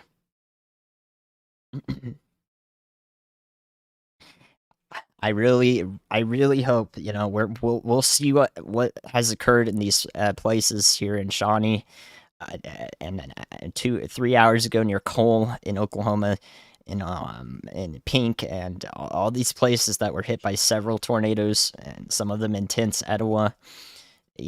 Hopefully Shawnee did not receive violent damage here, but I have no idea. I think that we hopefully have not seen the worst of that. But any point up towards Meeker here, this storm has the potential to recycle. We've seen it happen several times. It's getting closer together. This is 30 seconds ago, this new radar scan. You can see the brown and the blue here on the right side of your screen with the winds that we're looking at. There it is. Now it's closer together, so now it's probably going to establish a new tornado here west of Johnson, and right to the west of the Shawnee Mall here. So I think the Shawnee Mall is escaping an impact by a tornado here. But rather, this is now on the other side of the road from it as it develops, and it will head up towards Adelet. The Family of Faith Christian University and Meeker up next are in the line of sight for this huge supercell. The northern supercell that we saw earlier, this is now definitely conjoined into one large supercell. You can see it there. And now it's just got uninterrupted inflow coming into it, which is why we're seeing this happen. These southerly winds are streaming into this tornado, into this supercell, and continually producing these tornadoes here. Oh my goodness. Okay, I am really crossing my fingers that didn't do some major damage here. Zach Hall is in the city of Shawnee now. Again, the west part and the northern part of Shawnee was where the most rapid and some of the debris went. A new went. PDS tornado warning has been issued. So now, of course, Meeker, you're now in a PDS tornado warning, a particularly dangerous situation as this goes up into Lincoln County in Oklahoma towards Meeker, Sparks, Chandler, and Davenport. At any point we can see a new tornadic circulation develop. So over here near Johnson, you can see how this highlighted area and this highlighted area, these can come together with time and be our next tornado as we hand off to the south and east once this one is done doing whatever damage it does as we go through the next few minutes up towards Meeker along State Road 18. So please be taking shelter now into Lincoln County in Oklahoma. Let's get a look at which direction this is moving. So as the supercell conjoins, there you go. It moves almost due north. We see that rotation come together, move due north through Shawnee. The rest of the supercell has now become stationary and almost stationary, and is now beginning to move to the north as well. So it's more than likely that we'll see several instances of tornadoes coming together down the line to the south and east of each one that does form. And so everybody into southern Lincoln County is now should be taking shelter, including Prague. Please be taking shelter all the way up to Interstate 44 here, up towards Chandler. I would recommend just being in your tornado safe spots now.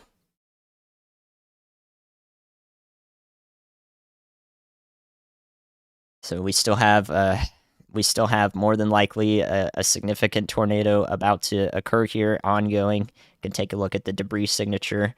It's still on the lower end here in these greens in the middle here on the right side of your screen. This is the correlation coefficient. So that's what's occurring over here. As this is still largely disconnected, we have the most intense part of the winds up here and the most intense part of the winds down here.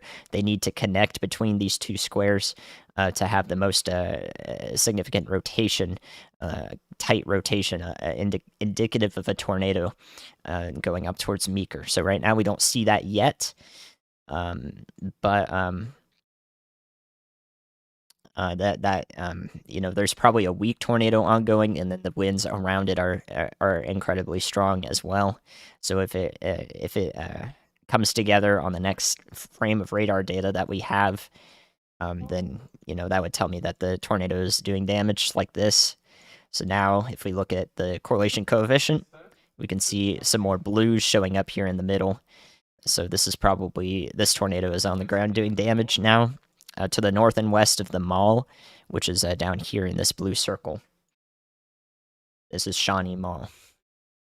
So now this is going to travel up towards Meeker. It almost looks like it's even going slightly to the northwest now as well. You can see that starting to take a northwest track this direction. So everyone in the polygon, please be taking shelter. Our new area of rotation is starting up over here near Johnson, almost certainly. At this point, you can see our tornado in progress over here, and our new area of rotation is wrapping up right here to the north and east of Shawnee near Johnson. So watch this develop over the last few scans. You can see there's that new hook starting to come out of the storm. Go forward some more to the most recent scan.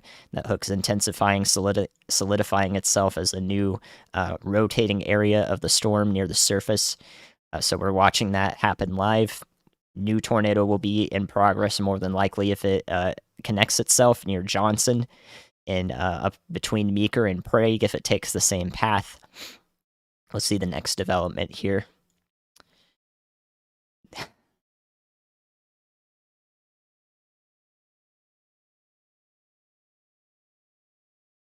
So everybody in these warnings should be taking shelter. Heed the warnings put up by the National Weather Service, as we may see another significant tornado ongoing. You can even see the area of a weak echo hole right in the center there, indicating where our tornado vortex is, surrounded by reds, heavier rain, and debris. So that's our ongoing tornado. Okay, so let's take a look at Kansas briefly here. So our tornado warning was allowed to expire. The supercell approaching Topeka is dying. No tornado threat to Topeka right now. New storms firing off to the west near Manhattan, Kansas as well. Currently severe warned. And then, of course, this strongest part of the line of storms that's producing wind and hail is right over Interstate 70 and is going east across Lawrence, maybe a little bit more to the east-northeast towards Kansas City. So Lawrence will get in on conditions, and everywhere along western Kansas City metro, the storm is still headed in your direction. Not super quickly, but so we got some time here while your stormiest hour sets up in Kansas City and the metro around there. But it looks like our tornado threat in Kansas is gone. It's lowered here. Storm chaser Brad Arnold below me on the screen is headed towards this storm that will be in Kansas City, so we'll be able to show you what that looks like as he gets there. He's near St. Joseph right now in Missouri. And everywhere else, Des Moines and into the rest of Iowa, it looks like the severe threat is waning for the night. We have less severe thunderstorm warnings for wind and hail in the rest of the country that is in a severe threat today. So right now, all of our eyes and our focus is on Interstate 40 here around Shawnee, Oklahoma. So here we go. We still got this ongoing tornado. Still a small but organized debris signature here on the right side of your screen. So let's take a look at where that is. Again, that's Ada-Lot, Oklahoma, up next, an unincorporated area, the Harvest Creek venue, but it is traveling a little bit away from State Road 18 here, away from the family of faith Christian University. Instead, we're more focused on the intersection of North Kickapoo Avenue and East-West County Road 108. This is where the Hazeldale Pet Resort is near Leo Road as well. The Certified RV, JNR Exteriors, and the Canine Nature Camp, straight up north towards Meeker Lake. So Meeker Lake is over here, west of the town, and this tornado is tracking basically northwest, mostly north, towards Meeker Lake. So if you know somebody along Meeker Lake, and that's the general path of this between the lake and the town, I think. As it stands, and it's still doing damage right now, just west of Ada-Lot in Oklahoma. So still on the ground, still doing damage, watching it happen. And our new circulation is ongoing over here near Johnson. Every frame it's coming together. We can watch the last few scans here. There was the initial one over Shawnee. And then you can see a new area coming together south and east of Johnson. So here's our new possible area of tornado genesis along Interstate 40, headed up towards Prague. We'll probably see, I bet that we'll see this attempt to form another tornado in the next 5 to 10 minutes. So watching this ongoing as well. For some reason, I don't know why, but for some reason, most of this tornado in particular that passed through parts of Shawnee has somehow remained away from the worst case scenario as we watch it back. Somehow it's managed to not fully establish itself more than possibly a weak tornado based on the data that we have from radar.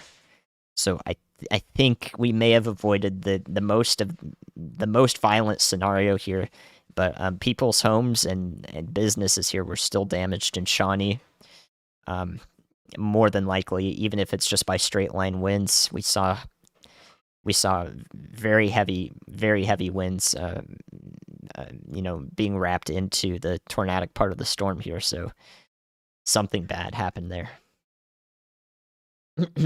Yeah, Emporia is fine right now in Kansas. I think the Shawnee Mall may have avoided the worst of this, but yeah, still ongoing tornado headed up towards Meeker. Southern Lincoln County in Oklahoma, please be taking shelter. A new area of concern that's not yet warned, primarily for what it's about to do, is going to head up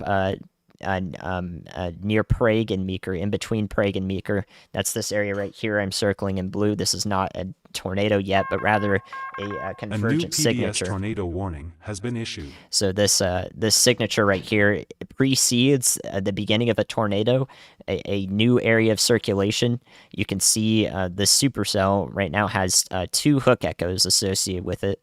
So as we look at the whole supercell, this new one right here is developing and might see a tornado in the next 10 minutes or so, approaching the area of Prague, Oklahoma. And then our ongoing tornado with several warnings associated with it is traveling due north, a little northwest, towards Meeker and Meeker Lake over here. So that's what's occurring simultaneously here with each new scan that we get every 2 minutes.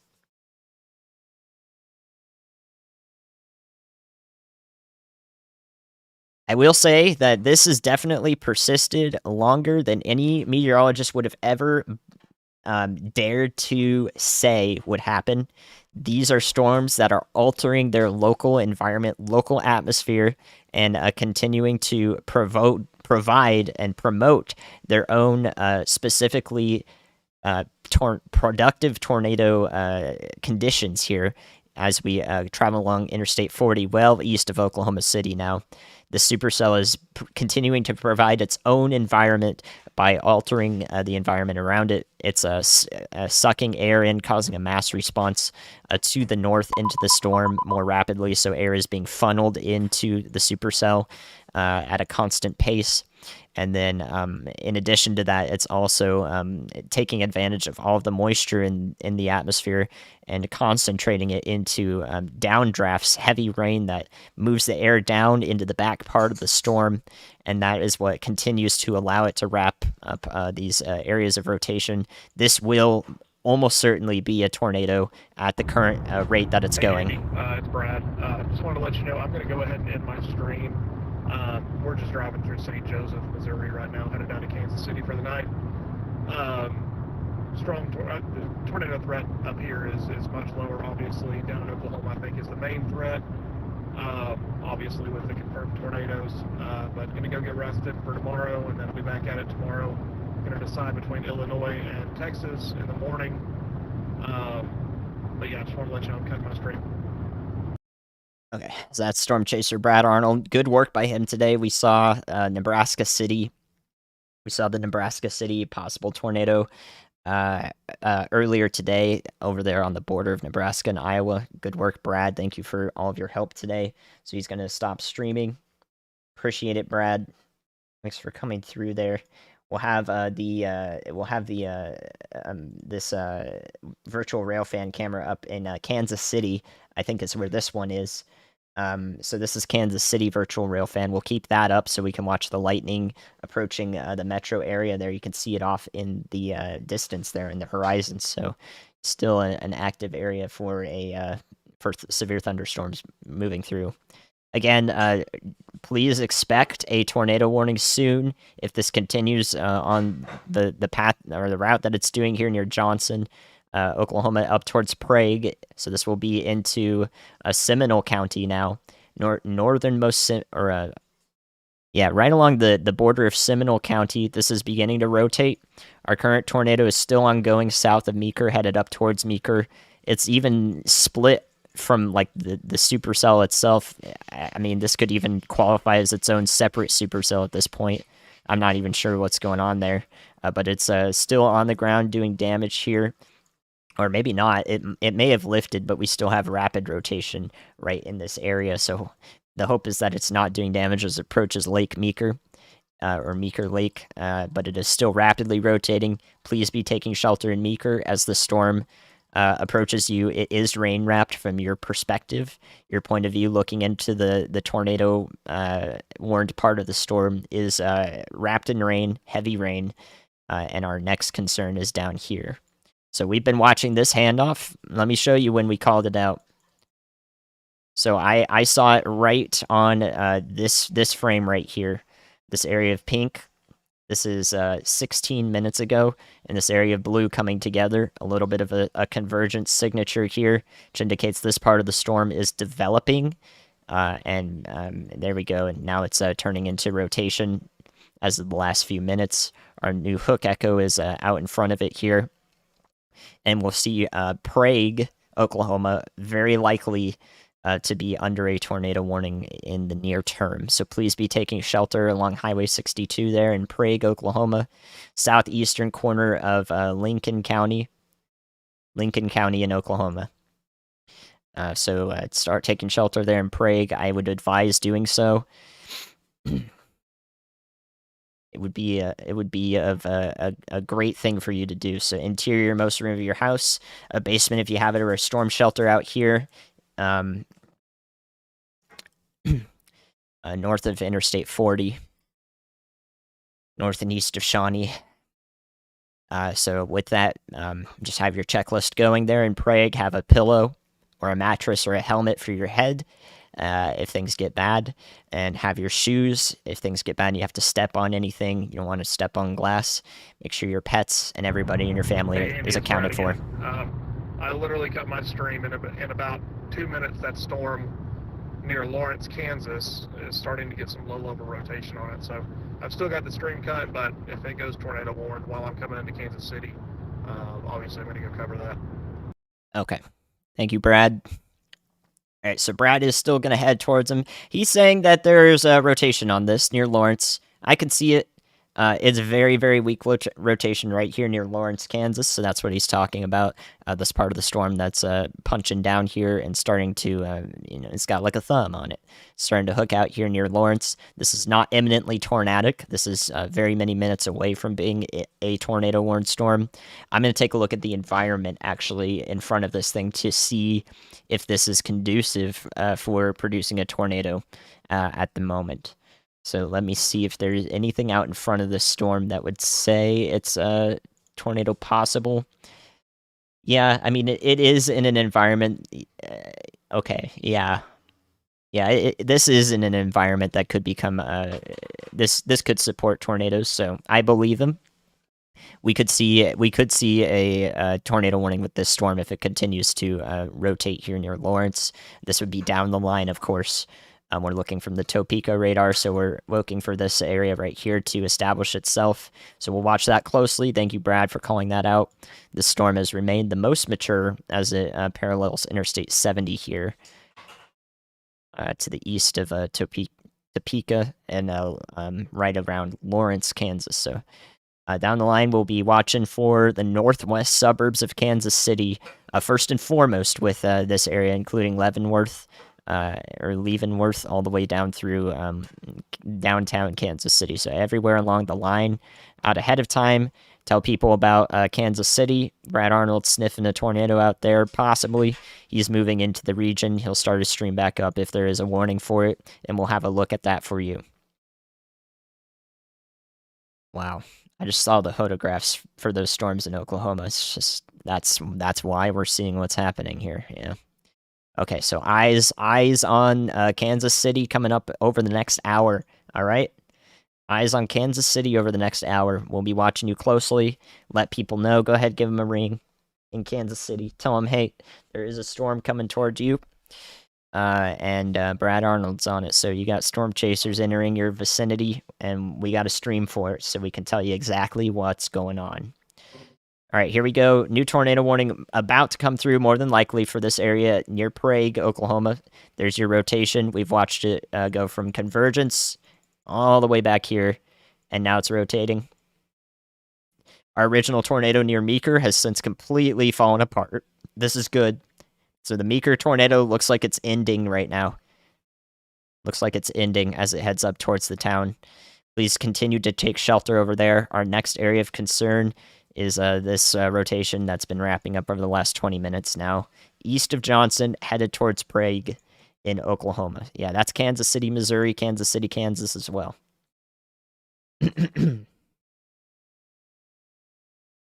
We're still going, so let people know in Kansas City they've got a storm moving toward them. It is in an environment that is supportive somewhat of tornadoes. It's not perfect. It's not perfect for tornado genesis, unlike Oklahoma down there. But right now, it will support a threat. I would say a marginal to slight threat of a tornado as it gets closer to the city, based on the data that I'm looking at. I can show you guys that really quickly here, so you believe me. So I can let you know what's happening. So if I show you this scale. We go. So this is the Storm Prediction Center's mesoscale analysis page. Kansas City up in here. We're looking at the dew points right now. The surface moisture, I'll draw it in black for you, is barely reaching up here with around 60-degree Fahrenheit dew points, a hallmark for severe weather. And if we look down here, here's our curved noodles that Ryan likes to talk about. A huge low-level jet here. You can see that arc up there in the first bit of the graph there. So a huge low-level jet is providing what we're watching the beginning of rotation.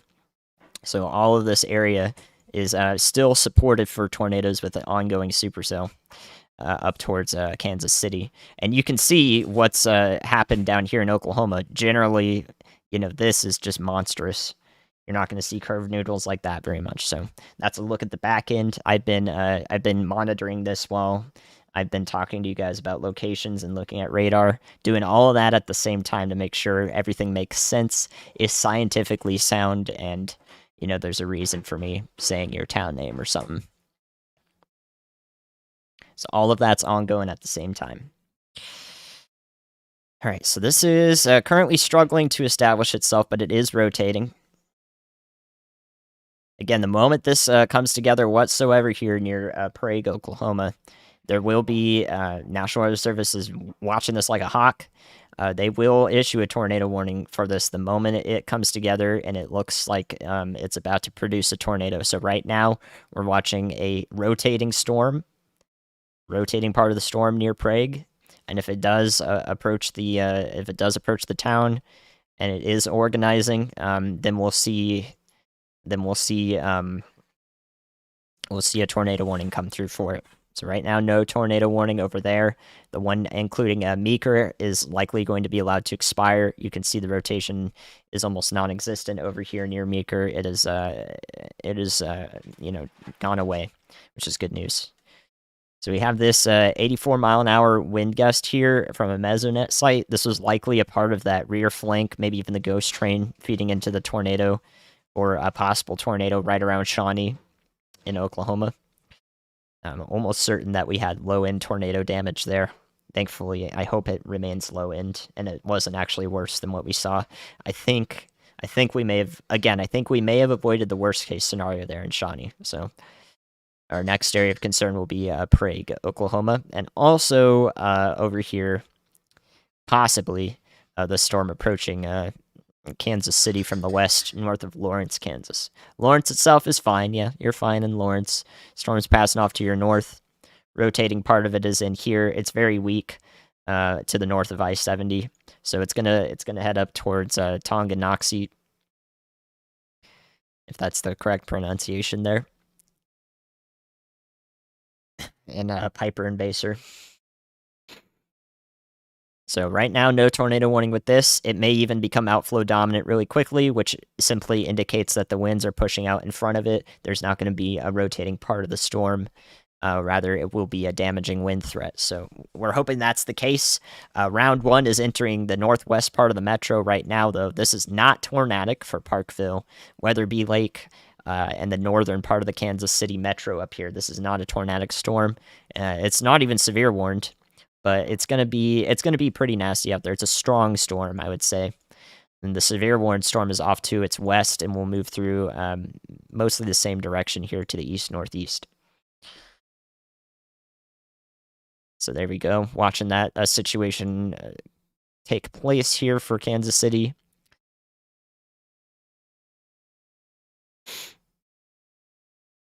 Looking through all other storms here just to make sure. One quick peek down there into Texas has shown us that all of these storms in Texas have fallen apart. They are now gone, so we can safely let Texas go to sleep, which is good news. We have highway signs snapped at the posts here, east of Topeka and north of Lawrence. So the strongest part of the storm is in here, approaching Tonganoxie. So there is wind damage being reported from this. As it approaches Kansas City and Kansas and Missouri, the whole metro area. One more look at Prague here. Rotation starting to wrap around like this and possibly establish itself here as it approaches the town of Prague, of course. I would not be surprised if there is a tornado warning at any point for Prague, Oklahoma. This would be in the southeastern corner of Lincoln County. Meeker, you guys are looking okay over there. You're looking all right. What we could see develop here, if I look at the last few frames of data, what we could see develop here, look at the stationary part of the storm, where that big old hail is right here. So there we go. Your tornado warning is allowed to expire in Meeker. You guys are all right. You guys are all right in Meeker. You're all right now in Shawnee. It's past you. So we're seeing this hail core stationary right here near east of Meeker, now east of the town. The worst case scenario I could see here is if this part of the storm, which is very heavily precipitating, hailing here, gets pulled down to the south and east, we could see a new surge of the back end of the storm forward. That would provide the grounds for our next, big time tornado if it were to occur. So anywhere over here, if this part of the storm starts to move this direction, I'm going to be worried. If this part of the storm just starts to push out, form another hook, that is not a good sign. So I'm watching this part really closely right in here. See if that develops anything as it persists here. Even if there is no tornado active while the storm is moving through, now north of I-40, moving basically this direction. Though it's a whole complex scenario with parts of itself moving like into it north and curling into the storm, and then a new part drops out of the southeast, and it cycles and hands off. Extremely complex interactions occurring here. Even if there is no tornado ongoing with it, it's still dropping large hail, has dropped large hail for literally hours. This same supercell and complex of supercells has dropped likely an intense to violent tornado in McLean County over here. It's dropped an intense tornado in eastern Cleveland County, several tornadoes in Pottawatomie County, and now through now north into southern Lincoln County. So this has a history of producing tornadoes all through this region, this complex of storms, and it's not done yet. Not done at all, because it's strong enough to persist in the environment despite there being a lid on the atmosphere right now. The storm is blowing the lid off. It's got strong enough updrafts moving into it, sustaining it, and that allows this continued tornadic potential to be realized. So again, most concerned with this part of the storm pushing down off the storm and forming a new surge of winds. The moment that happens, I'm going to be incredibly concerned. But again, I wouldn't be surprised with a new tornado warning very shortly here, because we do have this rotation, albeit broad, starting up once again south and west of Prague. So everybody in Prague, been talk about you all for 20 minutes now, something like that. Please be in your shelters here. And everybody who has sent support, I see you guys. I appreciate it. I'm sorry I haven't been able to read any of them. I think it's for a rather obvious reason. I don't want to focus on the monetary aspect, but I appreciate you keeping me going here. It means a lot to me. We've all had to go through this together, so the support is very well appreciated. Hopefully I can do something. We can do something as a team. To help any of these towns that were violently impacted today. We're not done yet, though.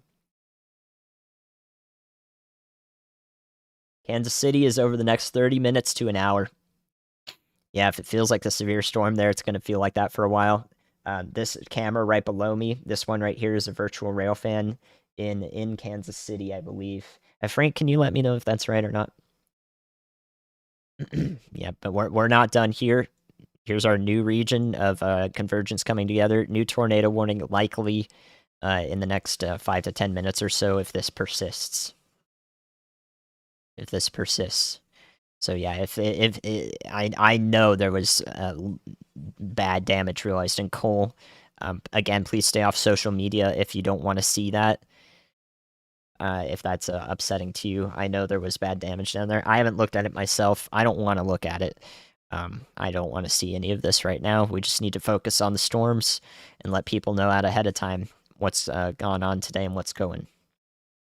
Thank you, Frank. A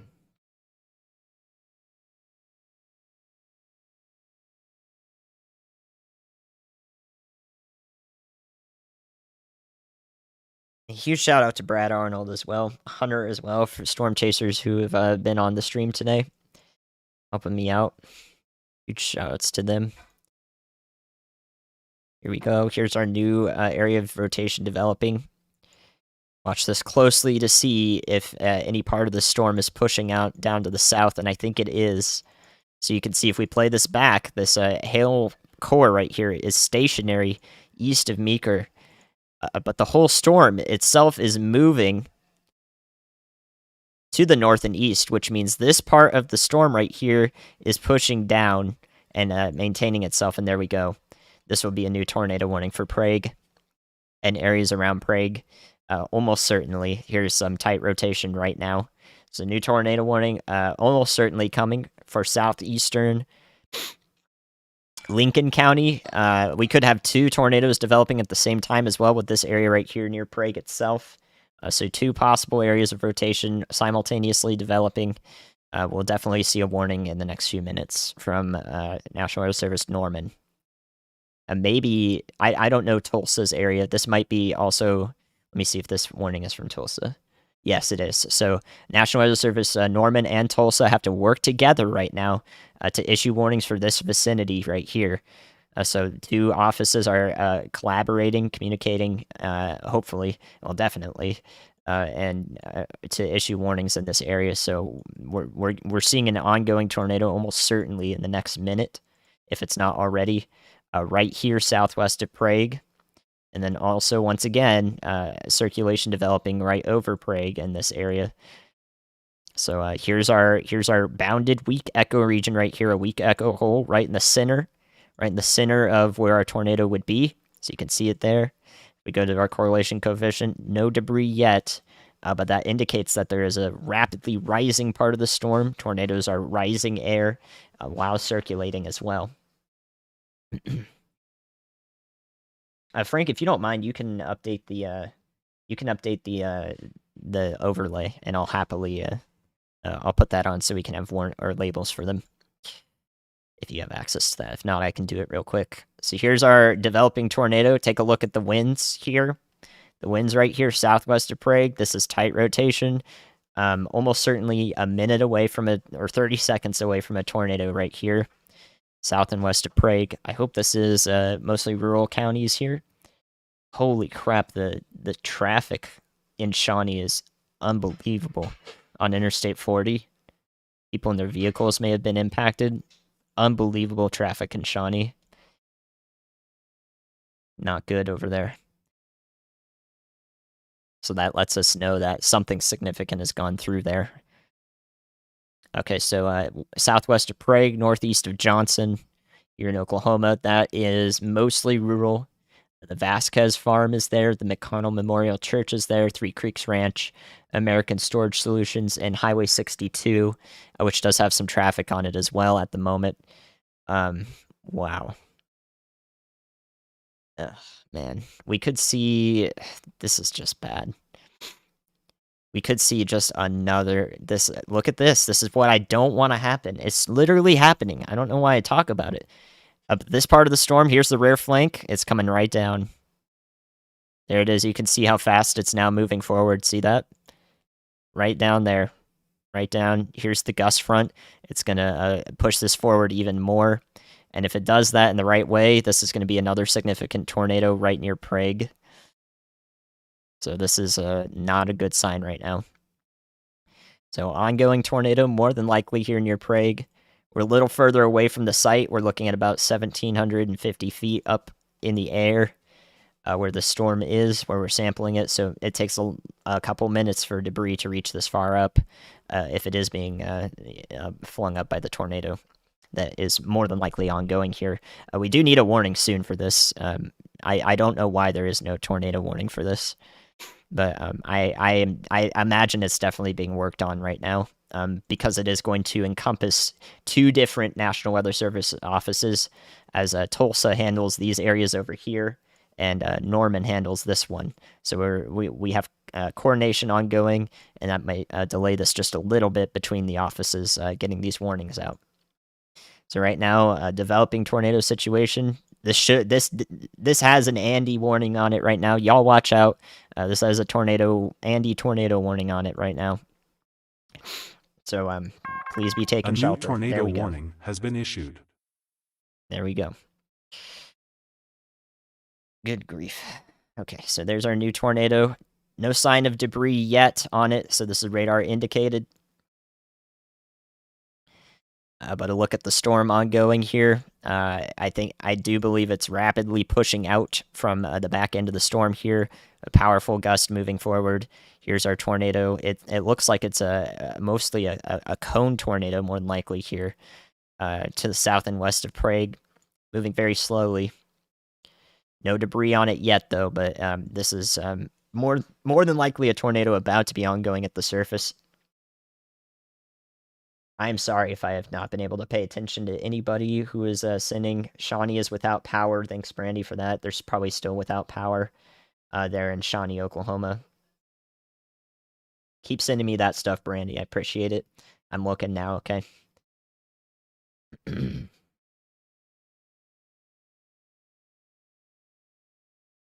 There we go. Please be taking shelter in Prague. Again, we could also have another slowly developing area of rotation here near Prague as well, in the town proper, but the tornado that would be ongoing is now southwest. And again, that's the Vasquez Farms. It's the closest place I can find, the Vasquez Farm, along Moccasin Trail Road.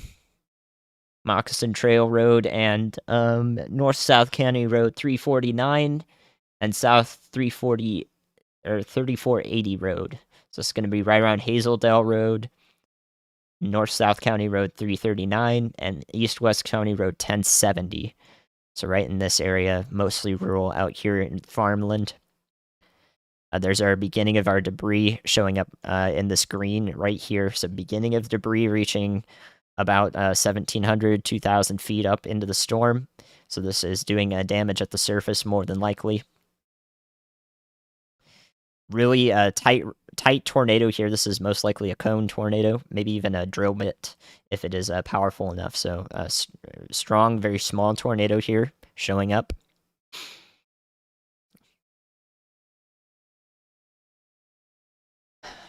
Yeah, I'm all good, guys. Don't worry about me. I feel good. I'm fine. I don't feel great because, you know, we've watched people's lives be changed, but I feel apt to continue this coverage, so I'm all good here. Where we're looking right now is northeastern Pottawatomie County, almost the northeastern part of the county here, and southeastern Lincoln County in Oklahoma.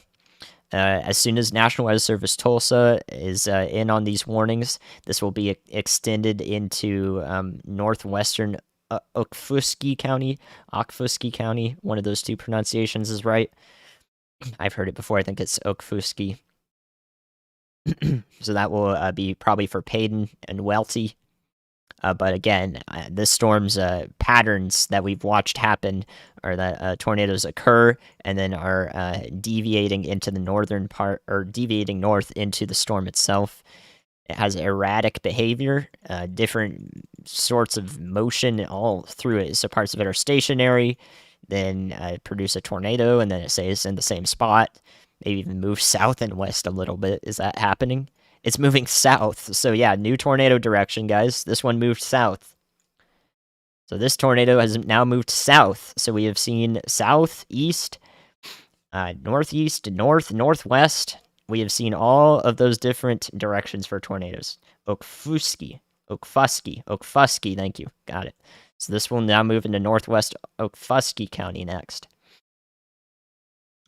All right, so that's what we're looking at there. More, this tornado is likely already done with. It's been cut off by the rear flank gust front. Here is our gust front. The tornado's back in here. No air is currently reaching the tornado, so it will dissipate. And then next in line here is probably a huge amount of hail. This might not be baseballs, but it could be golf balls, and a lot of them entering the town of Prague, and then a little bit of rotation just south and east of that hail core. Developing on our next cycle of the storm, cycle number 17, or however many we have seen so far. It's just utterly ridiculous.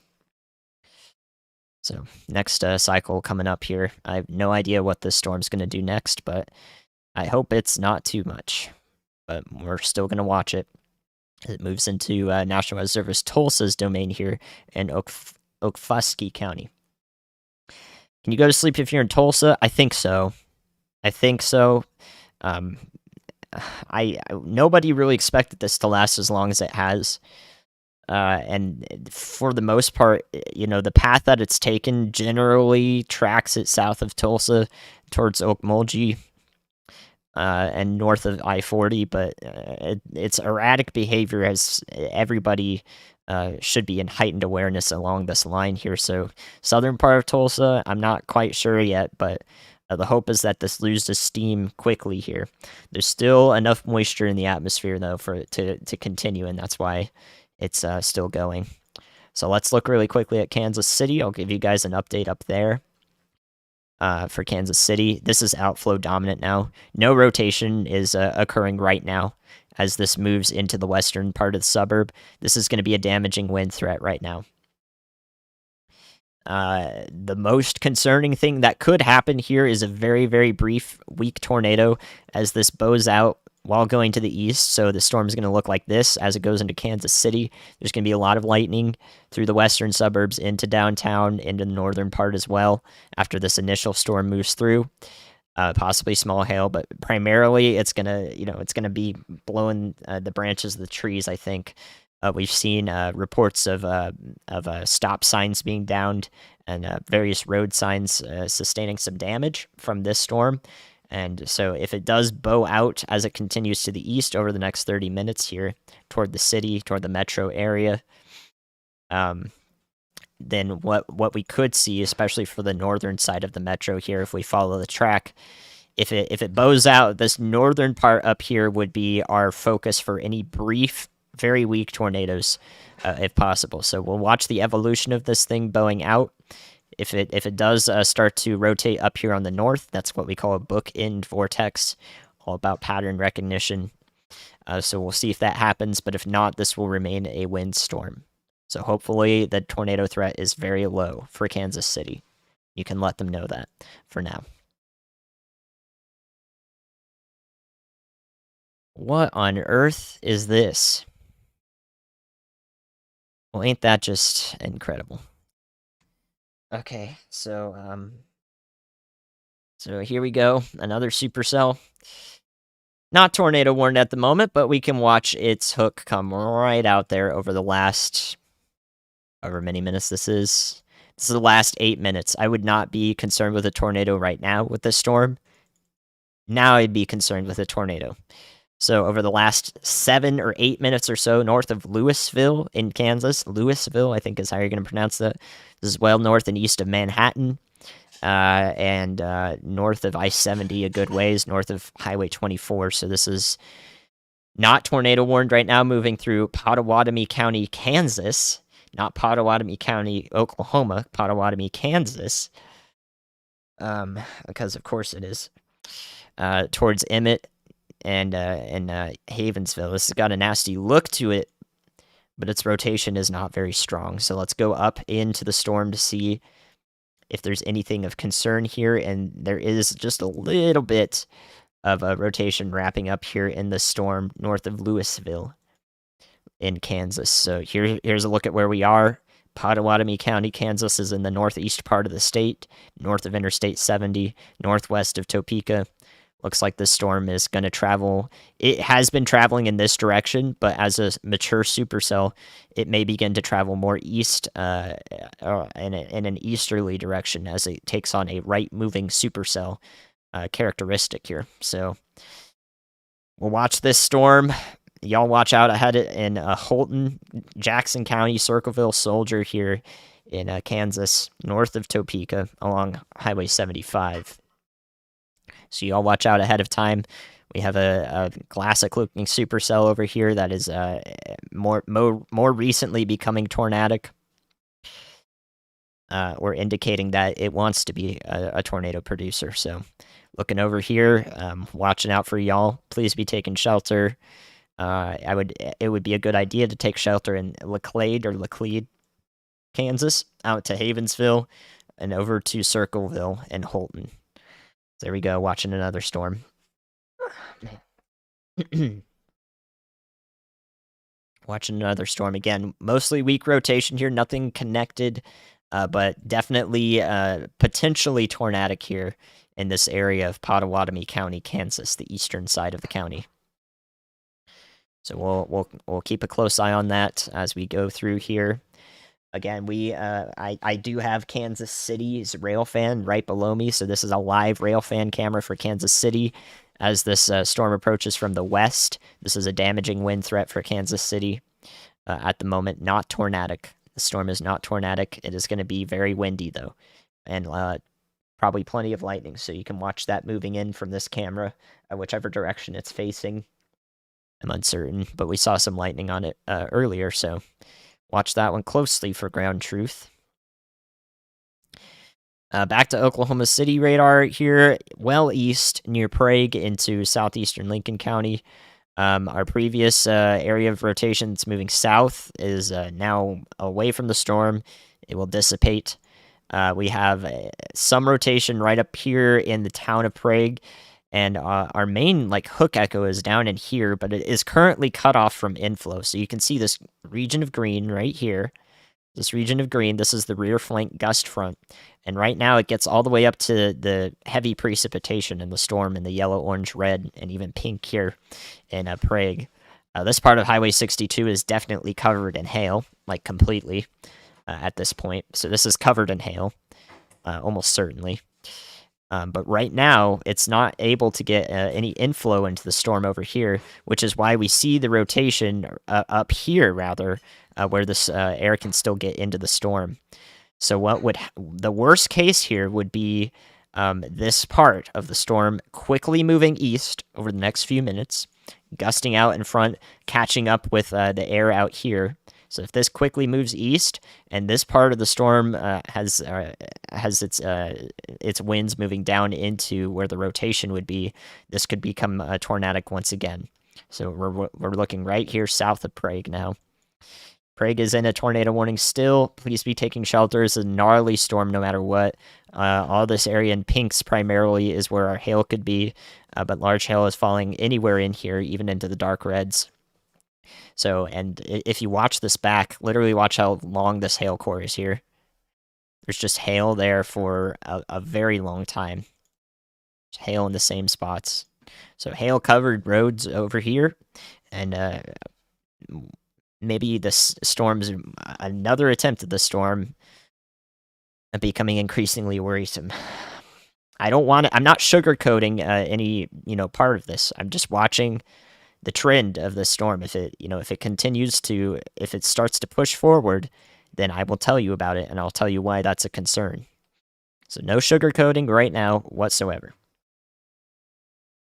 Just literally analyzing what's happening here and telling you what might occur based on a pattern recognition. So there we go. All other storms in Oklahoma have mostly fizzled out or are not severe. Same deal in Texas. Our only concern with storms for the remainder of the night seems to be this one up here in northeastern Kansas, northwest of Topeka, and this one over here headed into Kansas City, providing a damaging wind threat, primarily for the northern part of the metro, northwestern metro, into the northern metro near the airport up here for Kansas City. So this windy storm is moving in, still severe warned, still going to pack a punch. And we've had hailstorms still moving through north and east of Des Moines, around Ames, to the east of Ames. These are mostly going to be hailstorms up here. Almost maybe a little bit of a damaging wind threat, but almost zero tornado threat up there into Iowa.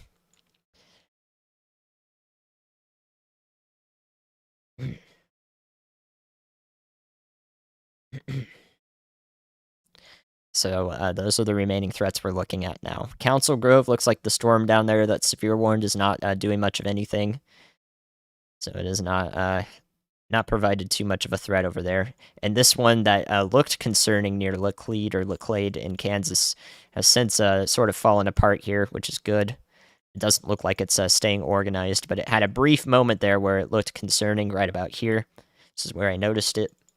And since then, it has become disorganized here, not really wrapping any tight rotation into it, or not really wrapping up into tight rotation. So this is good news over here for this people in the path of this one near Holton, Circleville, and so forth in northeastern Kansas. So good news so far to be reported with that storm. Back over here, see what's happening in our big old supercell here. The storm has lasted for I don't even know. Like this is the product of several supercells, more than likely at some point. I think two dominant ones.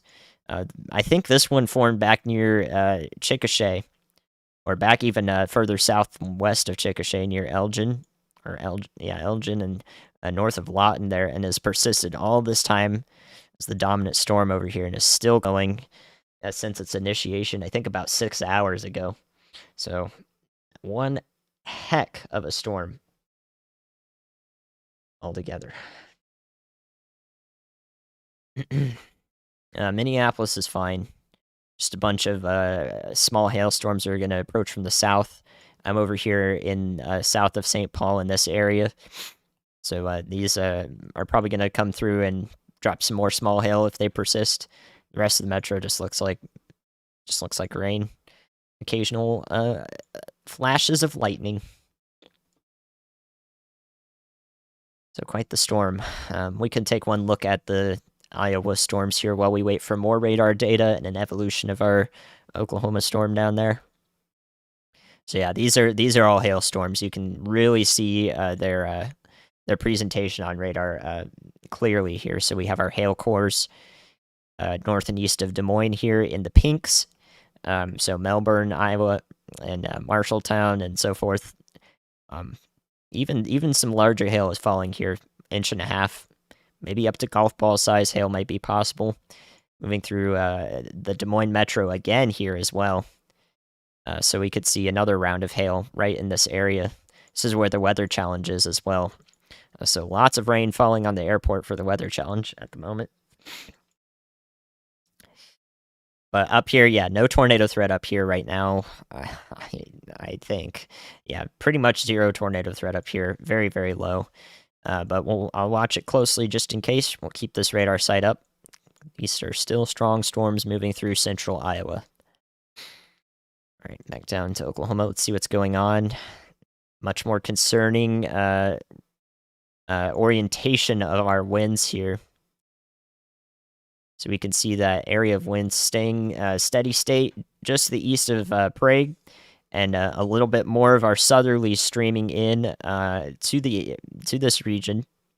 So our strongest winds are right here north, and we could see a new tornadic circulation begin here if this inflow channel is allowed to connect. So right here, we're looking at the winds right here. First and foremost, they have to go right through this region right in here. So if winds can be squeezed through here and into this part of the storm, that will produce a tornado. So we'll watch if that happens while this is dropping a bunch of hail here along Highway 62 and 377. So again, this will head into Okfuskee County. Next up, and National Weather Service Tulsa will be issuing the warnings on that. We're still on the closest radar site.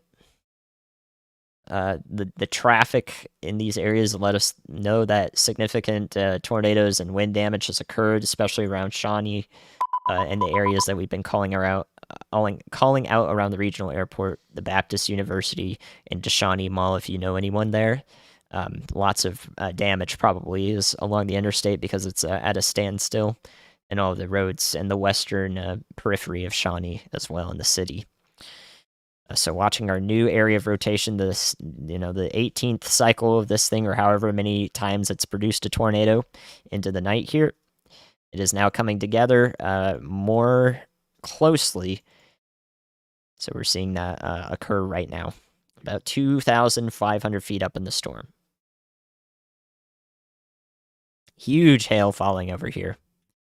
So really, this hail core has been the show for the last 15 minutes. Look how rapidly it is intensified. These purples here indicate either up to baseball size hail, maybe even larger than that north of Prague, or a hail blizzard at the same time. So this could be a lot of golf balls, especially ones being driven forward by wind here. And what that tells me is that these pinks and purples showing up are much higher. A lot more energy is being reflected from the beams that are going into the storm right here. So the radar beams are entering the storm, And this is where a lot more energy is present in the storm based on how rapidly it's bouncing off of objects here. And that tells us that there is a lot of hail or some big hail or both at the same time. So hail blizzard ongoing now with this supercell. It just absolutely looks gnarly. Here's some characteristics of it. So here's our supercell here. It's got a little bit of the split look to it. Sometimes we call this a flying eagle. So the updraft is coming through the supercell like this, and then splitting off in both directions here. And right in the center is where the lighter rain is falling, because the updraft is pushing it to the side, and dropping all the rain on either side out in the forward flank. Back in here is where our tornado would be, and here at the southern edge of this in the hook. Our gust front, our rear flank gust front, is coming out of the storm like this and being pushed forward out ahead of it. So this is a very windy part at the surface. And then our hail core is right in here where the most hail is falling. So there's a look at a supercell, and most of the parts of it. It looks like a sort of a butterfly figure here that I've drawn. So, yeah, make of that what you will.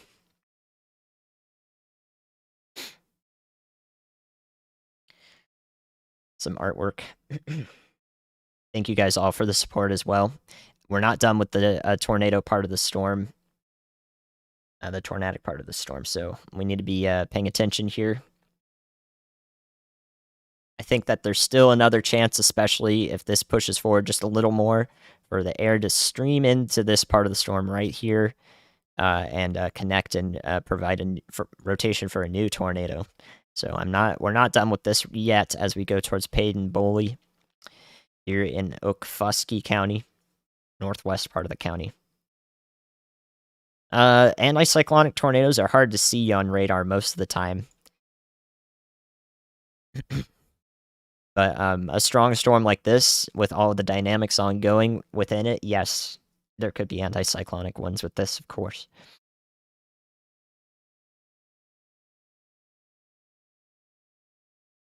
Right now, I don't think Tulsa is in the line of fire for this. I think that Okmulgee is in the line of fire for this. This is really where I'm most concerned with the supercell moving. It seems to it has had plenty of erratic movements with it as it moves, as it's persisted for hours and hours.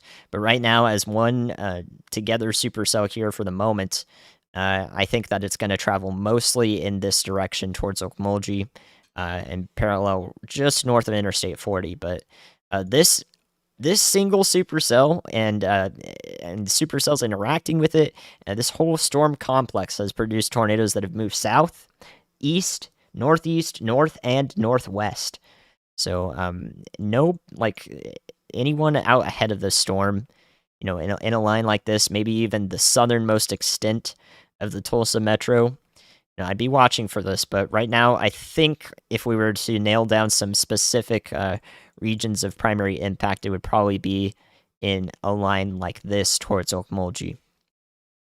At any point, though, we've seen this stall out. We've seen it start moving a little bit north. We've seen it do every which direction here. So nothing is out of the question for now. But I think Tulsa is more than likely okay.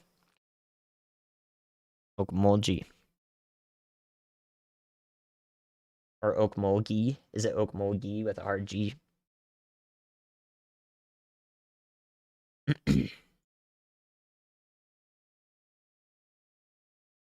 All right, so one more look at Kansas City here. This is not extremely pertinent anymore. Our possibles are gnarly looking supercell over here in eastern Pottawatomie County, and Kansas has simply lost its organization.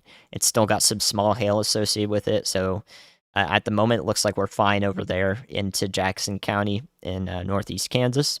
So good over there. Council Grove, your cell is falling apart. But now, of course, our wind bag is moving into northwestern Kansas City metro. So this is just a wind bag right now. Windy, lots of lightning. And probably going to blow over some stop signs right now as it moves through northwestern suburbs. We've been talking about this one for possibly 2 hours or so, watching it move east and now it's taken on a little bit of that northern extent. So it really looks like that the northern suburbs are going to get in on the worst of it, and the city itself can watch the lightning off in the distance from this thing for sure. But keep in mind that anywhere that you can see or hear, you can see lightning or hear thunder, you're not exactly safe from it. We can get plenty of lightning strikes out ahead of this storm if it likes to produce bolts from the blue or anvil crawlers that travel along it way out in front of it. So would not recommend being out in the open, but it looks like downtown Kansas City can watch this travel to the north. Non-tornadic storm right now in Kansas City Metro. There you go. All right, a look at our storm here. It looks like it's very close to getting an inflow channel established here, and we can see tight rotation maybe developing right here south of Paden, and our sort of interesting shaped hook echo is coming around like this. So if this does establish itself, we could see a tornado begin to form here. Doesn't look that great. This looks a little bit less convincing than our recent cycles of this storm, though. I think we may be looking at something that won't do it again, but there is still the chance here, still the opportunity for this supercell to try to tornado again. I would recommend being in your safe spots in Paden and Boley here in northwestern Okfuskee County here in Oklahoma. And I'd recommend being aware out ahead of time for Okmulgee I think it's Okmulgee with the hard G there. The G is a hard sound. There we go. All right. Thank you for saying that. Appreciate you. So out ahead of time towards Okmulgee. The supercell is going to travel generally in your direction. Looks like it's trying to parallel Interstate 40 in the most recent scans here. Part of it is sticking and moving due east, and our hail core is kind of perpetually moving to the east as well. There is almost certain, I do not think we're going to see anything like this tomorrow, no. The tornado threat is on the very low end, but for a broad area in 2 different areas, including Illinois. But it's only a 2% risk, which is a marginal risk for tornadoes. So it's also conditional, but I don't think we're going to see anything like this tomorrow.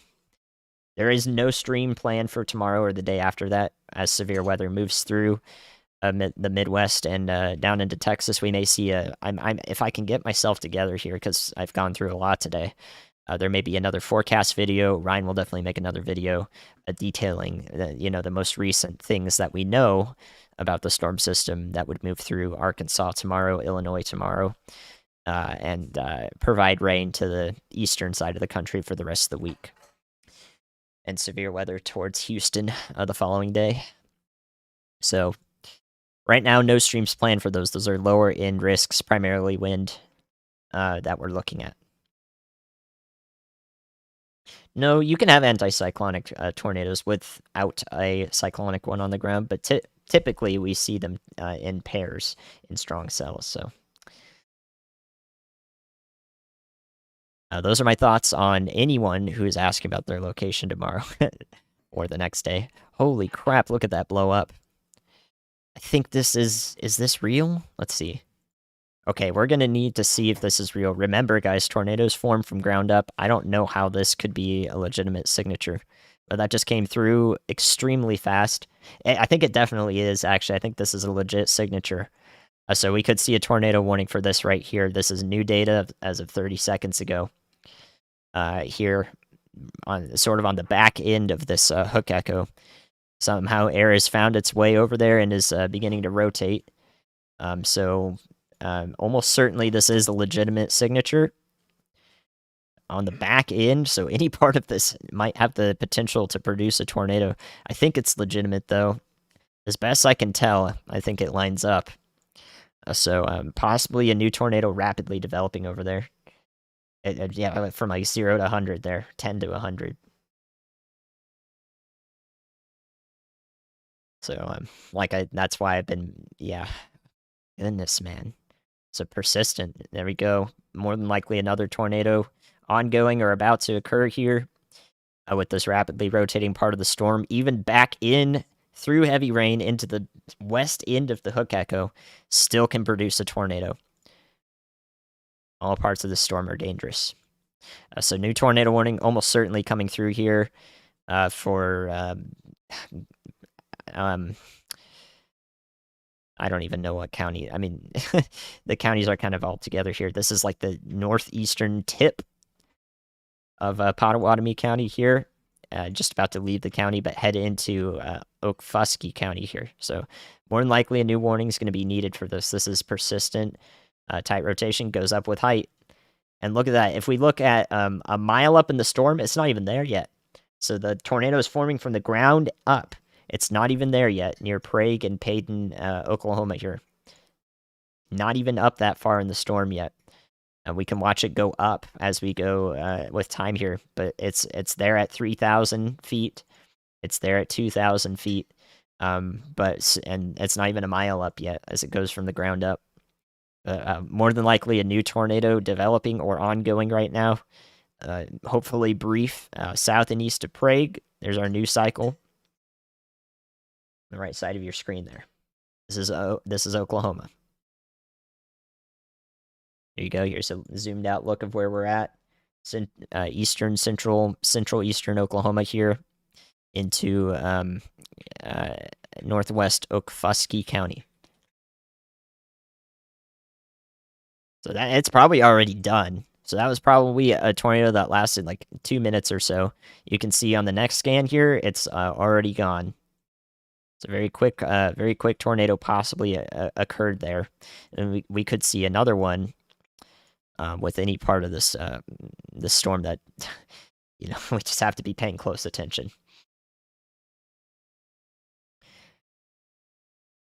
But yeah, as it stands, it does look like it's taking a track well south of Tulsa. So Tulsa, you should be okay. You should be okay in Tulsa. And over here in Okmulgee and Henrietta, this is the area out ahead of time that I'd be watching out for as this gets to Okmulgee County. Heads through Okfuskee County here.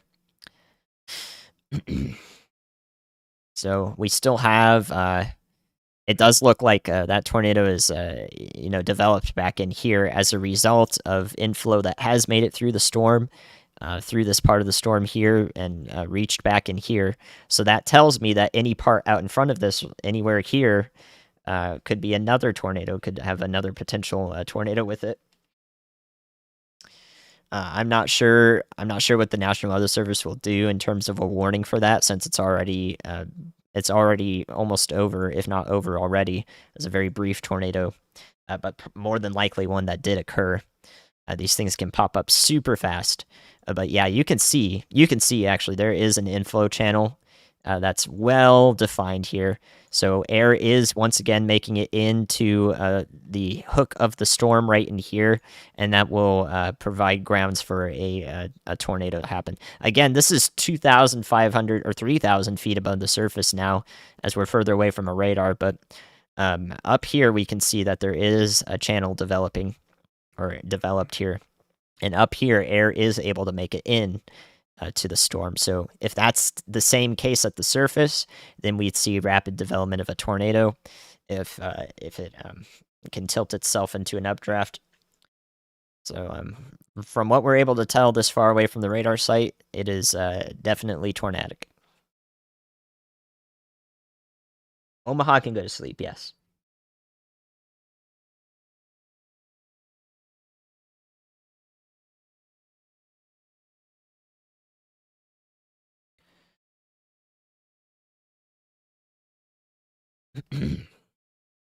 Yeah, thank you all for still being here. The continuation of the storm. One more look, of course, for our friends in Kansas City. This is mostly fallen apart, but it is still as Reed likes to call it, a wind bag. So a lot of damaging winds moving through Farrellview here, the northern part of Kansas City Metro. Well removed from downtown, so you guys look fine. You look fine in Kansas City. But what could be occurring out ahead of this thing is a sort of a damaging wind threat local to this part of the storm here, moving through northwest Missouri into north central. So this is a bow echo, and it could propagate this direction. It will likely be a gusty storm, even if not severe warned for north central Missouri through the night, or even into central Missouri if it takes a southeasterly track towards Jeff City and Columbia. But right now, of course, tornado threat's muted with this. It's 0 for this part of the storm where we have the gust front out in front of it. So 0 tornado threat here. But it will be windy and heavy rain. So that's a look over there. Hailstorms are the case through Iowa. And small hail possible into parts of southern Minnesota as well. Only hail up there, all right? Only hail, maybe a few damaging wind gusts. No tornadoes up there. I think our only tornado threat for the remainder of the night is this remaining supercell moving east along Interstate 40 here into east central Oklahoma now. So before this thing wraps up anything else, I am going to take a very, very quick break. I will be right back in just a minute. Fortunately, I'm human. But I've done my absolute best to stay in this chair while it's been most pertinent for hours on end. But I will be back if we will not be done with this over the next few minutes, over the next 30 minutes to an hour. I think we'll go for another 30 minutes to an hour as things are looking right now. So I'll be right back. And the moment I get back, we'll continue coverage. Should only take me about a minute or two. All right. I appreciate you all. Thank you for being here. Stick around. And I'll be right back. I'm going to play this screen right here, even though it's not you're not listening to Ryan Hall, but I will be right back. All right. Give me a sec.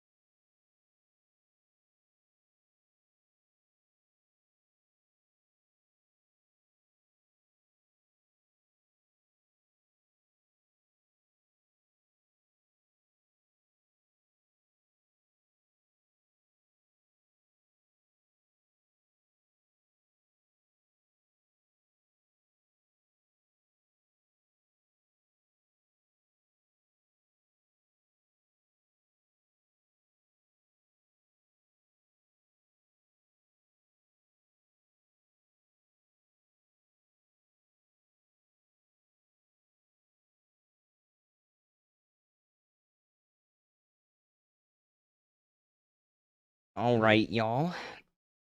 Let's keep going here. In the minute I was gone, it looks like nothing got incredibly dangerous here. Nothing got incredibly dangerous here. Let me turn this off. Here we go. Back on the coverage.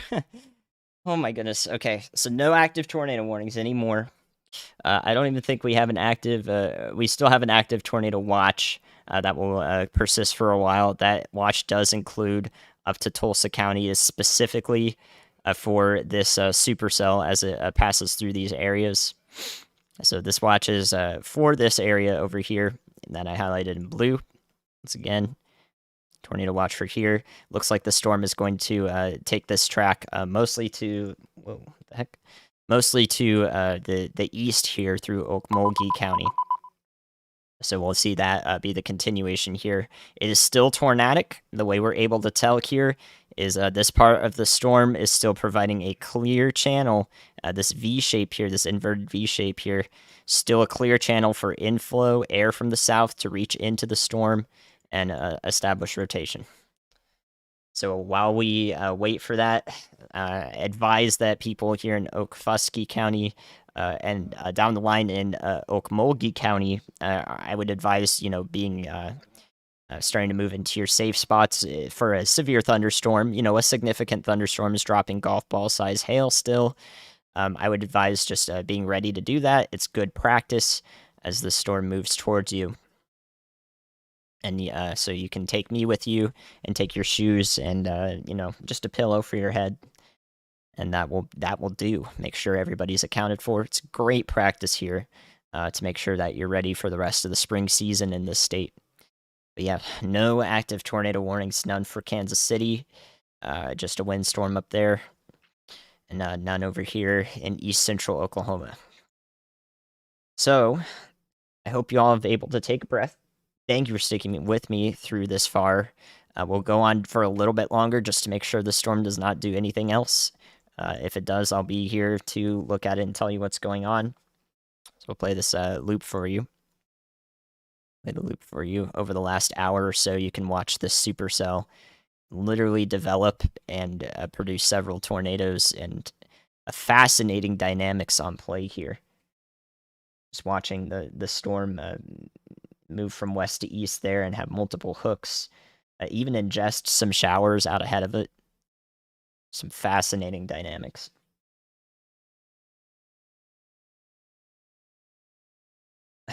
I mean, you can watch let's see, you can watch a tornado move north to northwest here. You can watch a tornado move to the south near Johnson right here. You can watch a tornado be stationary right here near Prague and Payton. And you can watch parts of the storm move off to the south and east this direction. Like, we have seen every which way the storm could do something tonight so far. And that's just the last that's just literally the last hour. This storm has existed for several hours before that and has had a couple of intense tornadoes before that.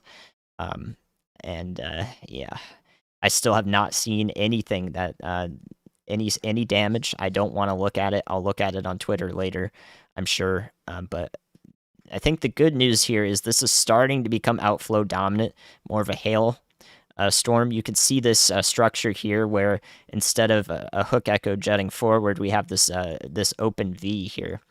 And when this happens, we mainly see the damaging hail threat in all parts of this, just north of Interstate 40. So there's going to be a nasty storm either way. It may even become a destructive severe thunderstorm. If that is the case, then areas out ahead of this may sound the sirens anyways, because the sirens are meant to make people who are outdoors go indoors. That is their purpose, their function. So you don't want to be outdoors in a baseball hailstorm or a 70-mile-an-hour hailstorm or so forth. So they may sound the sirens in Okmulgee out ahead of this, Henrietta and Okima here in Okfuskee County. So if the sirens do come through for anyone in Okmulgee along Interstate 40 and Henrietta, then that is the reason why. That is the reason why at the moment we're seeing this lose its tornado potential right now. There's still some that exists in this part of the storm. If this begins to push forward, accelerate forward, we could see another tornado. But cross your fingers that we're done. Another indication that I think that this is ongoing, that is, we see this bow structure here on the left side of your stream. I'm drawing it here. And on the northern end, we have this side rotating a little bit, and on the southern end, we also have some rotation occurring. And I think this is becoming more of a storm that's just being pushed forward rather than sustaining its own rotation. So Hopefully that's the case, but if it is doing that, it's pushing forward rapidly some really large hail or a lot of it as it goes towards Okmulgee. So dangerous storm no matter what. But if we have no more tornado warnings from this point on tonight, we did it. We made it through this. I really hope that there were no casualties today. I haven't seen reports of it. I can take another look at what Brandy's been sending me. Um, uh, in and around Lincoln County. So far, I haven't seen any reports of that. I'd rather not put that in chat, but it is news. So if you have heard of it, it's okay. But only I wouldn't recommend spamming it in the chat because we only want verified sources, of course. So while we're here, I'm reading chat right now. I'm reading chat. I'll tell you guys that if you're gonna ask about a location, tomorrow's threat is very much less of a threat for tornadoes. It is very much more focused on wind and hail, and the same is for the next day in Houston. So everybody who is in a risk tomorrow, it's very much on the lower end for tornadoes. It's going to be another classic springtime storm blowing through some damaging winds. You've seen some powerful winds with the past couple of storms that blew through over the last few weeks. So that's going to be the same case with this next system. More than likely, we're not going to see anything like today tomorrow. Nothing like today.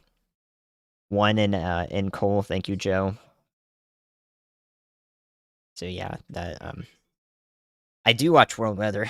My recent videos were also included Cyclone Ilsa, one of the recent videos, and the brown ocean effect out in front of it, why it persisted for a while. It's a Category 5 severe cyclone from Australian definition, and also a Category 5 hurricane equivalent there in northwest Australia.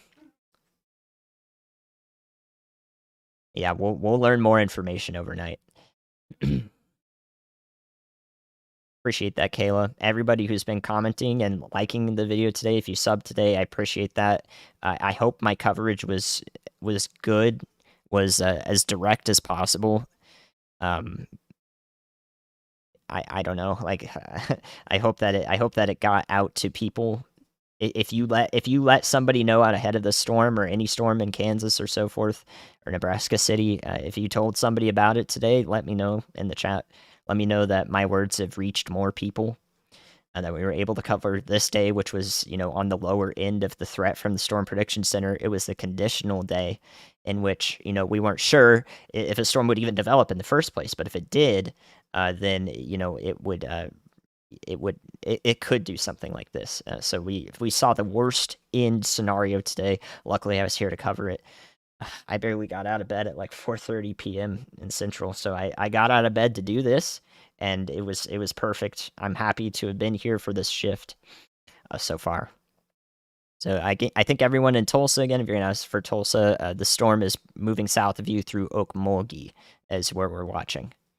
Okmulgee to Henrietta, parts of Interstate 40 are probably going to get in right on the edge of some damaging hail and wind-driven hail. It really looks like it's a outflow dominant storm now. You see that hail core being pushed forward, so I think the tornado threat is lowering. Yeah, we're not going to discuss tornado ratings. That's not important. What is important is the humanity element, the aspect of people receiving aid. What number it was does not change that for the most part right now.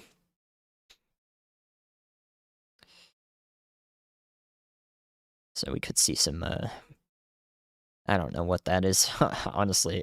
I mean, if there is another tornado warning issued for the storm, it's because there are still parts of it that are coming together on the back end. We've already seen one tornado come in on the back end, so we'll see. Your friend south of Norman, good to see. Risk for Friday. Friday is the damaging wind threat near Houston, southeast Texas, I think, at the moment. I'll bring up Radar Omega so you can see that. So let me show you Friday, Thursday and Friday. We'll go through each one, just so you guys know. So we have this marginal and slight risk. This is primarily for wind and hail down through Dallas into Austin, Texas.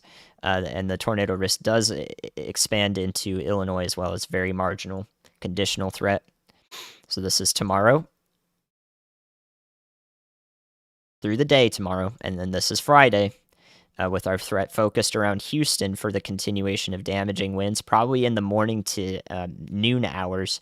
Maybe some backward development as well for a second round might be possible in these areas as we go through the day. So we'll see if there's one or two. It will be damaging wind down here in Houston and into western Louisiana, and probably some spare storms into New Orleans as well, and into Mississippi. I don't think this is. We are going to see absolutely nothing like today, tomorrow, or Friday. That is not going to be the same deal. Not at all. So you can see as these storms move east, our severe threats today are ending as we get closer to these hailstorms in Cedar Rapids. As these storms move out of Kansas City and this moves to the east towards Tulsa, it should it is losing its conditions that are good for severe weather here. So it may continue for a while longer here east along Interstate 40, but it is not expected to last all night. For Nebraska, I don't think so. I think Nebraska's fine now. You got that cold air pooling in now on the back end of the cold front. Happy to help, Yules. Yeah, happy to help. And that's in addition, you're even watching this broadcast on YouTube with a 30-second delay, so take that into account as well. You can speed up the broadcast so that you're watching with less latency, but I have to have a 30-second delay or 25-second delay to make sure that people that need closed captions on days like this are able to use them. On days that we have Ryan streaming alongside myself on the upper end risk days, I will not have closed captions on the stream because Ryan will be doing the part in like the public relay part, and I will have the meteorology backend to focus here, and we'll be doing the thing where I change his lights and so forth. We have a system together.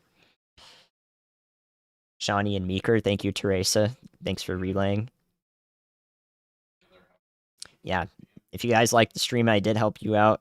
Liking the stream simply lets YouTube know, and staying here longer simply lets YouTube know that. Wow, are you serious?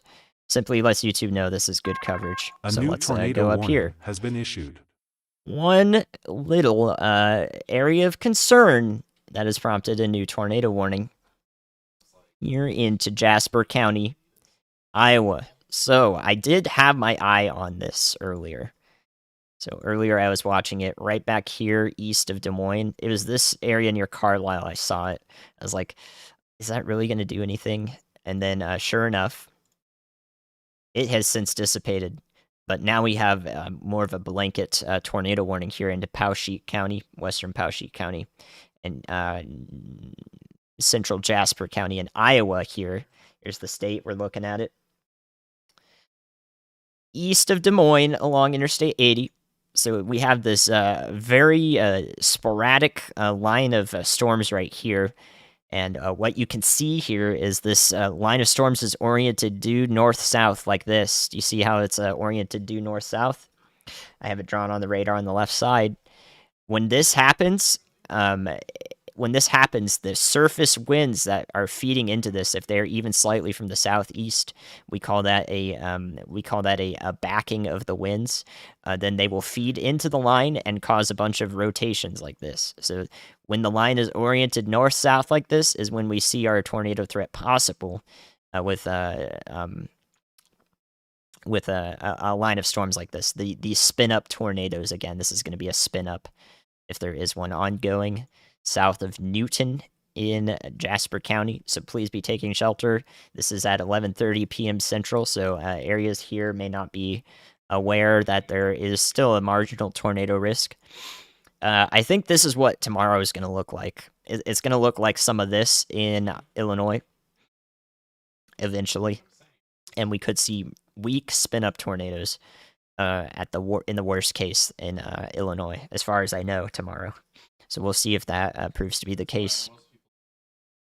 Yeah, one sort of a semi-blanket tornado warning here for brief spin-ups that actually look pretty concerning. So that's what prompted our warning right here west of Riasnor. north of Monroe, Iowa, and south of Newton. So we had that show up right there. It's already gone with this warning. It's already dissipated. So that's why that warning came through. We can take a quick look just to see if it did do anything we could see here. And I don't think any of the damage has shown up on radar. If this was on the ground just about 7 minutes ago. A very sneaky tornado risk here. You know, if Ryan were streaming and I were doing my own stream, this is what I would be looking for. I probably would have been able to find that ahead of time, but of course, I'm focusing in Oklahoma and making sure that I'm leading this stream myself, and so I can relay to people. Yeah, happy to help. In Sioux Falls, you had some thunder boomers there, maybe some small hail. Yeah. Thank you, Karma. Appreciate relaying it on Twitter, any social media, letting more people know, however method that you can reach more people. And taking shelter of the Viking helmet, nice over there in Okmulgee. It's a good idea to do. So there's our active tornado warning. It's going to move into Powesheik County, Iowa, with this line. This looks like the only tornadic part of the line here is focused right along Interstate 80. The rest of it has no noteworthy circulations. Now that I'm got my eyes over here, so we could see another instance of one here near Reesnor. I think that looks like the only case that I can see. Maybe up here north of Newton as well. But the main threat here is going to be damaging winds with this line. Doesn't look too strong, but one brief spin-up tornado may have occurred here, so warrants watching. Back over here near Okmulgee, looks a little bit less of a hailstorm. We've seen a lot of that hail. There you go, in the pinks and purples. For the last few minutes, this has started to dissipate pretty rapidly here. So at the moment, I don't think that the storm is going to persist for too much longer as it approaches Okmulgee. But when hail dissipates rather quickly like this, that also can mean that it's moving into a different environment that's more tornadic rather than hail supporting. So we'll see how this evolves, but I'm going to hope that this is a good thing and that this gust front out in front of it prevents any sort of tornado from occurring here. So we'll see.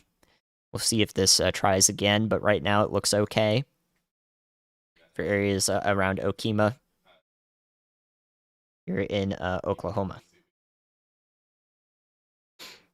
About Davenport, down the line, it's probably going to dissipate in the night hours. It loses all of its moisture and so forth. It loses its steam into the night hours. No, Des Moines is fine. East of Des Moines, there's a brief spin-up tornado possible, but beyond that, it is not even the rotation that prompted the warning is not even existent any longer.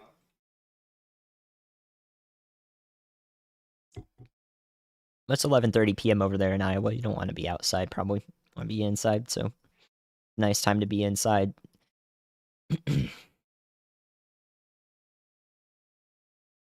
Missouri looks okay now. Probably just one severe thunderstorm warning. Or none.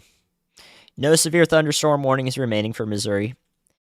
This part of the line is non-tornadic as it approaches areas of Columbia and Jefferson City, and it will dissipate through the night hours. More than likely. We have some hailstorms still persisting here into southeast Kansas. So those are not going to be tornadic either. So if this thunderstorm over here comes through these areas as they travel northeast, it will be for hail and lightning. They might wake you up.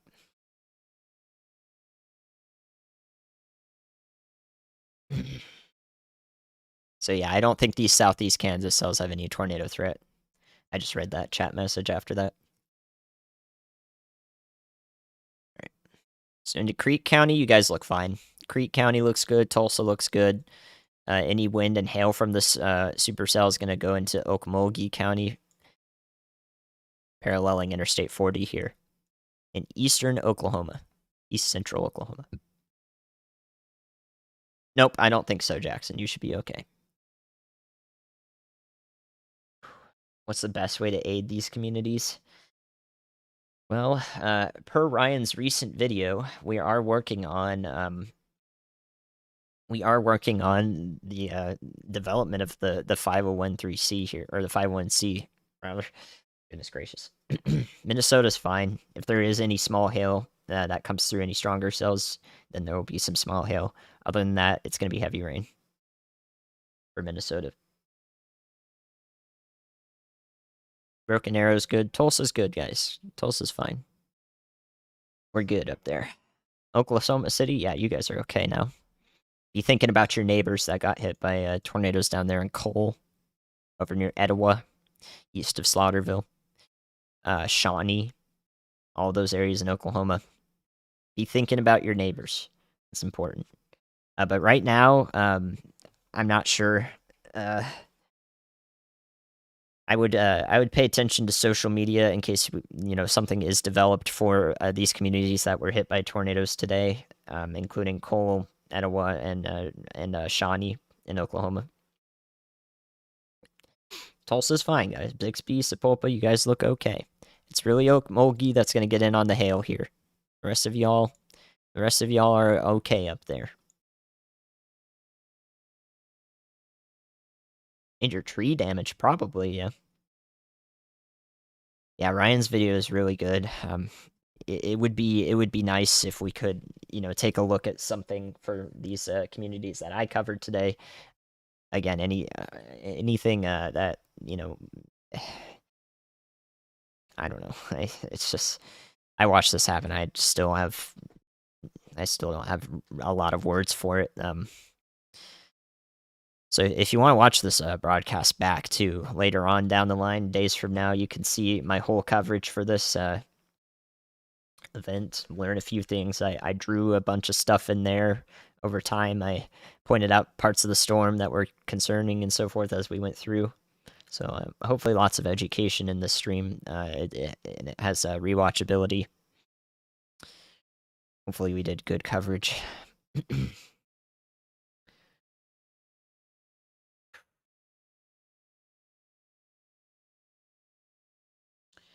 Chris Hall's going to Oklahoma. I see that. Chris Hall might be going to Oklahoma. Thank you, Taylor, for reaching out.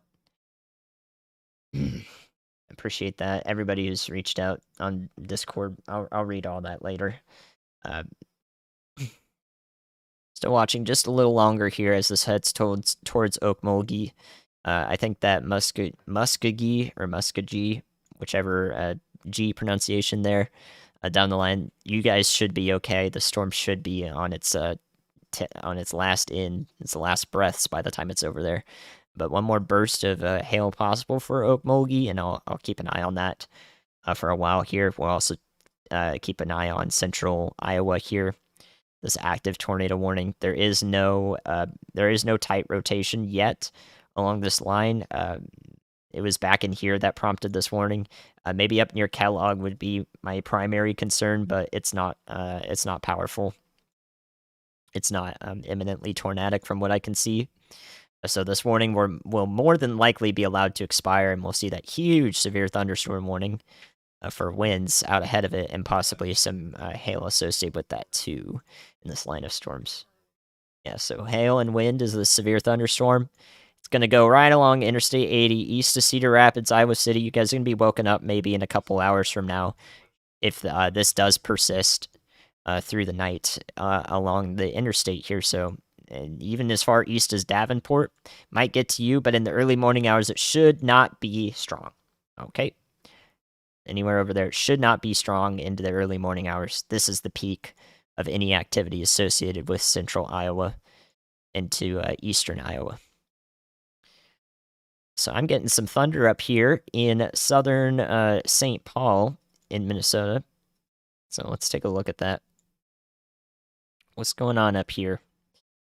I'm starting to get thunder from these storms right in here. It's pretty close by, so some heavy rain moving through parts of Minneapolis metro now. both from the west side here along whatever frontal feature this is, and this post or this elevated convection here, well north of the warm front. It's like, was it like 40 degrees outside, 40 Fahrenheit, maybe even a little colder than that. We've got these cells popping up and moving through. So some hail falling in around Burnsville and Bloomington in Minnesota. I can hear the thunder.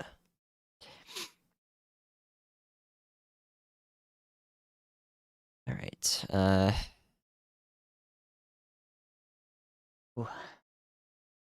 Yeah, let me know who all you're able to help out today from the stream so far. I'm watching chat now. I appreciate the thanks. I appreciate every single person who sent support along today, any super chats and so forth. Thank you. I did my absolute best to, cover this in depth, and I do appreciate the support.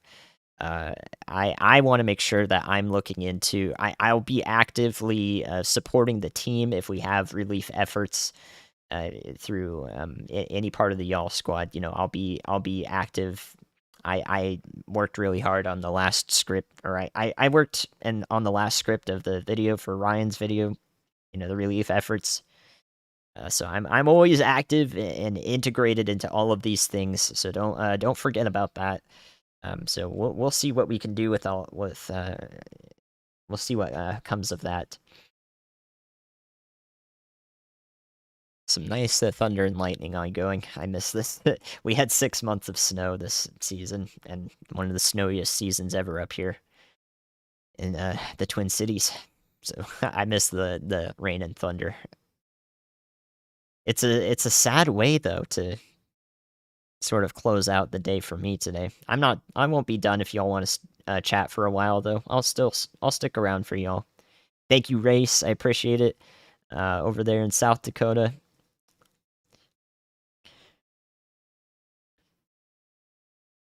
Yeah, it takes a village. Exactly, Frank. Thank you for the mods today as well. What do y'all want to chat about? When you run a marathon, you don't just stop. You walk it off. So we walk it off now. We talk to each other.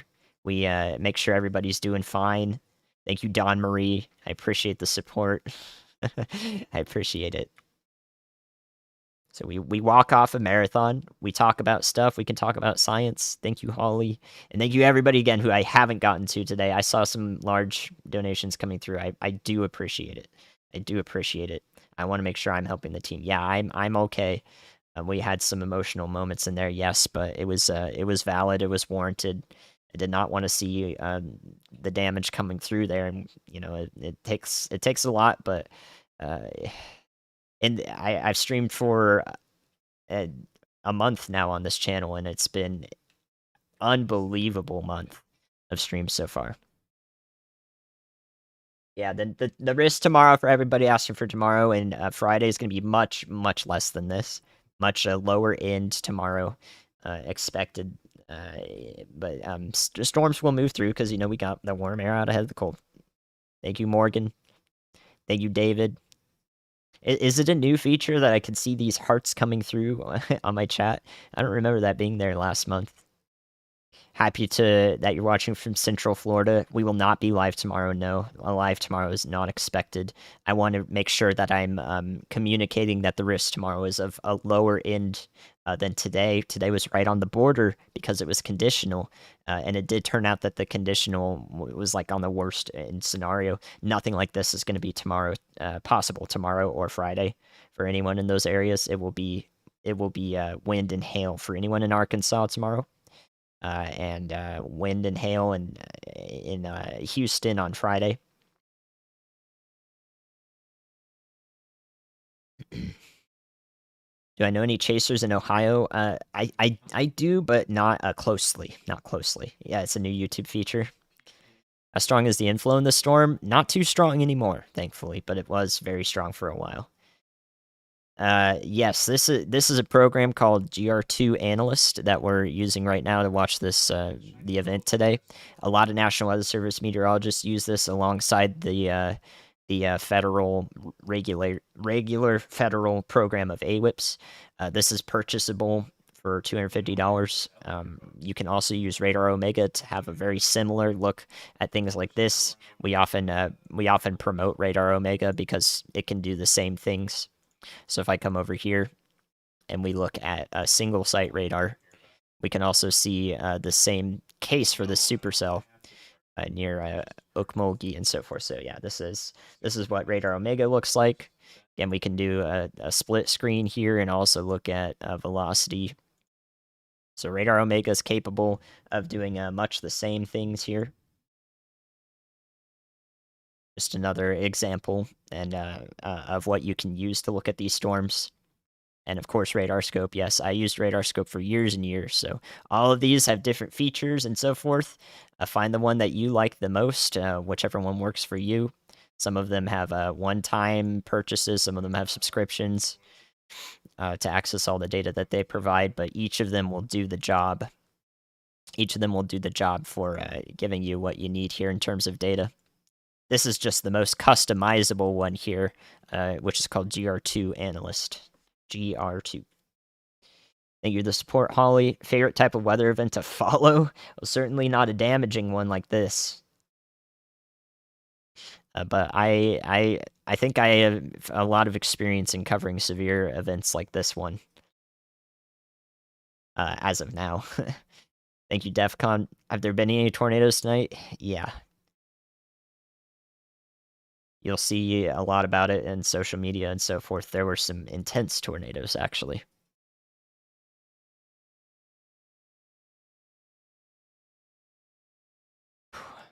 Shawnee Regional Airport is closed until April 30th for 11 days, so significant damage there, I imagine. Someone gave them my channel. Thank you, Scott. Yeah, this is where you can get one outlet. Today, I encouraged multiple people to be watching, storm chasers like Reed Timmer and Zach Hall and so forth, who are in Oklahoma. Brad Arnold, who is up there in Nebraska, Southwest Iowa. To get some ground truth, we watched Brad give us feed of a lowering and a possible brief tornado that we saw earlier near Nebraska City. So I encourage watching storm chasers when things are ongoing, simultaneously with radar coverage and directions and warnings out ahead of time and the reasons why. From a stream like mine, hopefully I'm able to provide good stuff from that perspective. Kansas, Missouri is just going to be a little bit of some gusty storms moving through north central Missouri into central. Ball lightning. Can't give you a good explanation when top scientists have fleeting different hypotheses. Yes, this is currently live still. We're watching the tail end of this supercell complex, which has produced, I don't know, how many tornadoes? Maybe at least 12 over the last 6 to 7 hours since its genesis. So none in the last hour and a half or so, thankfully, but it has been a nightmare to follow. Northwestern Iowa is fine right now. I already know that. Thank you, Cheyenne. Northwestern Iowa will be fine. If you get any heavy rain moving through, it's just going to be a springtime storm on the cold end of things. Yeah. Again, when we run a marathon like today, we walk it off. I'll talk to y'all in the chat. Walk it off, or we walk it off by talking. We don't end on a slow roll, so we're all fine. Make sure everybody's accounted for tonight. So make sure you take care of yourselves. I've got some spaghetti waiting for me when we're done here, thanks to my partner, making some really good spaghetti. So we'll have to, and Midas was here at one point. Thank you, Casey. Southeast Kansas, we did cover those one time over. Those are hailstorms that are moving north and east. Just going to be some hailstorms for anyone over there in Southeast Kansas. Yeah, it looks like this is going to miss anyone in the Tulsa metro. So this is going through Okmulgee, parallel Interstate 40 until it finally dies off. But I think it'll have a hail threat for the night. No, this was expected. The problem is it was conditional. There was a chance, and some of our models today showed it, that these storms wouldn't even develop in the first place. But if they did develop, then this would be the worst case scenario. So we did see that happen. And a conditional thing is, one that if it didn't happen and we went live to cover it and nothing happened, people would be like, why are you live? Why are you live? So it's a tough one to cover when people are, we do the best we can to predict things like this. And it very much requires an in the moment, a now casting element to streams like this.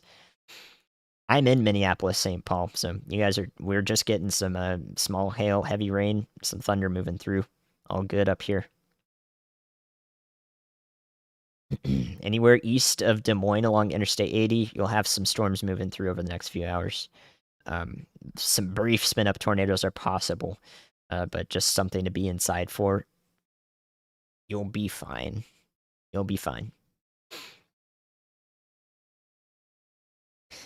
I don't have Midas anywhere near me, unfortunately.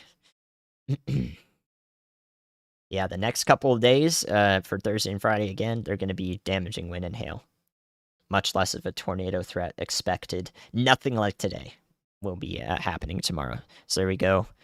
That tornado warning was allowed to expire there in central Iowa. If another one does come through at any point, it will be for spin-up tornadoes. Very, very brief, hopefully very weak, should be weak, if it does occur. Yeah, thank you, Jill. Thank you, Jill, for the support. Everybody who's sent along. Make sure I don't miss anyone. Holly and Lori, I appreciate you. And Angela. Everybody who sent it along today earlier, if I wasn't able to look at it. We had to make sure that we were covering. I did not want to focus on the donations. So just know they were received. They are appreciated. Anything you've sent through, I hope I covered. I hope I helped. Yeah, weather reports, even if you're not directly impacted or you don't know someone directly in the line of these storms that have happened today. I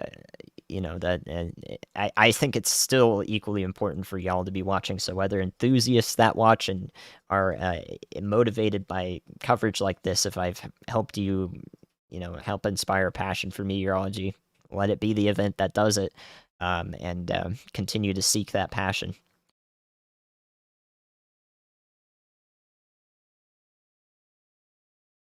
This isn't necessarily an increase in tornadoes. It's just an active season within bounds of reasonable tornado outbreaks that provide most of the boosts in our numbers here for total tornadoes.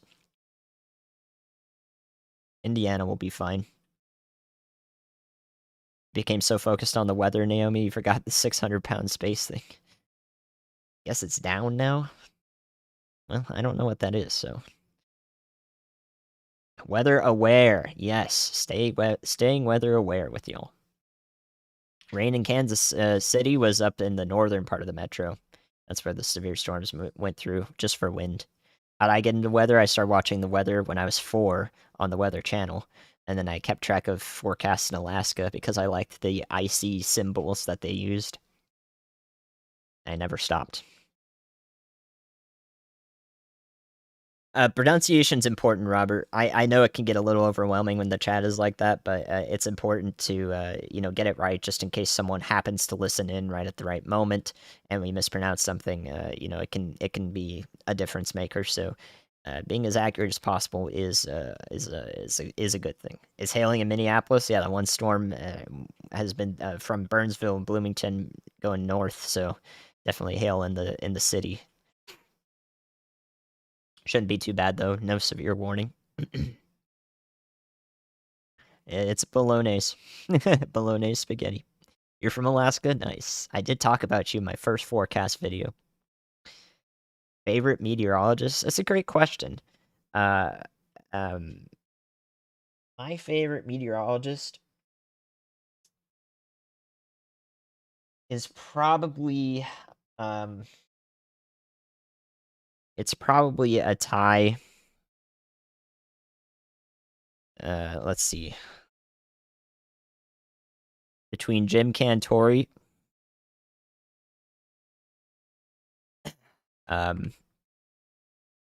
good friend Reed Timmer, and also, oh my gosh, I don't know why his name is escaping me.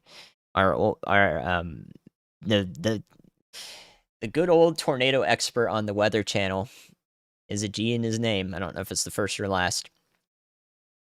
Who is always on the Weather Channel over the last generation. I don't know why I can't think of his name. He's an absolute legend. Somebody in the chat will know that. You just list out old meteorologists with the Weather Channel. Definitely are the tornado expert with them. Why can I not think of his name? I got my degree at University of North Carolina, Asheville, atmospheric science in forecasting and climatology. Greg Forbes. Yes, thank you. Greg Forbes. Good old Forbes. Yeah, I have seen thousands of hours of Greg Forbes talking. So, yep, that's it. That's the one. You guys know him well. You guys know him well. Yeah, he's definitely retired now, but I grew up with Greg Forbes. Mr. Greg. Where's the new severe watch for? It is for southeastern Kansas for those hailstorms over there. Bolognese, sorry. Pronunciation moment. Is it trying to rehook here? It looks less and less tornadic here in east central Oklahoma as it approaches Okmulgee. So no, not right now. It looks like it's gonna lose steam. Still got a lot of lightning with it. Still some hail in the supercell, but less and less of a tornado threat.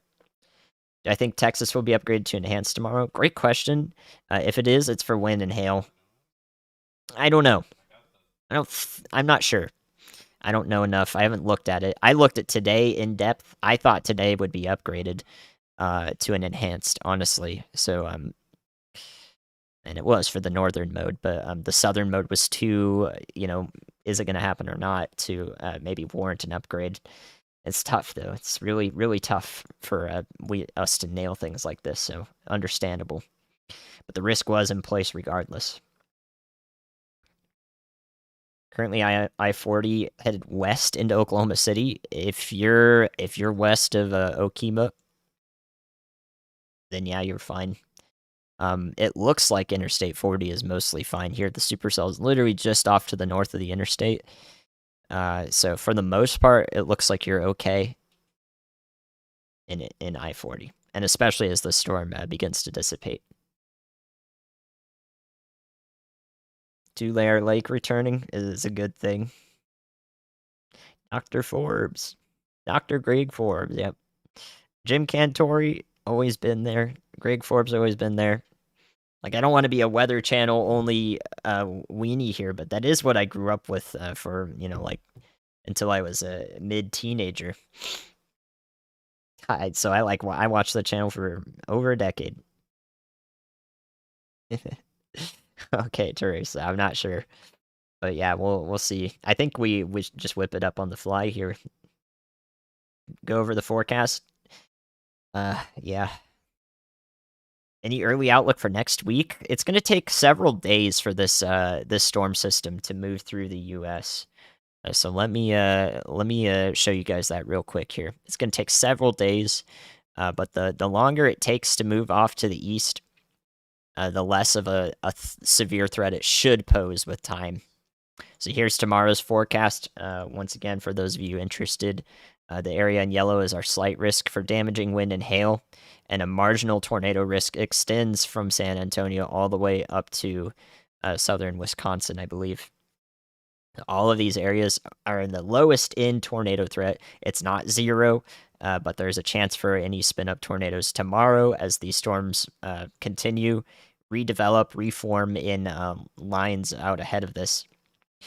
This down here is going to be for wind and hail and through Arkansas up to St. Louis and down into Austin. So a large area along our cold front that's coming in is going to push wind and hail storms through these regions. Low in tornado threat. Nothing like today.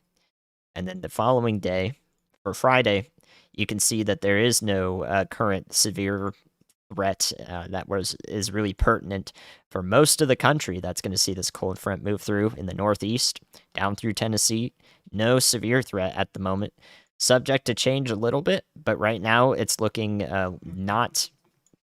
Right now the Storm Prediction Center just thinks general thunderstorms. And then down here in Houston, the storms are going to be oriented like this, mostly from west to east as they move through western Louisiana.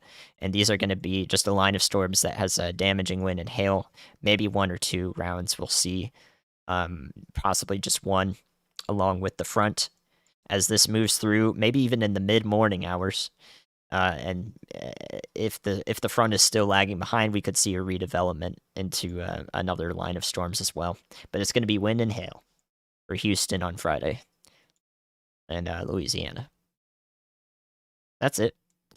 That's the next 3 days. Beyond that, the Saturday is when it'll be a little bit stormy here into the southeast and the mid-Atlantic, and rainy as well into Montreal and into the northeastern part of the country. So right into Saturday morning into parts of Saturdays when the rest of the storm will be moving out into those regions. The cold front will be moving through. It's going to be warm out ahead of that cold front the days preceding that. So into the weekend, we're going to be real warm up here for some people. And also in the mid-Atlantic, isn't there like a 90-degree forecast for Raleigh and North Carolina pretty soon there? This is going to be real hot in these areas. And then the cold front will move through, and it'll be a little bit more temperate, and it'll be especially cold up here in the Midwest to the point where some crops may receive some damage from frost. So that's really the largest talking point. I think these are just going to be general storms in these regions on Saturday. And then the severe threat is low the following day into the start of the week. But we are going to see moist air return into Oklahoma on Monday and Tuesday. So if something does happen, it will probably be around next Tuesday if there is another organized severe threat. That's when we'll be watching over here. But as it stands right now, it's a little far out. We'll see if it comes together. So that's a look ahead for those asking. All of my areas of concern, for whatever reason, I highlighted them. So if I didn't highlight something, it's because I'm not concerned about it. Too much, at least. Not too much. Nope, Nebraska's completely fine. All of Nebraska's fine. Southeast Kansas, you have these hailstorms moving through right in this area.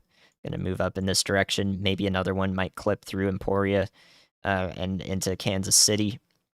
So you may be woken up, but I would say you can go to sleep down here into Kansas City and southeast Kansas. Should be fine over there. And then our one lone supercell is left here, right along Interstate 40 that we're still watching, but is really falling apart here. Once again, if you go to sleep in Cedar Rapids, Iowa City, you're probably going to be woken up by any lightning and thunder coming through in an hour or two from now, next hour or so. So you might be woken up here. Have a way to receive warnings over there, of course. Multiple ways to receive warnings. But as it stands, this is looking like a damaging wind threat if these storms do persist for a little while longer over the next hour or two into eastern Iowa. That includes Davenport and Dubuque. Yeah, they shouldn't. We're really not going to see. We're really not going to see conditions too favorable for severe weather out ahead of this area of storms here into tomorrow. It's going to be a marginal risk.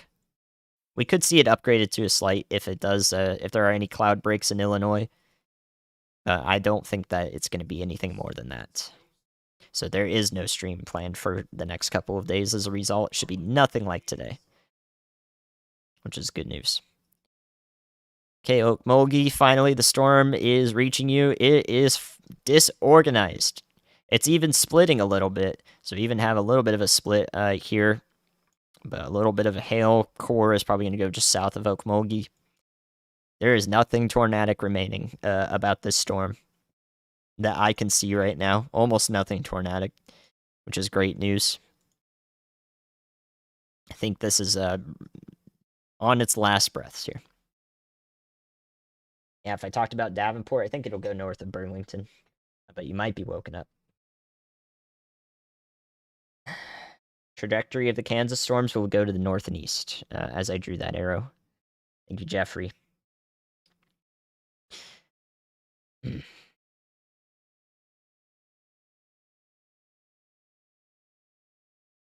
Yeah, I hope I was able to help a lot of people today. Goodness gracious. So yeah, if you get woken up by a storm tonight, it's probably just going to have some hail with it if it has anything, but it's really that thunder and lightning that'll wake you up.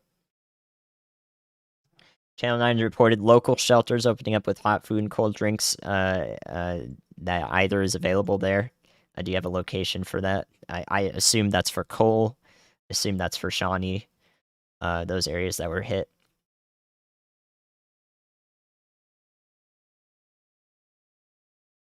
Yeah, just a little bit of a storm bubbling up northwest of Tulsa as well. So just some hailstorms through the night. I think that's all we're looking at.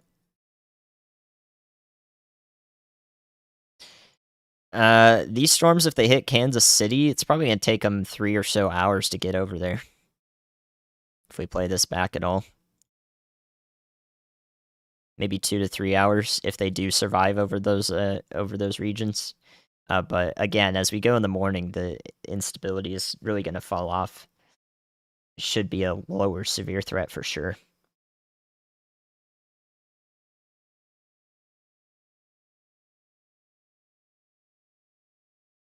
Can't imagine how I feel. We did have an anomalous upper end day. Thank you for subscribing if you are new to the channel. I do appreciate you. No, I haven't seen Fritz Coleman. The severe watch for Omaha? There is no severe watch for Omaha. The current severe thunderstorm. Oh, there is one. Sorry. Oh, that was just issued 15 minutes ago. Oh, you know what happened? It got pushed down on my screen. That's why I didn't see it.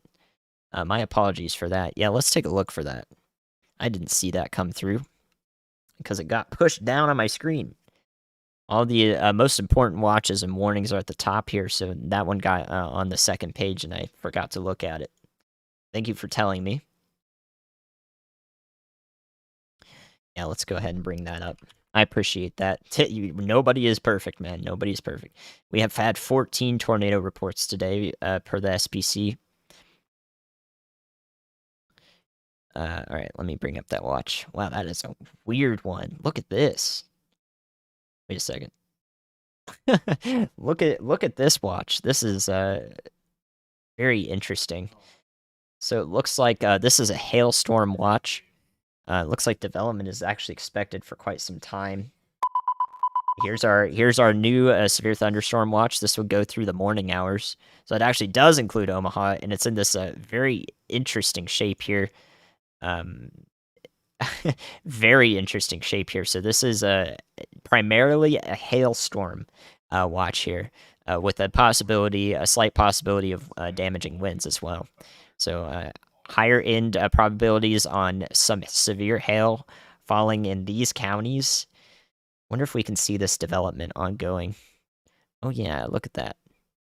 So it looks like the watch follows here on radar Omega in this direction here. So that does include Wichita. That includes these hailstorms down here. It seems like the watch falls off the moment it gets to Emporia because these storms aren't expected to continue, I guess. Or we do have another watch in place. So yeah, this other severe thunderstorm watch also goes until 6 a.m., so I can show this one too.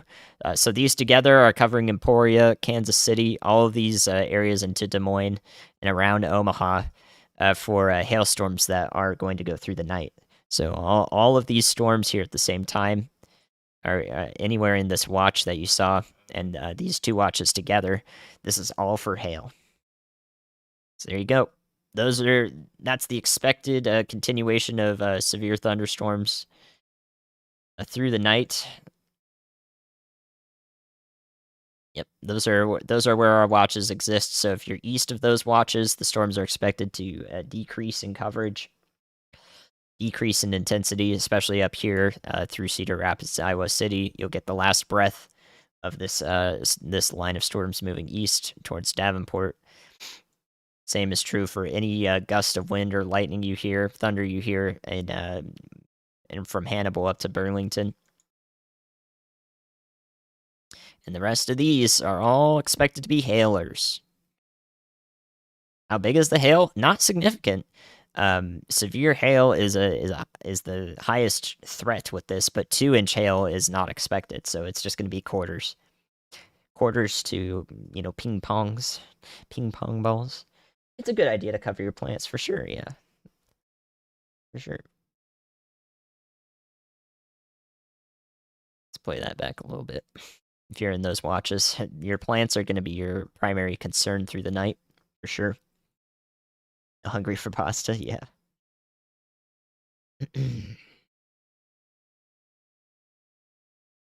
The boomerang, yeah. I think it's because we have 2 watches together though. So yeah, if you're in Leavenworth or Leavenworth, anywhere in Kansas City, in that area, looks like any hailstorms. If there are a hailstorm, that's what will come through your area. East sides would be all right. I think so too. Yeah, so any lightning and hail might wake you up.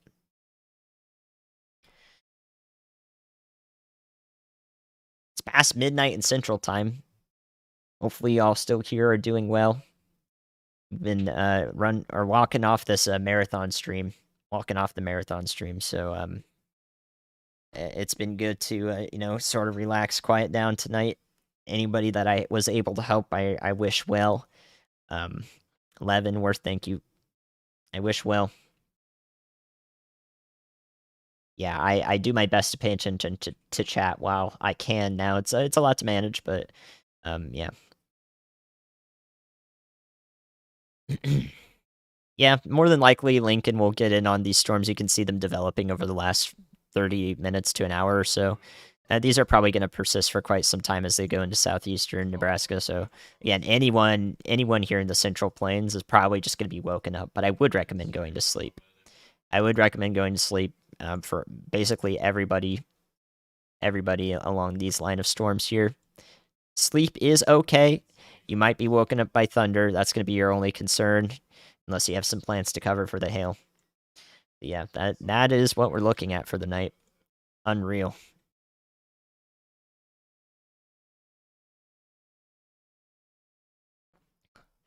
And that's about the best I can tell you. Where every single hailstorm is going to go is tough. It's tough.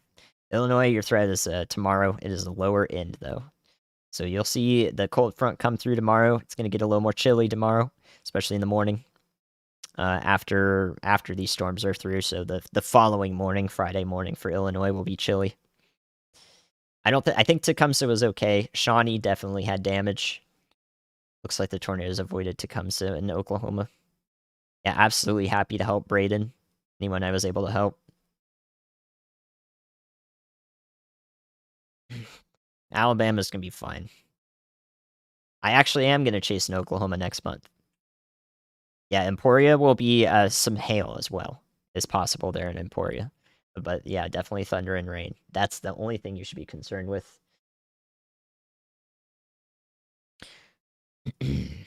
We'll see about Austin. Texas going to be wind and hail anywhere around Austin through Interstate 35 to Dallas, Fort Worth. Going to be wind and hail tomorrow. Wisconsin, southern Wisconsin might get in on some hailstorms tomorrow. Be a little bit of wind. And then into eastern Wisconsin should be rain. Should be rain, I think. Maybe some lightning and thunder.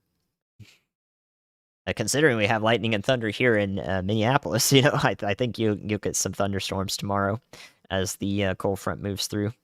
What do I do to decompress after a stressful stream? I don't know. I kind of just do whatever. But you're right, I definitely do decompress.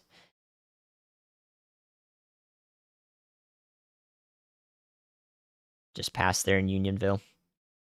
Thank you for checking in. But yeah, you'll be all right. Appreciate y'all. Okay, I think yeah, I'm gonna eat some spaghetti. I think we're good. Yeah, I think we're good. This was a stream. I'd recommend coming back to the stream if you missed any part of it. We did some intense coverage today. We're gonna see once again if you don't want to see the results of today, there were some very bad tornadoes in Oklahoma primarily, and one that could have done some damage west of Emporia, Kansas as well, and a couple of weak ones in Iowa. If you don't want to see the results of that, make sure that you're not gluing yourself to social media. It's gonna be on there. So take care of yourselves. Watch out for yourselves. And yeah, I mean, I hope to not see you all anytime soon. No streams planned now. If you need another forecast video, Ryan will definitely have an extra video out tomorrow, I think. We'll see about that. But yeah, until then, I do appreciate all the support today. Thanks for chatting. Thanks for coming in. Thanks for relaying information from this stream to others. Thanks for watching along with the storm chasers who were tracking these naders, like Reed and Zach and so forth. Everybody who did a great job, Brad Arnold and Hunter for chasing along with my stream today, and the mods today in the chat. Everybody came together. We covered this right when we needed to. It was intense, but I think much needed coverage. Happy to have done it. Feel free to sub to the channel if you haven't yet, and join in on the Y'all Squad here. And I hope, lastly, that I was able to help. Take care of yourselves, and I will see you, hopefully not anytime soon, like I always say. Thanks for hanging out with me tonight. Yeah, and I'll see, yeah. Hopefully we can help some people who are impacted today. Have a great one.